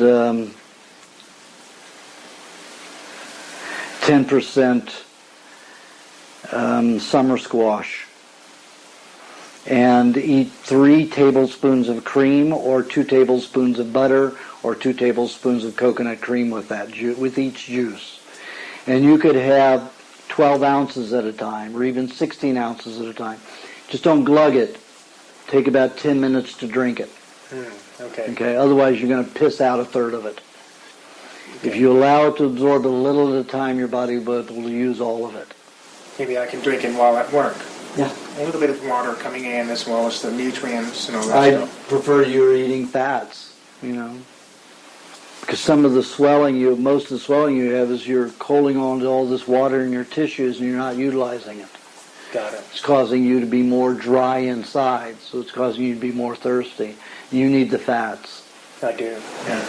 I've been getting most of my fat from the cheese that I've been eating. That won't give you fat. Butter. Fat from cheese is a sponge. It's high in minerals. It attracts the poisons and holds on to them. Very little of that is ever utilized in the body. It's for binding with poisons. It's to keep you from getting nauseous and vomiting. It's to help pull the poisons out of the blood. Very little of that is absorbed. Some of the minerals will be absorbed, but very little of the fat. It's there as a binder. So cheese is not some place where you're going to get fat. Got it. So it has to be butter, coconut cream, raw cream. Meat fat. Of those, butter is the easiest to get. Absolutely. And that's the one that's difficult to know. Yeah. Soon it won't be. Another month. God. Yes. Thank Mark McAfee. Meat should be about 1.5 pounds to 2 pounds a day.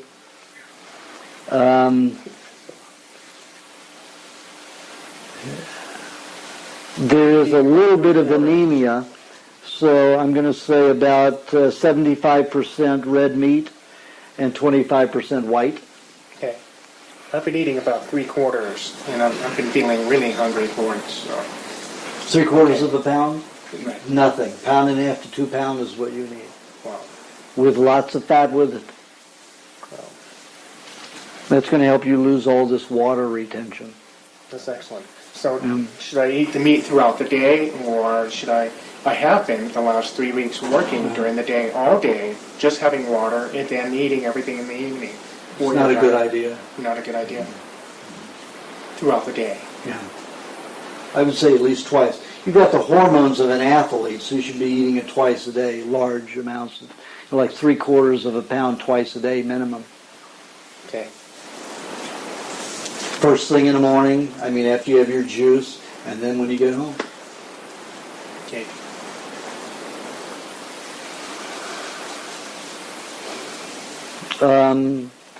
Every other day I'm going to recommend about 5 ounces of pineapple with 5 ounces of some fat, either 3 ounces of butter, or 5 ounces of coconut cream, or 5 ounces of raw cream.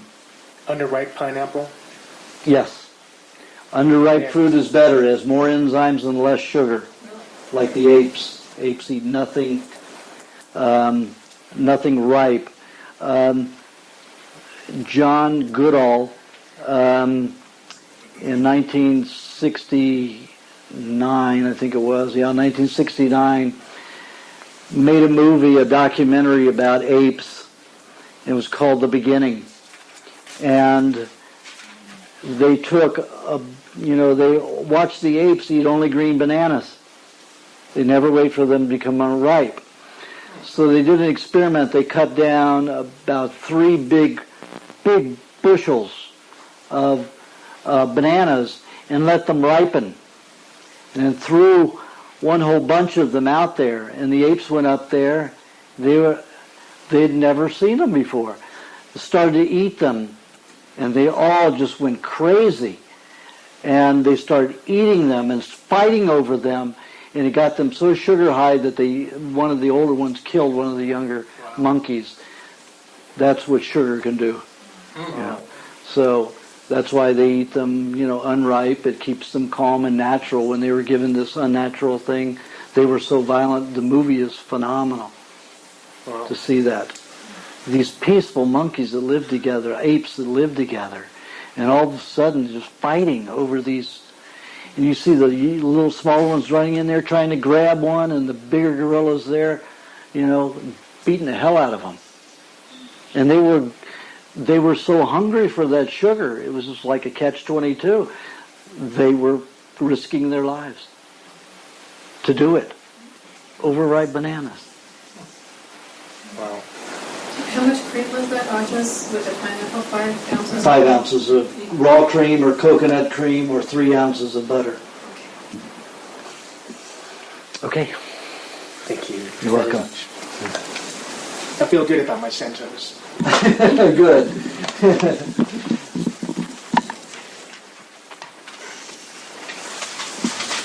What is your name?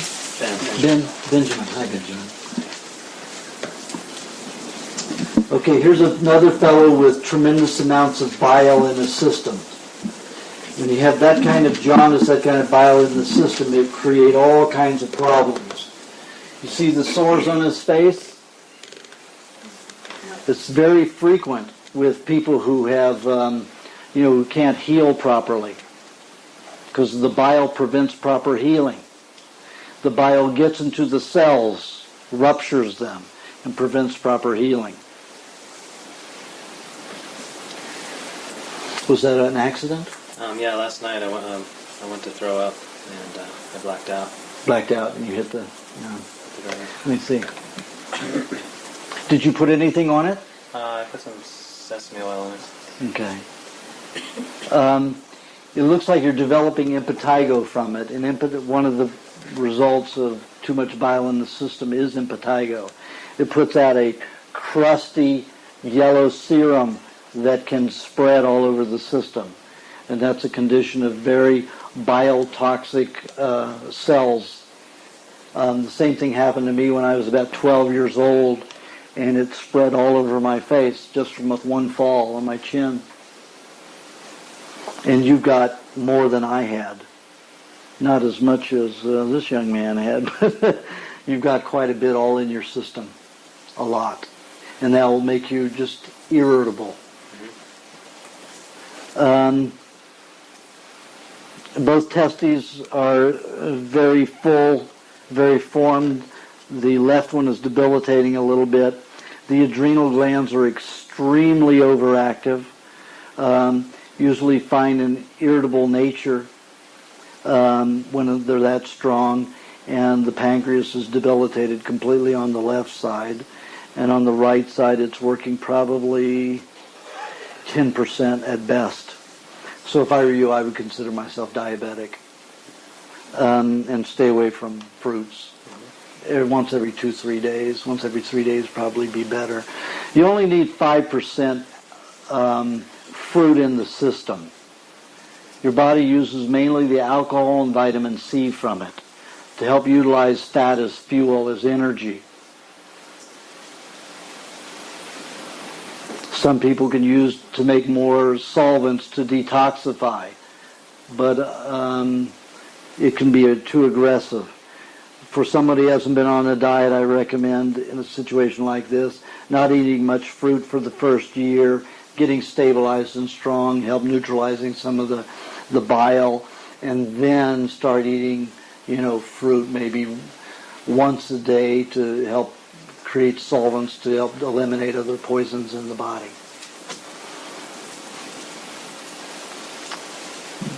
The right thyroid is very poor. Doesn't look like it's functioning. The right is good. Both parathyroids are overactive, and that's good. Lots of scarring around both tonsils. Did you have your adenoids removed? No.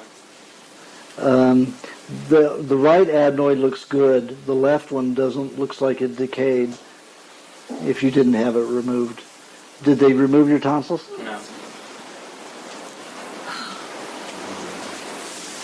It looks like they're not active at all. It's like they're just dissolved. Yeah, they seem scarred. Is that normal to have like pock marks in your tonsils? Yeah. Okay. You have indications of about 50% anemia, right on the borderline of being weak and debilitated from it. Mm-hmm.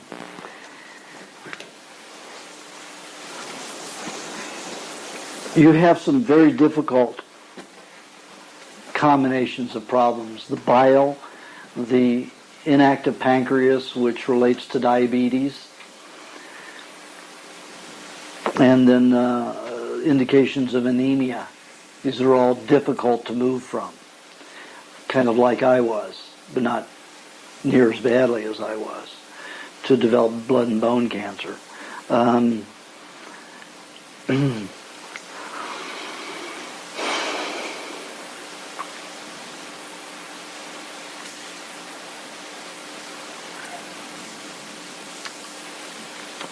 I just don't see without diarrhea and vomiting, I don't see a way out of this. Just make sure you're kneeling when you go to vomit. Crawl if you have to. That's what I did. Keep from passing out. Because when you start vomiting and you have signs of anemia and diabetes, it's pass out, blackout, gone. Okay. Stay close to the floor when you start feeling that way. Yeah, I was feeling it. I was trying to get low, but I wasn't quick enough. Now, don't. When you start feeling that way, you get on the ground on your knees quickly and move from the ground. Because this looks like, it could go into, diabetes kind of blackouts, malfunctioning.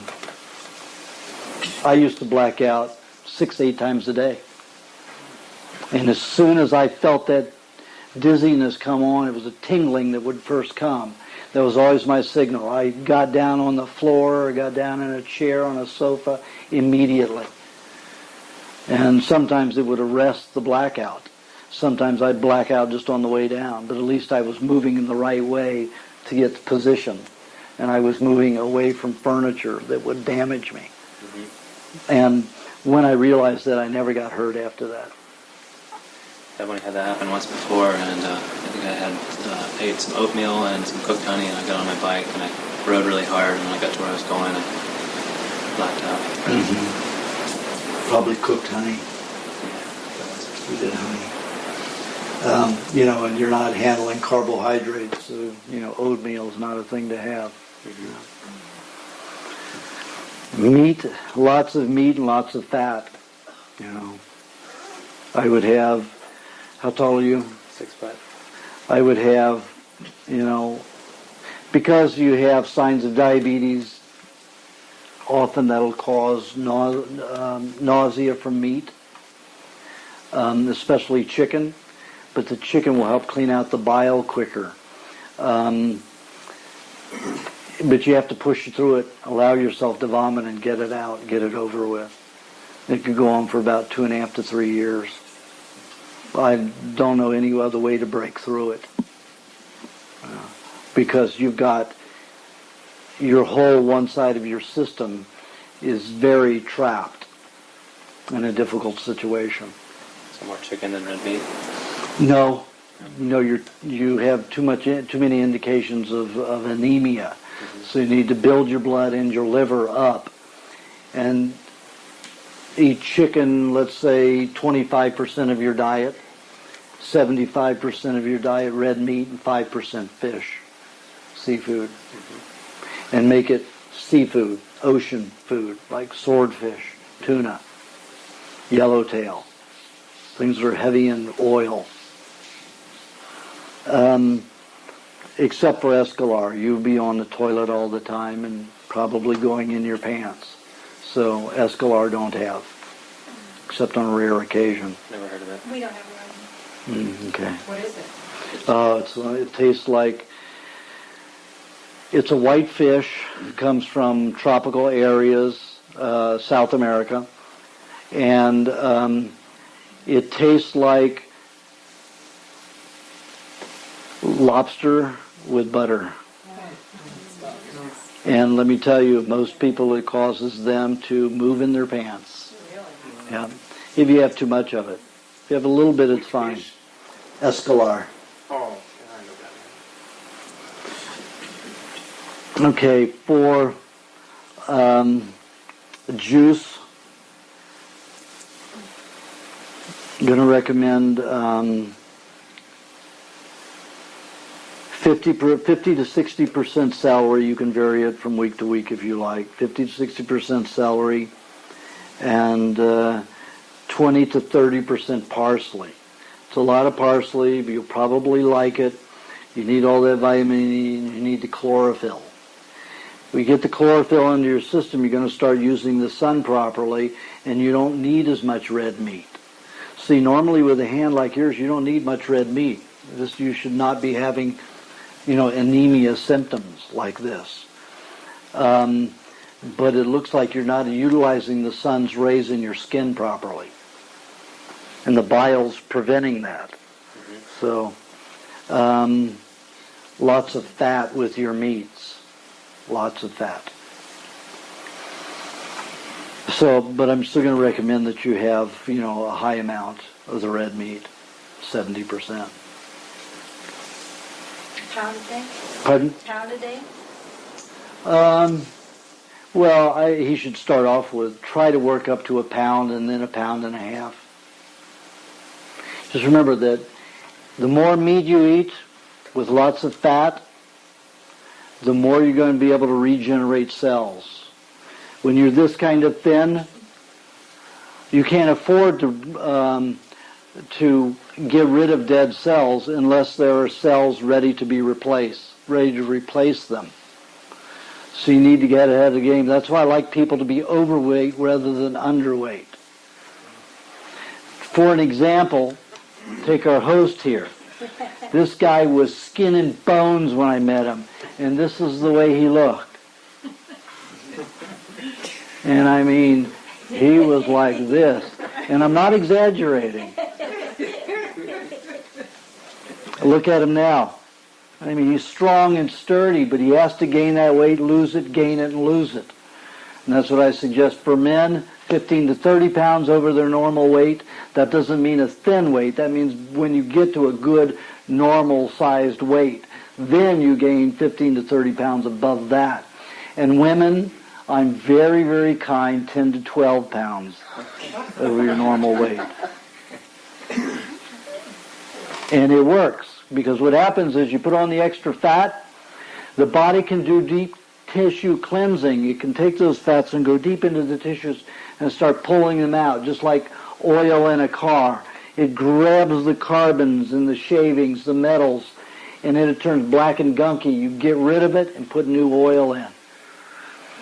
And with experiments that I did in the last couple of years, the individuals who were doing, gaining the weight in 2 weeks and losing it in 2 to 3, it wasn't good. They were showing signs of more toxicity as well as losing toxicity. So the weight has to stay on longer. So I suggest that people gain the weight, hold it for 5 weeks minimum, and then lose it. And take your time in losing it. Take your time in putting it on. So the faster does not make quicker or better. It was more harmful than, I mean, they still improved, but there was, for the first time in the people who did this, I saw that there was more toxicity, or there was toxicity added to areas that I hadn't seen before, and people that did it slowly.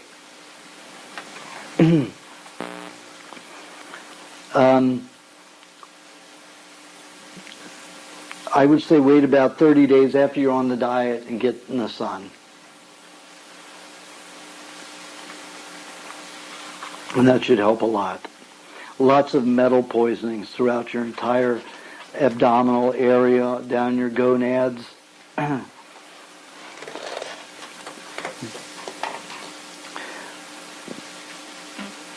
With the juice, you need to drink 2 to 4 tablespoons of cream with each cup of juice. And I recommend you have about 12 ounces of juice at a time. Now, that's going to fatigue you at times. But you need to rest a lot. You know, it's just the way it is. You're a person that's going to have to go in slow motion for maybe 3 years. And then once that breaks, you know, you have all of your energy back, which used to be a lot, you know.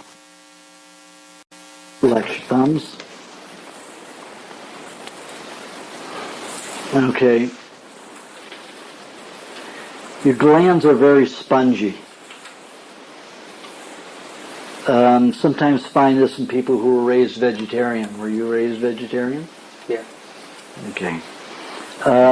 Nothing's developed properly. Your glands.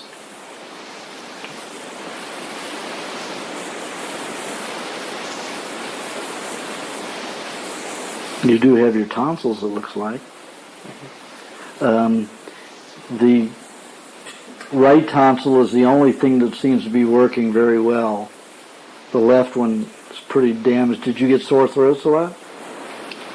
I used to, yeah. Yeah. It just melted away the left side, left tonsil. The right side of the thyroid looks like it could come back as soon as you start eating meat.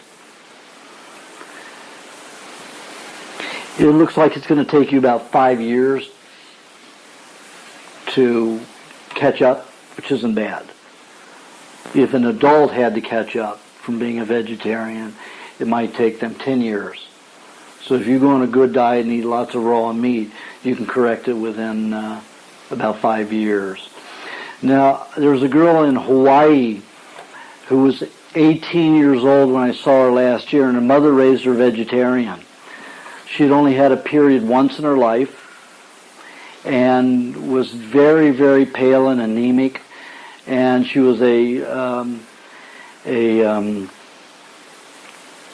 mainly a fruit eater. So she was very weak, very swollen all over, very long, lots of hair. And she got on the diet. Within 3 months, she started having periods regularly. Everything just started maturing within 3 months on the diet. It was amazing. So her whole life has changed. She's a very happy person now. It's only been a year. Children have an ability to react quicker because they have the growth hormones already working for them. You have looks like some joint problems because of the lack of protein to utilize the minerals properly. So it looks like we'd be going into arthritis, rheumatoid arthritis, probably within about 10 years. Probably be crippled from it if you don't want it to change. To get onto a good diet. Circulation is very poor fats all over. You get cold very easily. Yeah. I'm going to recommend that you eat lots of fat with your meat and eat at least 1.5 pounds a day.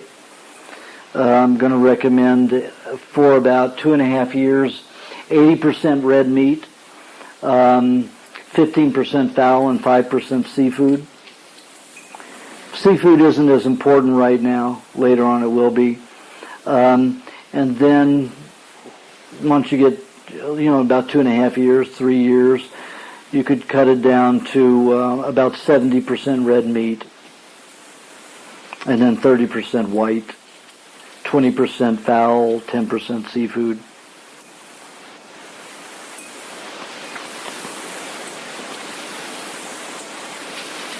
So when you have lots of fat with your meat, wait about 10 minutes after you finish that meal and have 2 tablespoons of honey that will help you rush heat into the body and get the circulation going better. You'll find you might even get heat flashes, a little perspiration right away. But you have to wait and have the honey 10 minutes after, 10, 15 minutes after. Can't let it go beyond that, not earlier than that. Time it. It's a very precise formula. Very, very creative, so you're going to have to do something creative, for your livelihood. Are you a musician at all? I play the drums.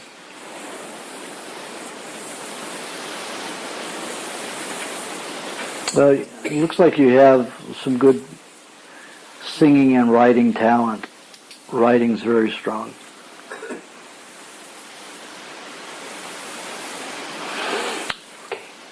Thank you. You're welcome.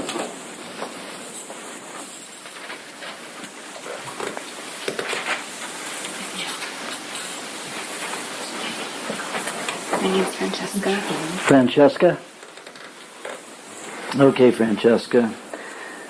You are dried out completely. You're like a prune inside. I recommend that you make a batch of lubrication formula in the morning, 2 of them at once, and you just have it throughout the day.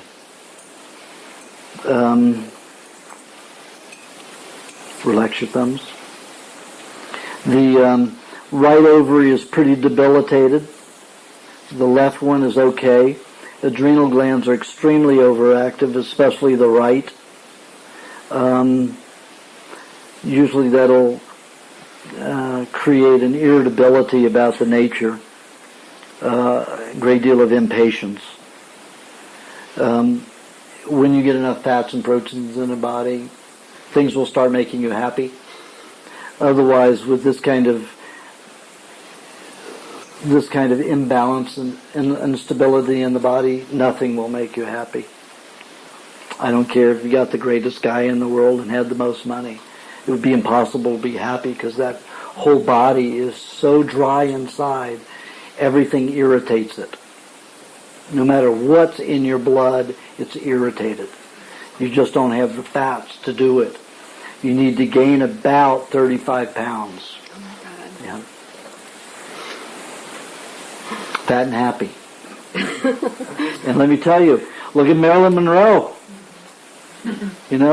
She wasn't any thin, and you don't see anybody swooning over a Twiggy.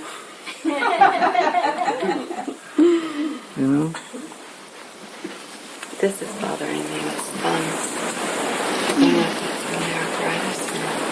Well, you can see that the minerals are not being utilized properly. It looks like you've been a vegetarian or just not eating meat. Yeah, pretty much my whole life. Yeah. I didn't even get my meat teeth in my Yeah.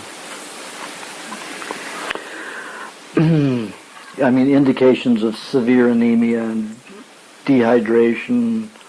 Anemic now? Yeah. Bile everywhere in place of fats. More irritability. That's what I mean. It's just cells can't even relax. Lots of sunshine you need once you get the fats in. Take about 3 weeks eating lots of cream, butter, coconut cream. In fact, if you eat that mixture that I use for the skin, you eat it too, it even helps, the skin absorb sun easier. So the skin isn't so dry. Okay, lots of metal poisonings. all over. You haven't been able to detox metals your whole life. So they've all collected in your system.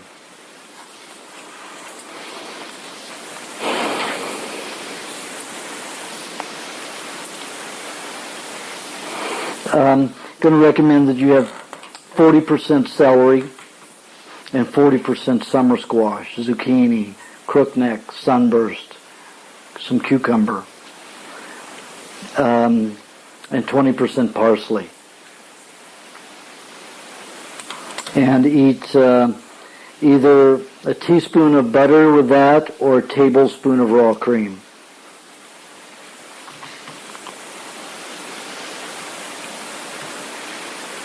It may make you feel, after the juice, you may get a little tired.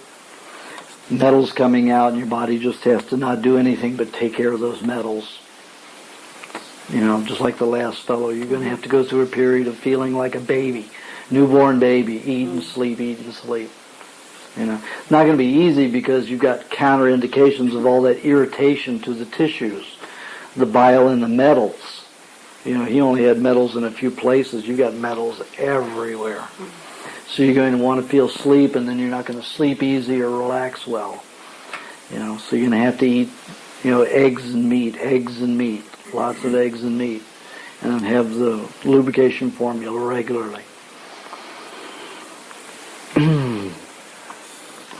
Recommend that you eat at least a pound of meat a day.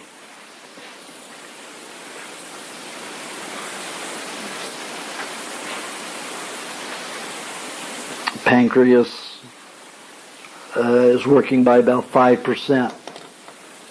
Even if you're working 30%, I would say stay away from fruit. It'll just make you very overly emotional. You're already that way. You do that, and you're going to have more of a time. You go into crying jags and crying jags. Yeah, no. Well, let me retract that. You could have 4 ounces of berries as long as you have 5 ounces of coconut cream or raw cream with it. Only in the afternoon. Don't ever cheat and have it morning or evening. Only in the afternoon.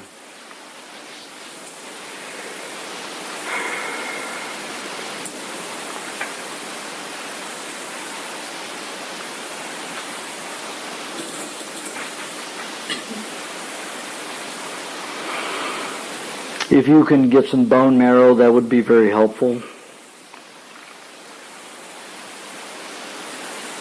Help reverse some of the joint damage. Most of the joint damage is happening on the right side of your body.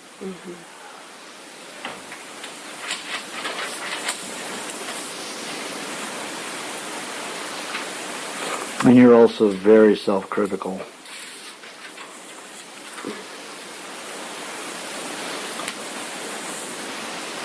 You're very psychic. You know, you should be a psychic. Be a healer. I mean, if you just get all your physical together, you've got one of the best relationship lines I've ever seen. You could be a matchmaker. You could be, you know, a marriage counselor. You could be all those things, and a good one. But you have to be happy in yourself first, and relaxed and calm. The tonsils look like they're very good shape.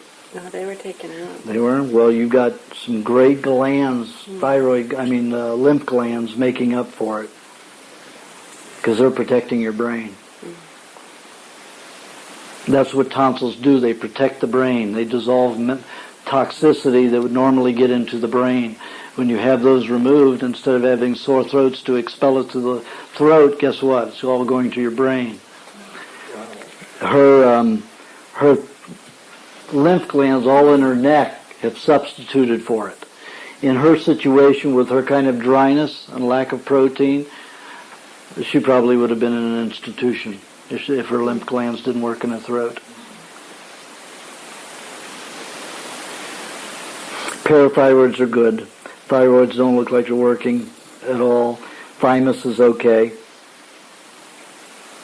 A heavy metal in the kidneys. Kidneys are very jaundiced, very sallow.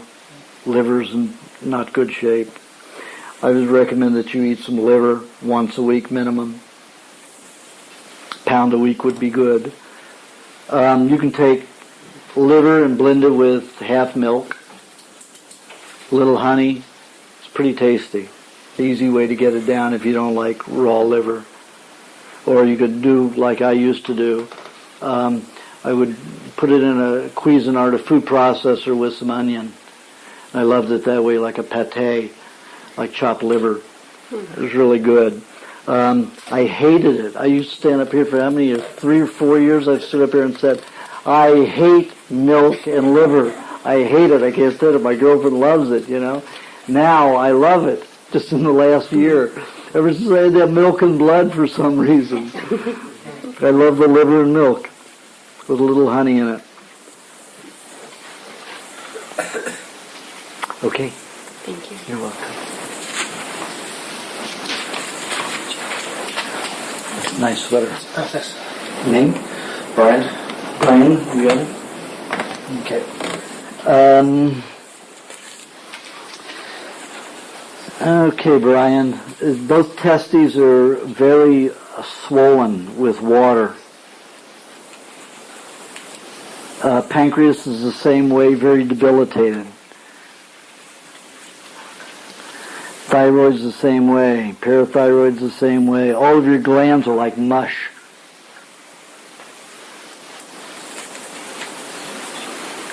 Heavy metal poisoning from the hips all the way up to the skull, especially the brain and chest area.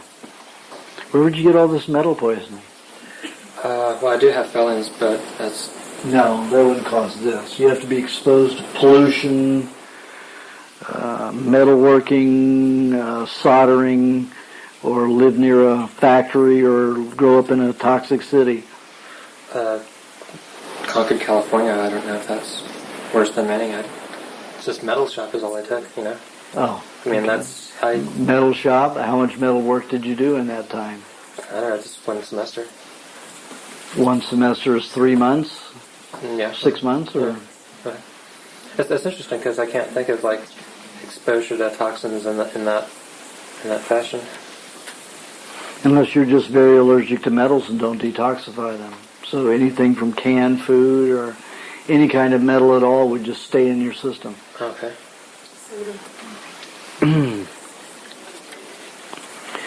I'm going to recommend a juice. 40% celery, 30% summer squash, zucchini, crookneck, sunburst, a little bit of cucumber, 20% cilantro, and 20% parsley. Does that come out the right figure? You know what? Or 10% over? 10%. We need 10%. 10% more. Maybe I missed some. Okay, 40% celery, 30% summer squash, 20% cilantro, and then 20% parsley. Or is it 10% parsley? I've just lost it. It would be 10%. 10% parsley. Yeah. Would you say again the other squashes besides summer squash and a little cucumbers? The summer squashes are zucchini, crookneck, sunburst, cucumber. Those are all summer squash.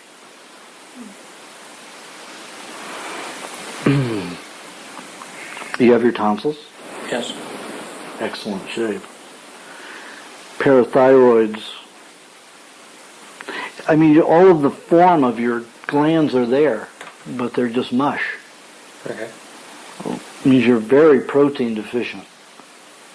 Okay, yeah, that makes sense.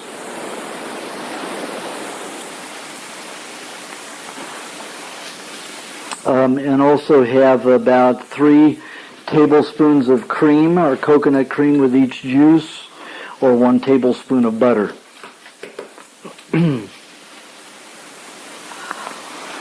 Meat, I'm going to recommend about 50% red, 50% white. What kind of white meats? Like I'm taking like fish. Predominantly more fish will get rid of some of those metals a little bit better. Okay. So 25% fish, 25% fowl. Okay. And in about 3 or 4 months, have blueberries or any berries with some coconut cream or other cream or butter in the afternoon. Okay.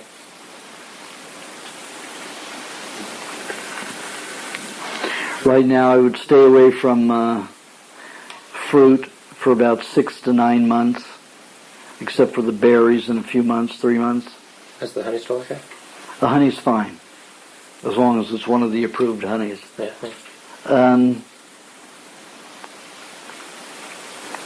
So not even like an apple with the vegetable? Okay. Apple would be one of the worst. Okay. How long did you say to stay away from fruit? About 6 months, except for the berries in the afternoon. And what sort of quantities are we talking? Like a pound of meat or 2 pounds, or in terms of the vegetable juice? Well, vegetable juice, you should probably have about, you should rotate it, 12 ounces, 8 ounce, 12 ounce, 8 ounce. So 12/8 every morning then? 12 ounces in the morning. Okay. Around noon, 8 ounces. Around 5 o'clock, 12 ounces. Before you go to bed, 8 ounces. Okay.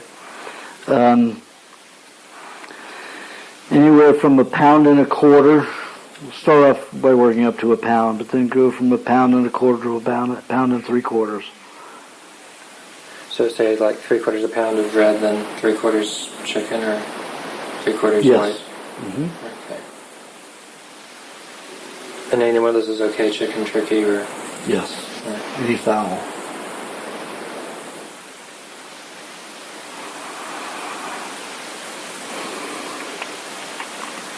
Very creative, so you need to do something creative. What about for muscle relaxation? Oh, and I've also been like waking up constantly, like around 2 in the morning. Mm-hmm. So neurological detox I was talking about. You have metal poisonings all over. You're going to have that off and on for 20 years. Okay. 25 years. Okay, so give up water and give up tea and any... Tea's going to create more of those metals. Okay. Oh, there you go. So I drank a lot of... I drank a lot of tea and coffee. So would that God. be... Would that yes. be... Okay. That could be your metal poisoning. Okay.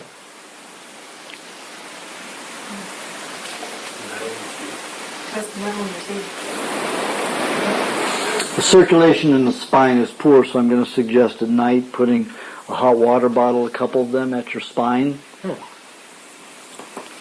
Could be because it's trying to shut the metal from poisoning the spine. Sure. All right. And lube formulas, 2 a day for about 8 months. And then go for more milkshakes. Whenever you get thirsty, lots of eggs. So satisfy my thirst with eggs? Mm-hmm. Okay. Okay, good job, thanks.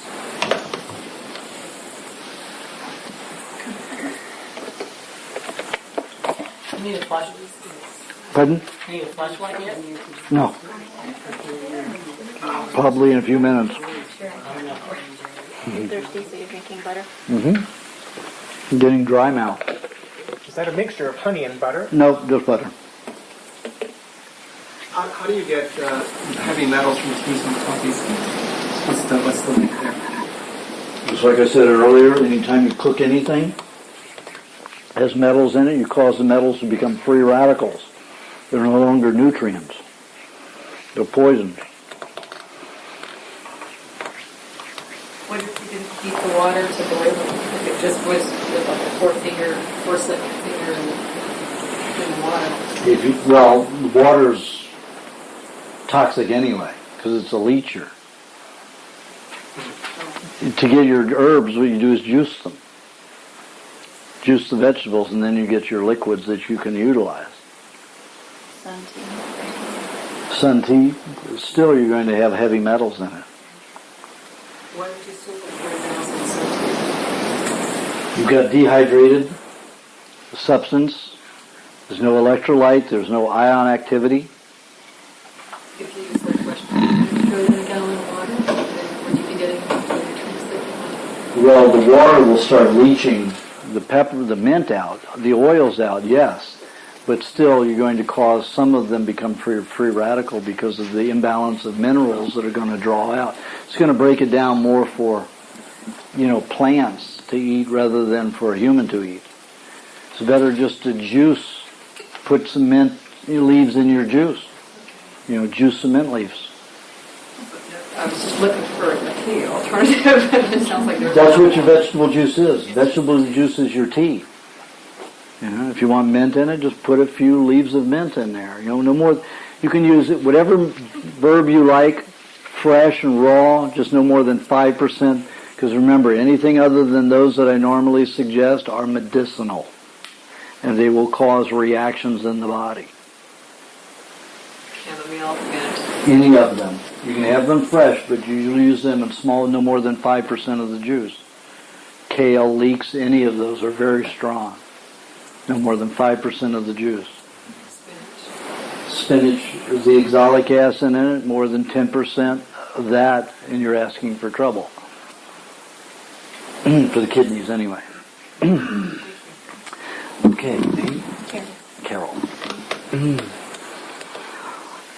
Okay, Carol. Can we have an overhead light? I think I can do it with an overhead light. Over here? There. Okay. Okay, Carol. Lots of metals in your brain. Throughout the whole body.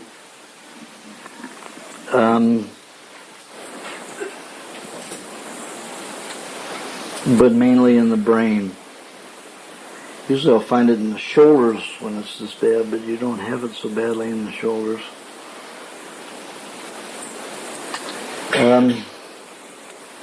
Right ovary's good, left ovary's debilitated and edemic.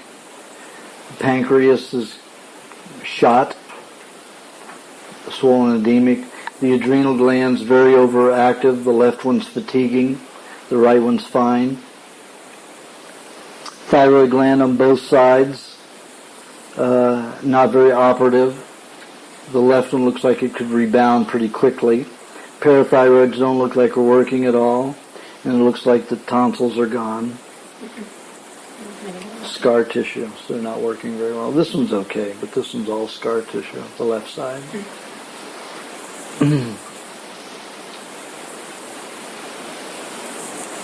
You see how flat and white this one is? This one's okay. It's very small. Usually the mound should be large. Did you have sore throats to deteriorate? Still have the tonsils?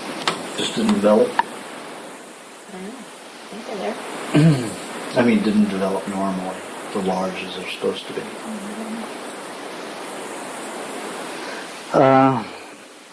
The greatest stability you have is along your spine.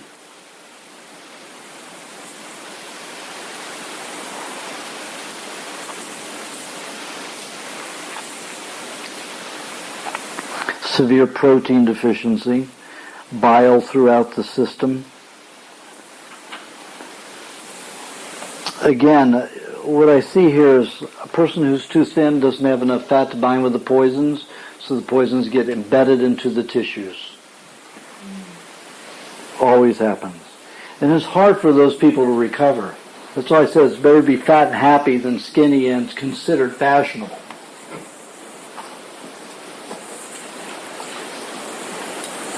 Very hard on yourself, too. Very self-critical. Poor circulation in the intestines. The esophagus is very scarred. Kidneys very anemic. The liver is 50% anemic.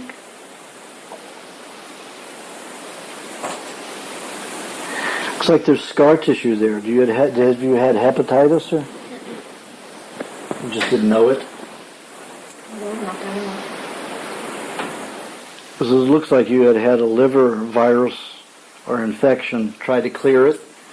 You didn't have the proper nutrients to finish it, so you just scarred, like 50% scar tissue, as if you had been an alcoholic. You eat tons of fruit? Don't really like fruit. Good, because that would have destroyed you probably. But sometimes I find that some fruitarians will have liver damage like that because there's too much sugar that turns into alcohol that hardens the liver. Your liver doesn't really look, yeah, it is. It's definitely solid with scarring. Something happened to it. Just high sugar diet in general. Oh, yeah.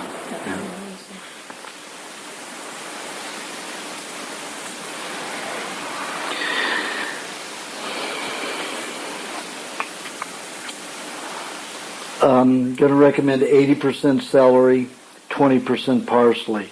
Not going to worry about taking the metals out with the juice. You need to just relax the whole system. You'll probably pull metals out anyway. So I'm going to suggest that you have 1 to 2 tablespoons of cream. Cream is what you need, not butter or coconut cream. If you don't have it, take a tablespoon off the top of your milk.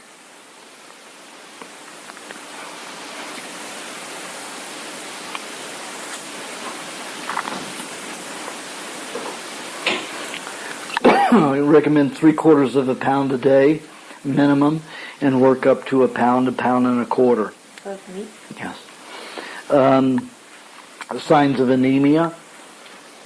Normally with this kind of stability on the spine and this kind of firmness to the ovaries, usually it gives you enough hyperactivity to create enough red blood cells. With all the metal poisoning, it looks like it damages the red blood cells. So you still need to eat lots of red meat for probably 3 or 4 years. I would say 70% red meat.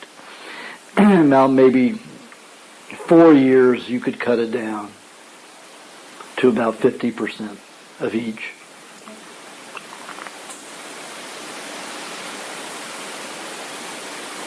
To clear up the scarring, and the lack of circulation from here to here, it goes about this tract, all around here to here, all the way up to the throat area. I would take hot water bottles and line them on you. If you're on your side, put them against here or up your back. And, if you're lying on your back, then don't put them on top. Put them at your sides. The heat will still work inwardly. Because that needs help to expand that. Right now it's just locked. The spine's good, but right around in here in your intestines and the tissue around, outside of the spine is very scarred and poor circulation. And that will help all of this relax a little bit more. Are you did you dance or something? Do you have a spine like this?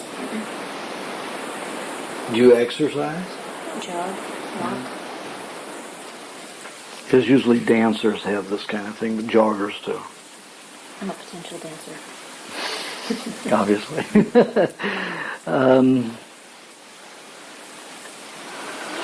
And I would definitely eat an equal amount of fat to the meat.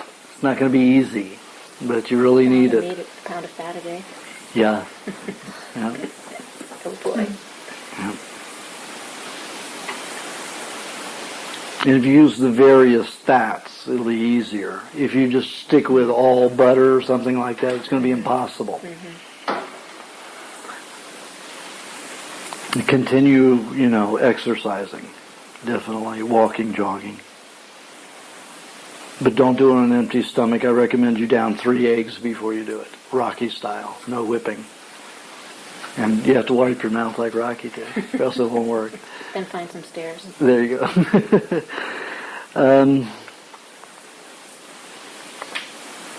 Tomatoes, very important for you. Probably at least a cup of tomatoes a day. Okay. Thank you. You're welcome. Pardon? Got a fluster when you're ready. It's still okay yet. Yeah, but I can see beyond that. I've adapted my senses. Hi. Hi. Inani. Inani. You're not going to give me the whole thing this time. Okay. Inani.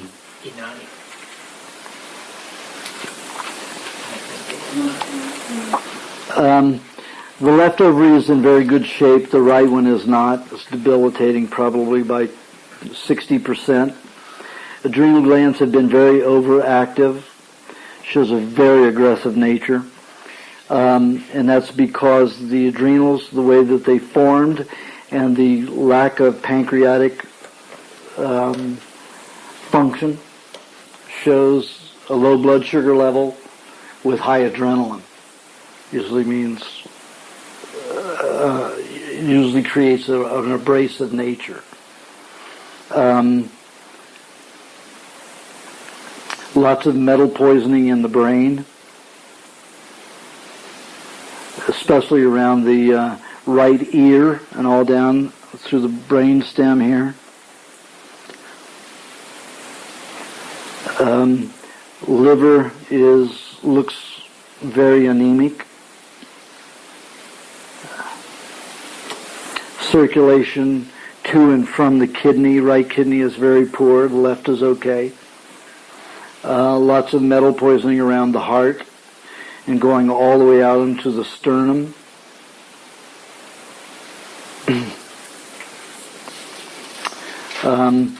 Thyroid's functioning okay. Parathyroids look very good. Tonsil area looks good on all sides.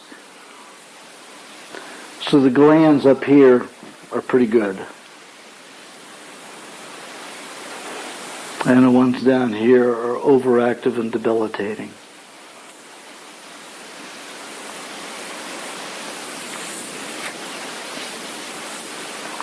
Which glands in particular are overactive? Both parathyroids, you have 3 on each side, very overactive. The ovaries are overactive. The adrenal glands are overactive.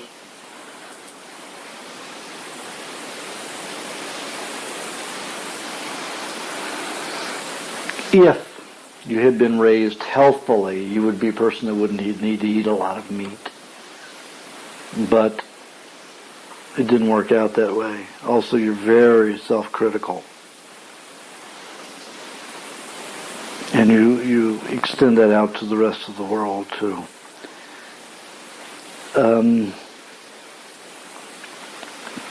It's okay to have your, what pleases you, to know that. What pleases you. Around this kidney and liver, suggest a hot water bottle in this area. If you're lying on your right side, you put one here and one at the back at the same time. If you're lying on your back or front, just put it at your side. Is it okay to heat a bag of rice in the microwave? No, because there are minerals in the rice that will hold on to radiation, and they will irradiate you.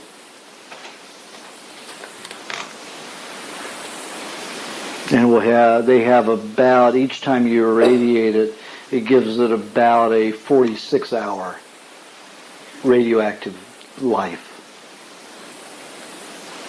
So best just use a hot water bottle. How long? As long as you want.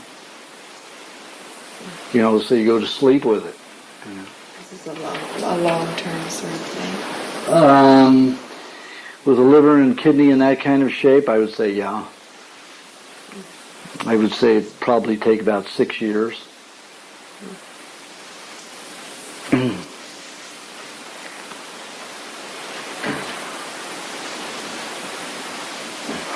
Do you walk at all?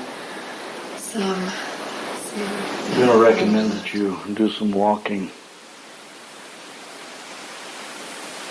Not jogging, but walking. Maybe some stairs.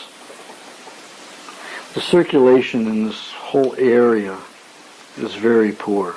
Yeah.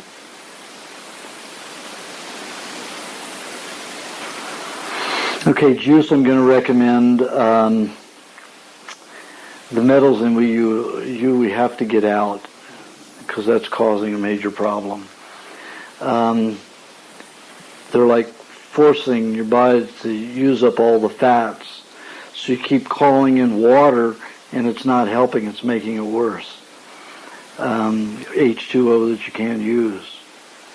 So you keep swelling with water and not having the nutrients to handle these poisons, nor to utilize in the cells. Juice, 50% celery, 40% summer squash, and 10% parsley. 2 tablespoons of cream.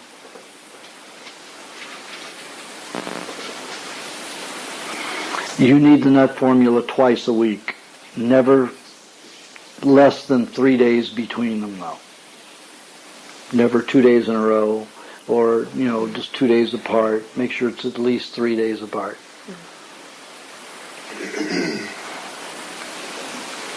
I can't get my sinuses to stop being swollen. You can't.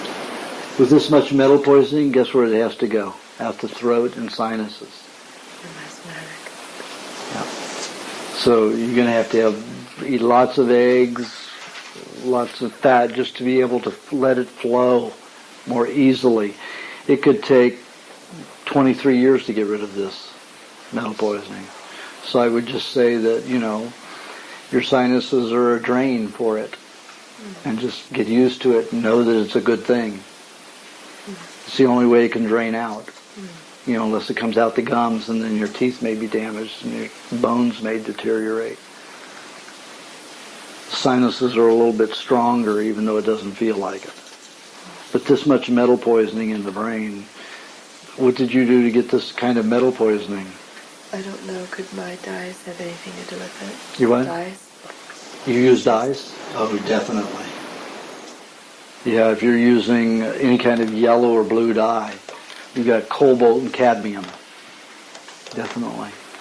You need to get very thick gloves if you're going to continue to do it. I do have. And make sure you've got a mask on. And I mean one of those masks, like a... Because they vaporize. Especially cobalt and cadmium, they will vaporize. What do you use the dyes with? On fabrics? Mm-hmm. Yeah. Like batiking or? Many different techniques. Mm-hmm. Usually I don't use wax. Okay. Because wax can make it worse. Wax is strong, right. Because unless you use beeswax, and then it doesn't have as much heavy metals in it. Mm-hmm. But the vapors from paraffin are pretty strong in metals. Lots of alkaloids in them. Red meat, I'm going to recommend 60% of your diet be red meat. And do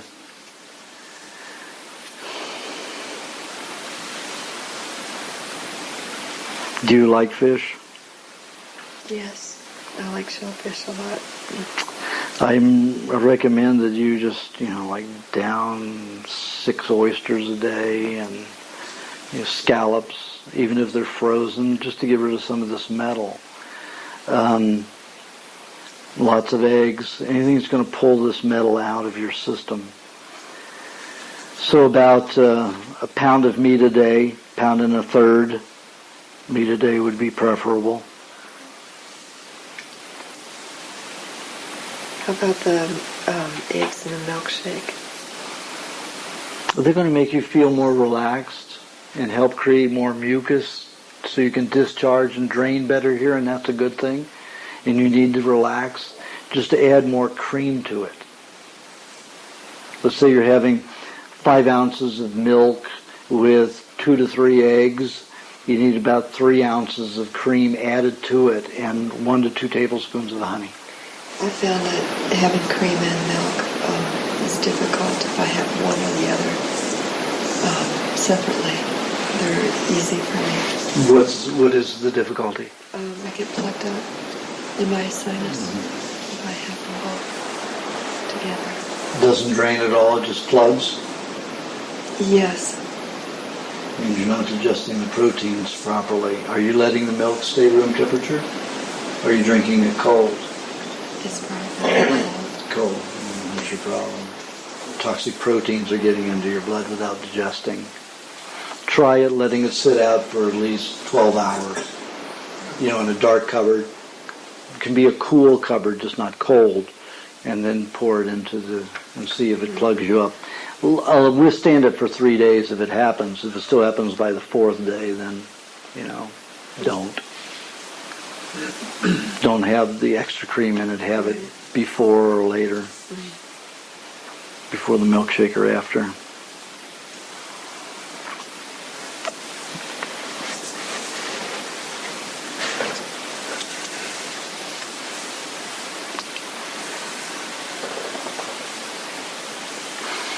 You came in with some metal toxicity from your mother.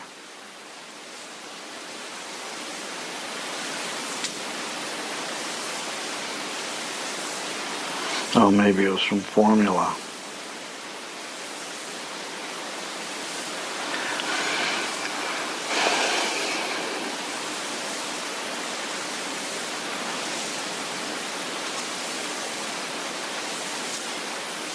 Once a week, I'm going to recommend that you have 4 ounces of pineapple with 4 ounces of either coconut cream or 5 ounces of whipped cream, not regular soft cream. It should be whipped.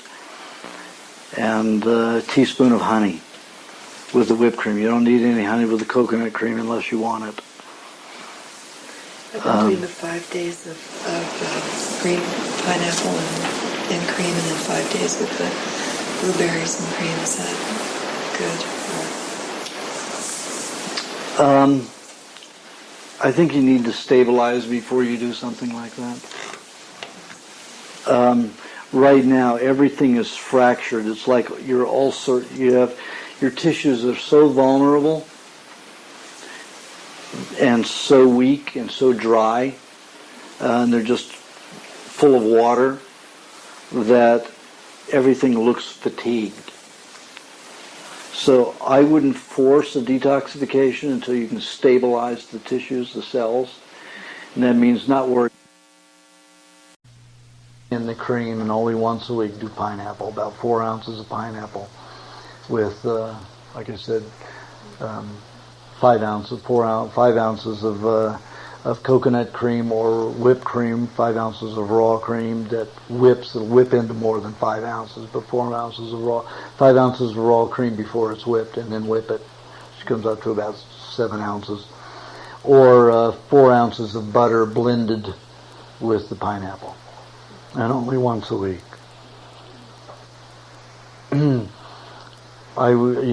Just lots of eggs, Rocky salad, just keep downing them to help stabilize the sinuses.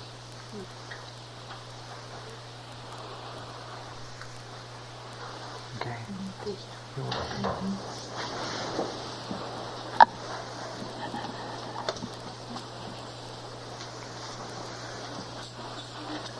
My name's Steve. Steve, hi Steve.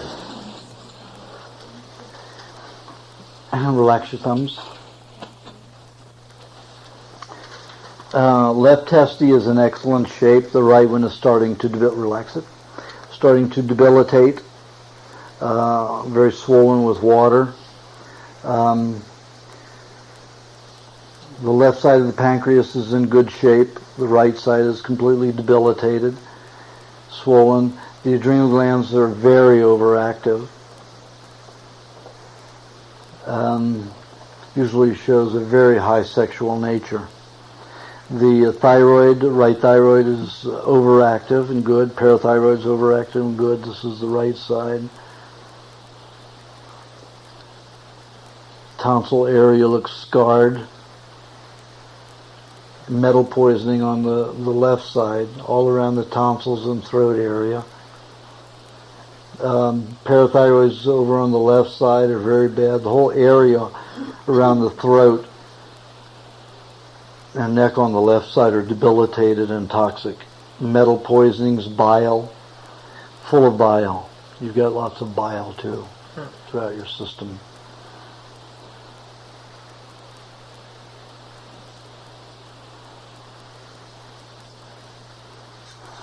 Causing lots of adhesions.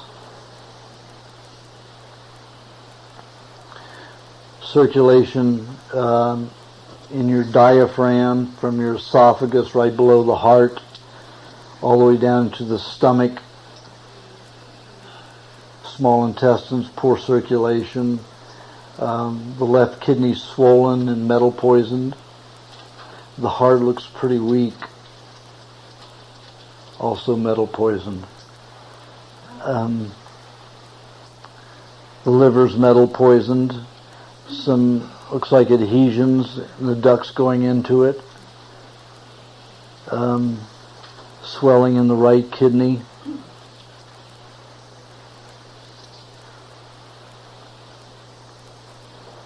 Could even be a node there, a nodule there in the right kidney. Do you have any pain back there, sciatica? No. Don't be surprised if it doesn't happen. It's likely to when it starts cleaning it.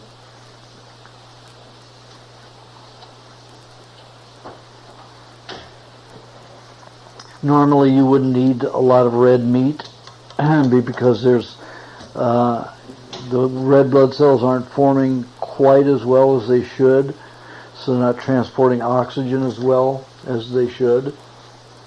I'm going to recommend about 40 to 50% red meat and 50 to 60% white meat. Lots of chicken and fish or fowl and seafood. It's funny, your creative side, you have a tendency to be very critical, and then on your analytical side you don't. It's usually the reverse of people. Usually in their analytical side they're critical, not on the creative side. So you'd be a great comedian.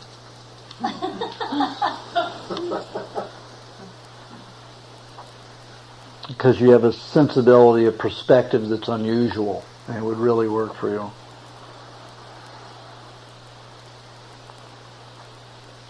I used to hang out with these people. Which people is that? This guy. This guy's this character over here. Okay, juice. 50% celery, 20% parsley, 10% summer squash, 10% cilantro, and 10% carrot. Have 1 to 2 tablespoons, let's make it 2, don't take a chance, 2 tablespoons of cream. Cream is always preferable. If you don't have cream, butter, coconut cream once in a while is okay. Even 2 tablespoons of avocado once in a while could substitute, but mainly raw cream. Do you just mix those in with the juice? You can do that. Right before you drink, if I've given that to anybody, you do not mix the cream in when you make the juice. Only right before you eat it, drink it. The cream before the juice. Always, right? No. You can put the cream in the juice. Oh, in the juice. In the juice, but you don't put it in until you're ready to drink it. Okay.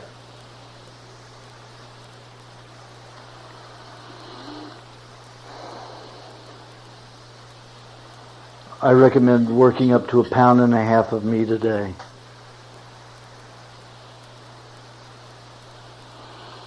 Very poor circulation, lots of scarring in your small intestines and stomach. So I recommend you put hot water bottles whenever you remember it before you go to sleep. Help relax that whole area and start getting rid of the scar tissue. Because you're on the thin side and you haven't been producing many cells, you haven't been able to let go of the scar tissue, so you have adhesions all over your body. Including your skin on your face is very thick with adhesions. Once you start replacing cells, once you start eating the meat to allow yourself to regenerate cells, you'll see that disappear on the inside first, and then it'll happen on your face and in your skin throughout. But the reason it's happening in your face is because all the metal poisoning is going at your skin rather than the throat and sinuses as it normally does.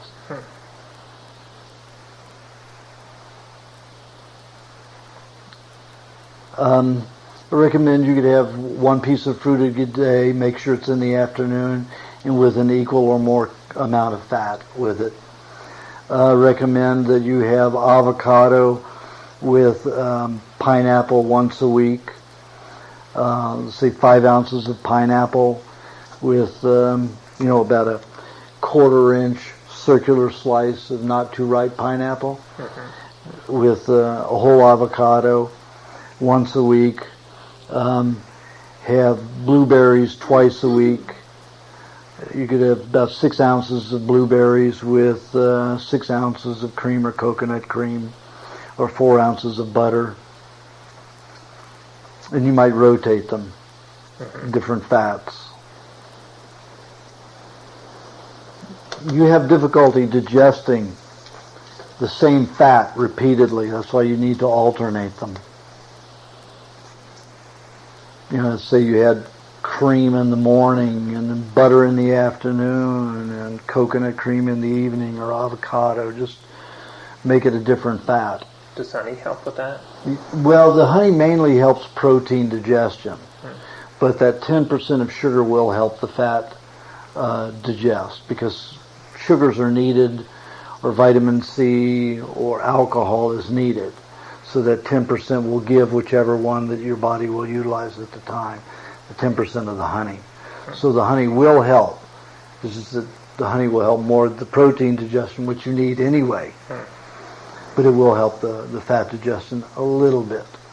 You need the protein to digest the fat. So that's your problem. You haven't been assimilating protein, utilizing protein properly. So your fat hasn't been utilized properly. Been manufactured or utilized properly. So once you start getting the proper protein in your body, then everything will turn around within probably 2.5 years.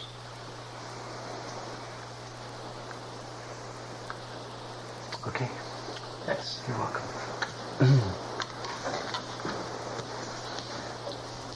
Is that it? Oh. Okay. Sorry, too late. What? Yeah. You wanted to do the hand reading and another section? She's on for your adult. You're getting iris. Yes. I do that in the iris reading. Oh, you do? I read, yeah. Yeah, if I'm doing your iridological reading, that goes along with that. Okay. So I do them together. Oh, okay. Gives me a broader picture. And that way you don't have to pay. Twice. Unless you already did. Which page? Did you pay for both? I think she may have, but we'll adjust. Okay. I'm Chuck. Okay, relax your thumbs. Okay, the right testes is in good shape. The left one is about 60% in good shape. It's debilitating. Adrenal glands are severely overactive. Good or bad? Well, if you were on a good mellow diet, it would be good. Otherwise, it has a tendency to make you over-sexual and irritable if you don't have sex. So with this kind of an arrangement, I suggest if you don't have a partner, you take care of yourself. Relax your thumbs again. Pancreas is almost completely shot, tendency to make you more irritable. Thyroid on both sides good. Parathyroids are not active. Thyroids are plenty active. It looks like there's scarring all around the tonsils. Doesn't look like you have them. Did you have them removed? No, I still have them. You still have them? Mm-hmm. Did you have lots of sore throats? When I was younger. Yeah. Just kind of deteriorated them. So they're not active. Okay. They're not protecting your brain. Should I have them removed? No. You can rebuild them. Okay. Yeah. Get the raw meat. Your brain's very poisoned because of that. You've got bile and heavy metals in your brain. A lot of heavy metals in the brains there. I've never seen a group like this before. So many heavy... I mean, this concentration of it. Can you tell what kind of metals?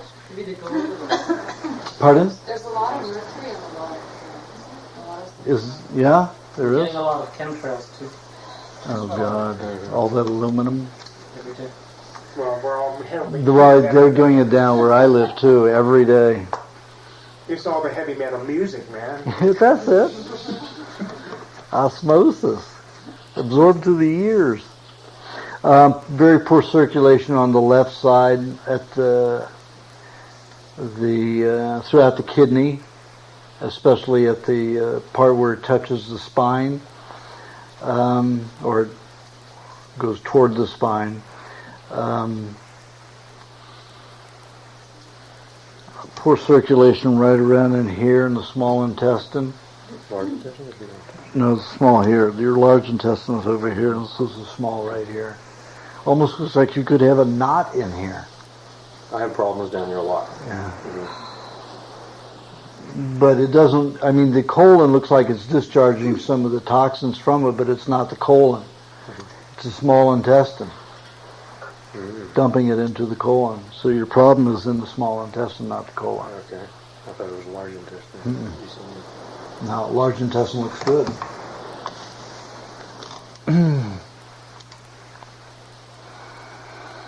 Okay, going to recommend vegetable juice, 40% celery.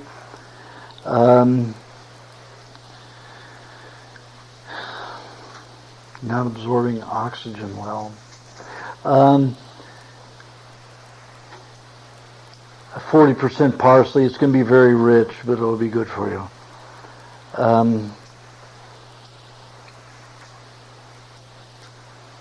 10% cilantro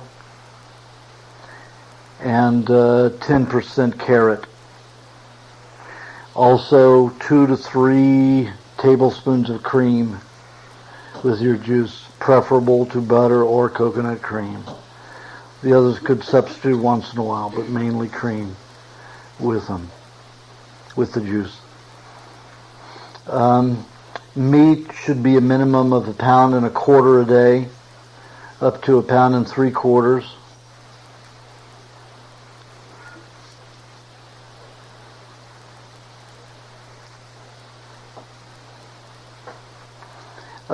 Should be 50% red, 50% white. Once in a while you could lean more on the red, go up to 60%, the red meat. What if I don't do any white?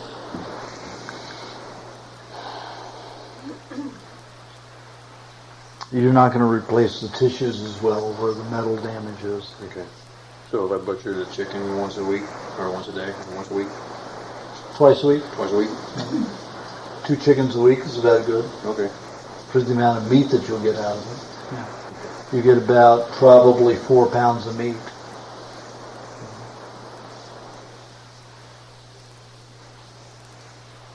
And you definitely need some seafood too. I have a fear about seafood, so it's hard for me to trust the store buying seafood. So I don't know what to do about seafood. From the ocean, it's from the ocean. Get the swordfish, the tuna, stuff like that. Any specific type out of the store that would be less toxic? Is seafood in the store mostly toxic, or is it toxic at all? Well, if it's freshwater fish, consider that 33 to 35% of all fresh water is contaminated. Ocean is only 2% contaminated. You make the choice. Tuna. What about high country trout? High country trout, as long as they're not throwing pellets in it and feeding it garbage. It's just wild trout. It's wonderful. Trout is incredible. It's my favorite. Yeah. Yep. And there's a big difference between hatchery trout and wild trout. Yeah, huge. definitely. And hatchery trout will turn into wild trout after a year of being in the streams, compared to all the trouts. It takes longer than that to really get the degenerative tissue out of it. It takes about 4 or 5 generations of trout. Oh, 4 or 5 What about trout. oysters? Yeah. Nice. Oysters. Oysters are great. In jars? Or No, containers? the shell. Pry them open. So can you get them? I know some people eat them already out of the shell in containers. Not a good idea. Okay. It's better to get them live and active. All right. And all of your shellfish, like oysters and clams and scallops, are all farmed. But when they farm those, what it means is they get to legally put a fence around a part of the ocean. So it isn't like the fish that they put in hatcheries and feed them garbage. They can't do that with the shellfish. All they can do is husbandry it. In other words, spread them out, make them develop in different areas so they're not piled on top of one another, so they'll develop larger. So they don't poison them. They still get fed from the ocean naturally. So that farmed is okay.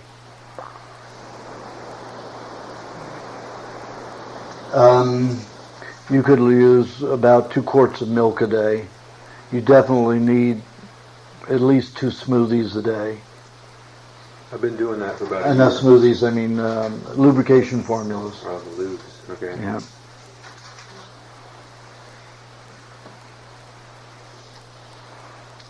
Pineapple will be very helpful for you.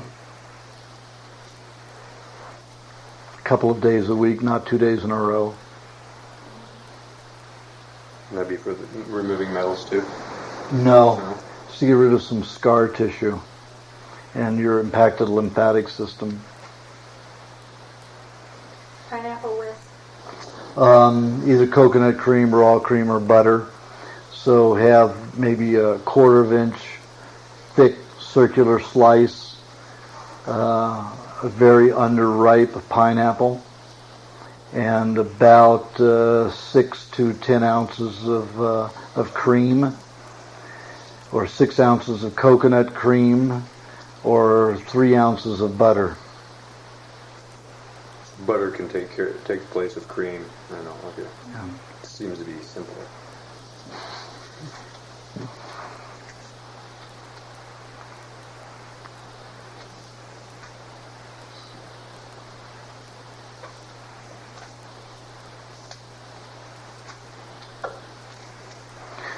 Once a week, with your last vegetable juice, eat about 12 to 13 little leaves of parsley, Okay. chew them, and then drink your juice. That's the parsley drink. The celery and parsley drink. Yeah, right. Did you repeat that? Pardon? Did you repeat that after his drink? No, right before his drink, he needs to eat about 12, 13 little leaves of parsley before he has his drink. What's the purpose? Even with the parsley juice, he won't utilize enough chlorophyll. There's something about having the pulp which will help him utilize it a little bit better, so that these red cells will transport oxygen better. Okay. Thank you. You're welcome. What's the difference also in function between cream and the whipped cream when you're combining with either berries or pineapple? Coconut cream is a lot more cleansing, more solvent reactive. The cream will help bind with neurological toxins. It'll predominantly force metal detoxification out of nerve tissue. And between whipping the regular cream versus just having the cream unwhipped? If you whip it, it will digest slower, more slowly. It won't escape the berries, because the berries are going to be pulling out the metal, and you want their fat to be with the solvents that are made from the berries. And if you have it fresh, it's going to be absorbed, and yes, too quickly, and then you're not going to have enough fats in the blood. There's a number of folks you've recommended, like berries and cream to do metal. So is it in general better for them to use whipped, or in some cases it's better? No, it depends upon the liver's ability to digest. Yours is rapid. You could digest cream too quickly. Same thing with E90, you recommended whipped. Right. Anybody that would absorb and digest the cream too quickly, then I suggest that they whip it. Okay, Adam. Yes. Relax your thumbs. Okay, his left testy is in pretty good shape. The right one's starting to debilitate. Lots of edema in it. Pancreas on the left side is okay. The right side is starting to debilitate, but still okay. So he's got about 50% of his pancreas working, which is pretty good. Adrenal glands are extremely overactive. The right one's debilitating.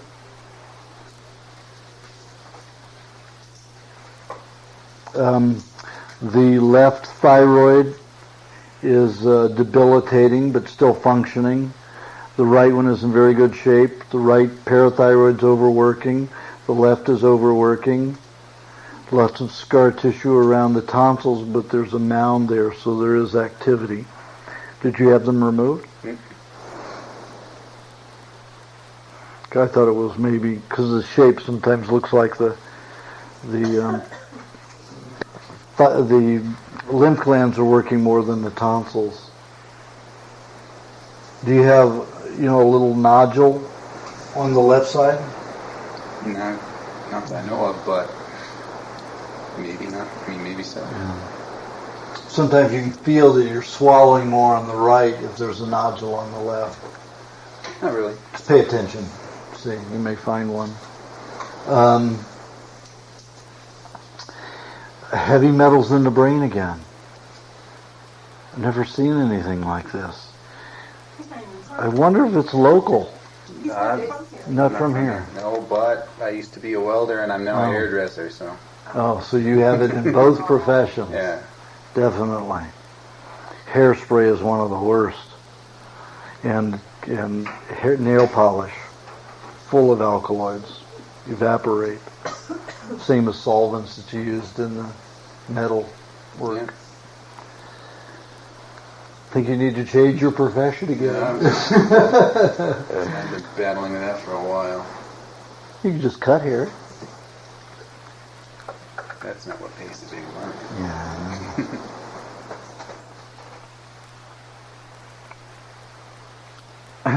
The left side of the spine is in pretty good shape, except right around the waist. Looks like there's some congestion there and some metal poisoning. Do you get any, on the left side, do you get any kind of lower back discomfort? I have off and on, yeah. It's going to get that's heavy. Usually, that's the weak side if there's trouble. The left, yeah. Well, when that starts detoxing, you may feel like you have sciatica that'll end all sciatica. Use a hot water bottle at that time.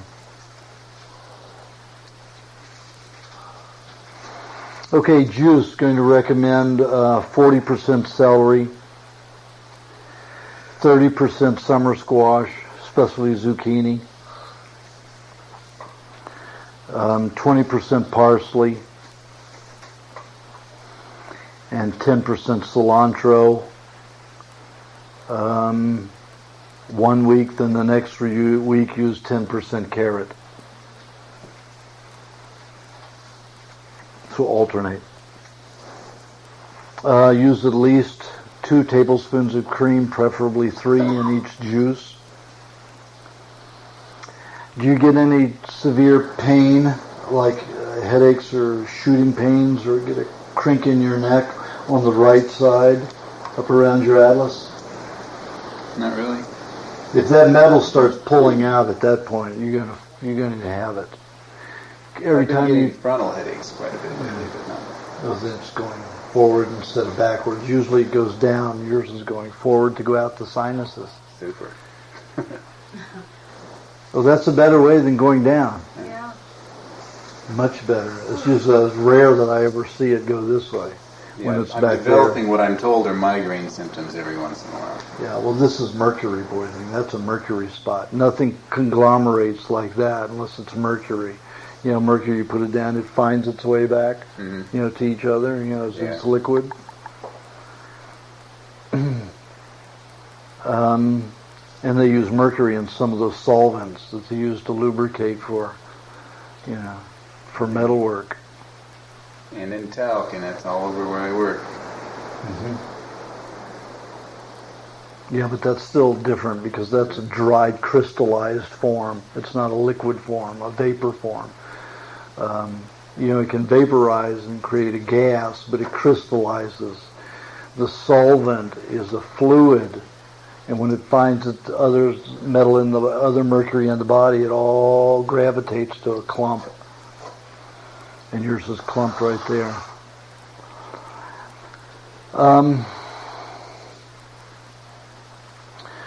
Recommend that you eat from 1.5 to 2 pounds of meat a day. You definitely need that much meat just to deal with the poisons, the proteins that you need to bind with those toxins. And at least a third the volume of fat to what you have of meat. That I already do, but I don't need that much of a quantity. Definitely need it.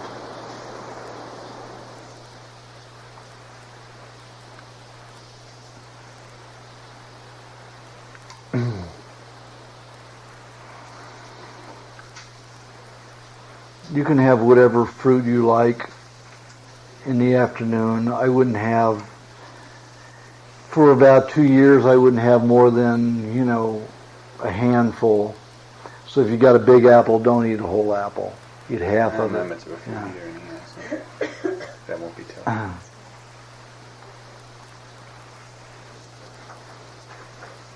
And berries are better for you to help get rid of the metal poisonings.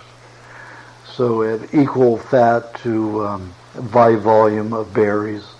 You could have more fat than that, but just minimum of an equal amount, yes.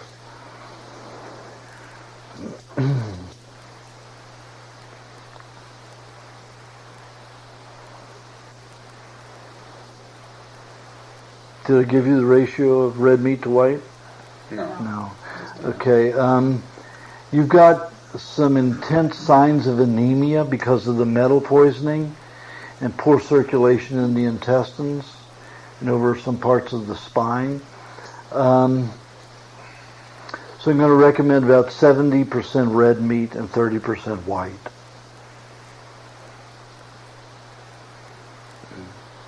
5-10% seafood, the rest fowl.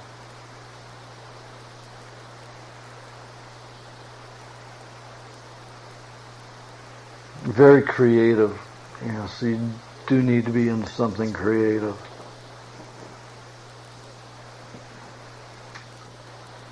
Also very self-critical. Another one of these people who's self-critical on one side. No, you're self-critical all the way around, both sides.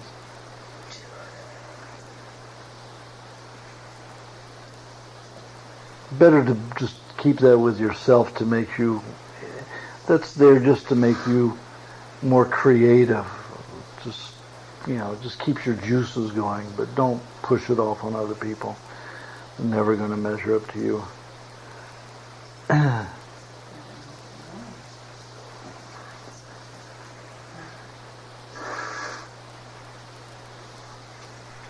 about sleep?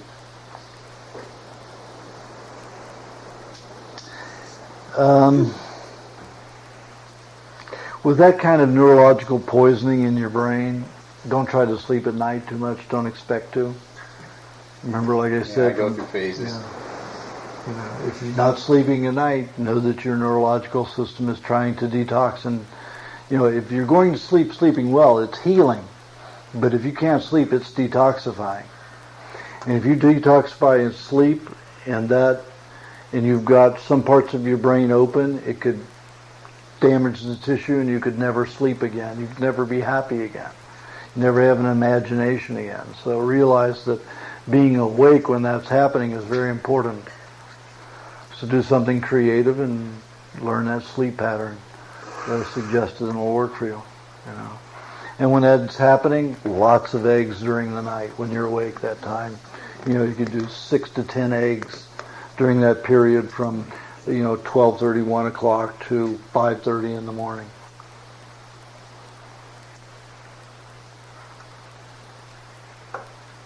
Okay. Wonderful. Good. Thank you very much. You're welcome. Yes? What causes the poor circulation in different parts of the body, like your intestines? It can be a lot of things. It can be adhesion, scar tissue. It can be hardening of the tissue because there's not enough fats in the area. And some poison has gotten in there, or even minerals that are unutilizable, like from water. They get planted in a certain area and they just keep drawing the fats out of the area and dehydrating them, because most people eat cooked fats. So what helps is it just dries out an area and then it hardens like sclerosis. I stayed away from fat up till last year. So. That's your problem. Yeah. That's why I said I pointed you out as my focal point when I talked about lube formula, because I could see that. You're second to that. Second to his fat deficiency.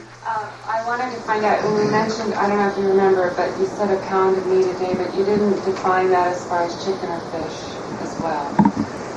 Let me see your hands again.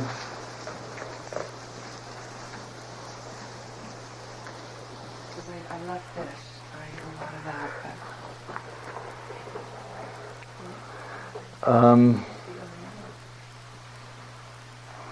but... Lots of signs of anemia. But you also have all this acid. So you're going to have, I suggest that you eat just until you stabilize about 50% red and 50% white. You need a lot more red, but right now, any more will make you too acid. Every time you eat beef, you have to eat at least 3 bites of fish with it. Every time I eat meat? Beef, I eat fish with it? yes, at the same time, or else you're going to get too acidic, maybe even too irritable. Okay. Okay? Thank you. You're welcome. Yes? I've seen in the live food list a lot of discussion about people. Now, I'm not a member of that list, so the only time that I hear about it is when somebody issues something to me. Okay?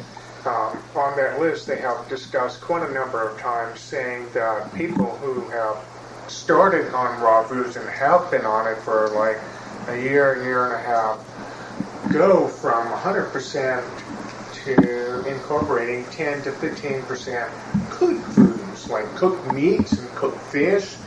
And I'm wondering... You're only talking about 4 people. No, that's us. You're only talking about 4 people, and those are 4 people that are very boisterous on the email list. Interesting. Yeah. Okay. That's creating a distorted picture there. Yeah, I know. That's why I don't get involved in that. That list does not reflect. Notice that it is not the Aajonus way on there. No. Yes. 2 questions. Is ground beef okay, and is 5-HTP okay? Ground beef, it depends on who grinds it. If it's ground in a store, they use high-pressure grinders. So what it does is it homogenizes the fat. So the protein gets locked into the fat, and therefore you can't use it as a regeneration. It's good for detoxification, it's good for fuel, but it's not good if you want to get younger and healthier and stronger. If you put it in a food processor like a Cuisinart and grind it up that way, there's no homogenization because there's no pressure, and that's fine. So if I buy store-bought ground beef, then I'm not going to get You're not going to get regenerative tissue out of it. Most of it, well, you're going to get a little bit, but most of it's going to be go as fuel, so it's a big waste. And then I take it, you would probably recommend against, well, you don't recommend, but 5-HTP is a part of this diet. What's HTP? It's like a precursor to tryptophan. It's just something I started taking for depression. So it's a supplement. Yes. What about Coleman meats versus North Star bison?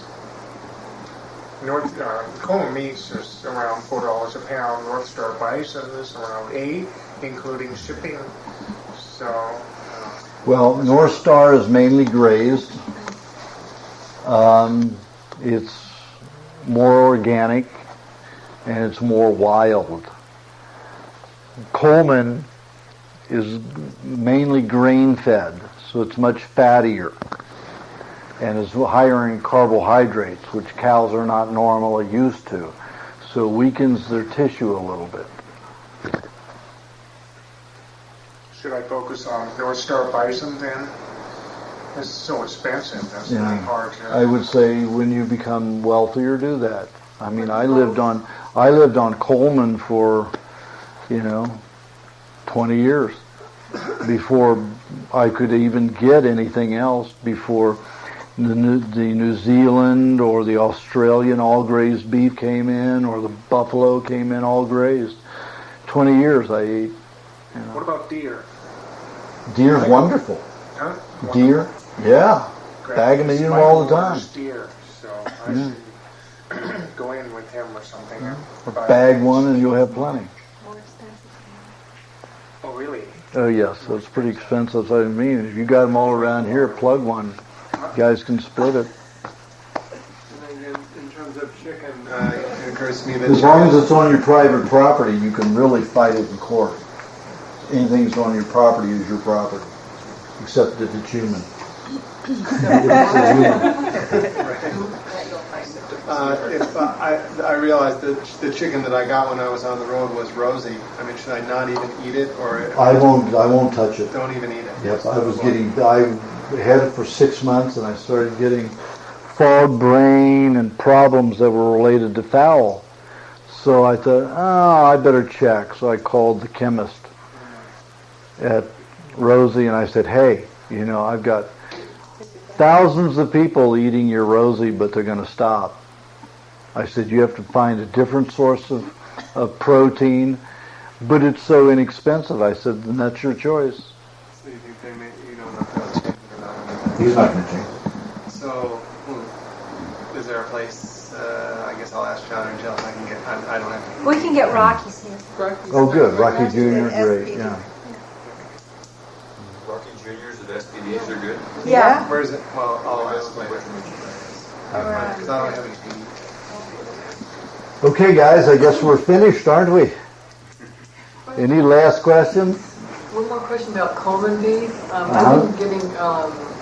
was getting the steak, the top sirloin, and then I started getting cube steak. Is that the wood steak? Cube steak. It's more tenderized. It's not hamburger, but it's just tender. They run a thing over it. Is that? Did you have it spike it to death? That's fine. It's not that high pressure thing if you're talking about. No. That's just a roller with, spikes in it. It's actually really good. It is. It's usually tougher. They usually use bottom round for that, or brisket, so it's really tough. So it's good stuff. They just tenderize it first. Yeah, okay, because it's a lot cheaper, fairly cheaper than the top sirloin. Yeah, they can. They can't sell it without grinding it or tenderizing it.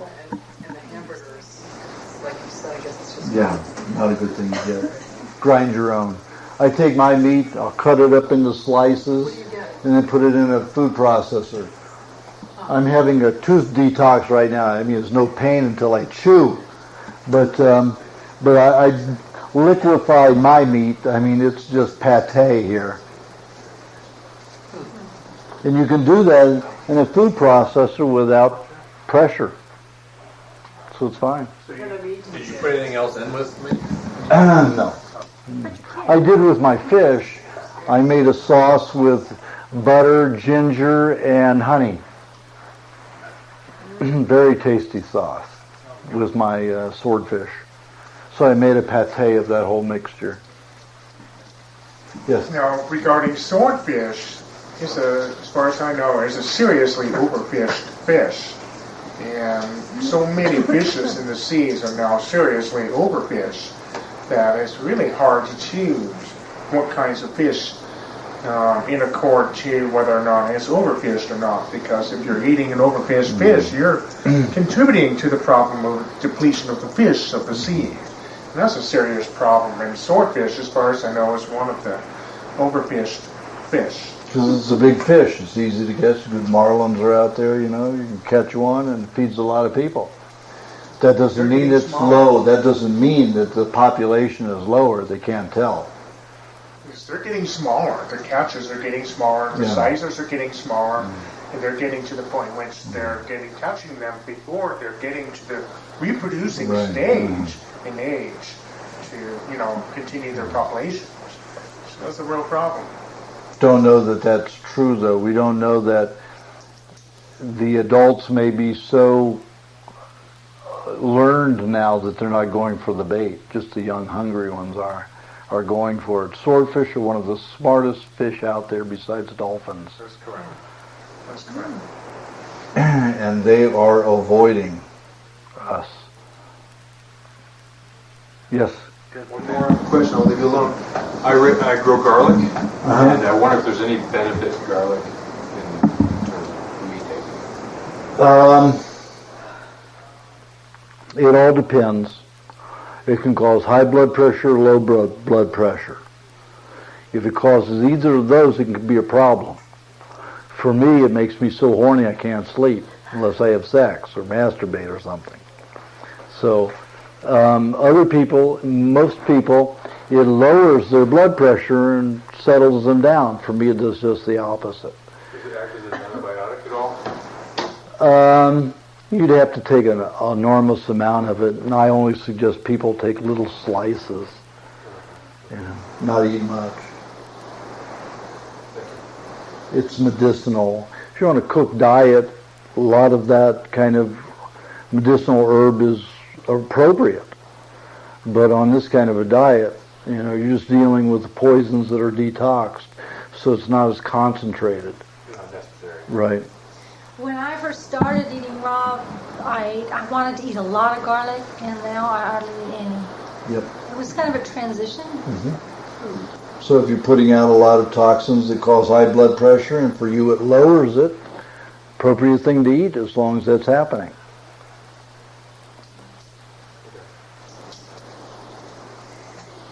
All right, folks. It's been a good day. Thank you. Started a marathon.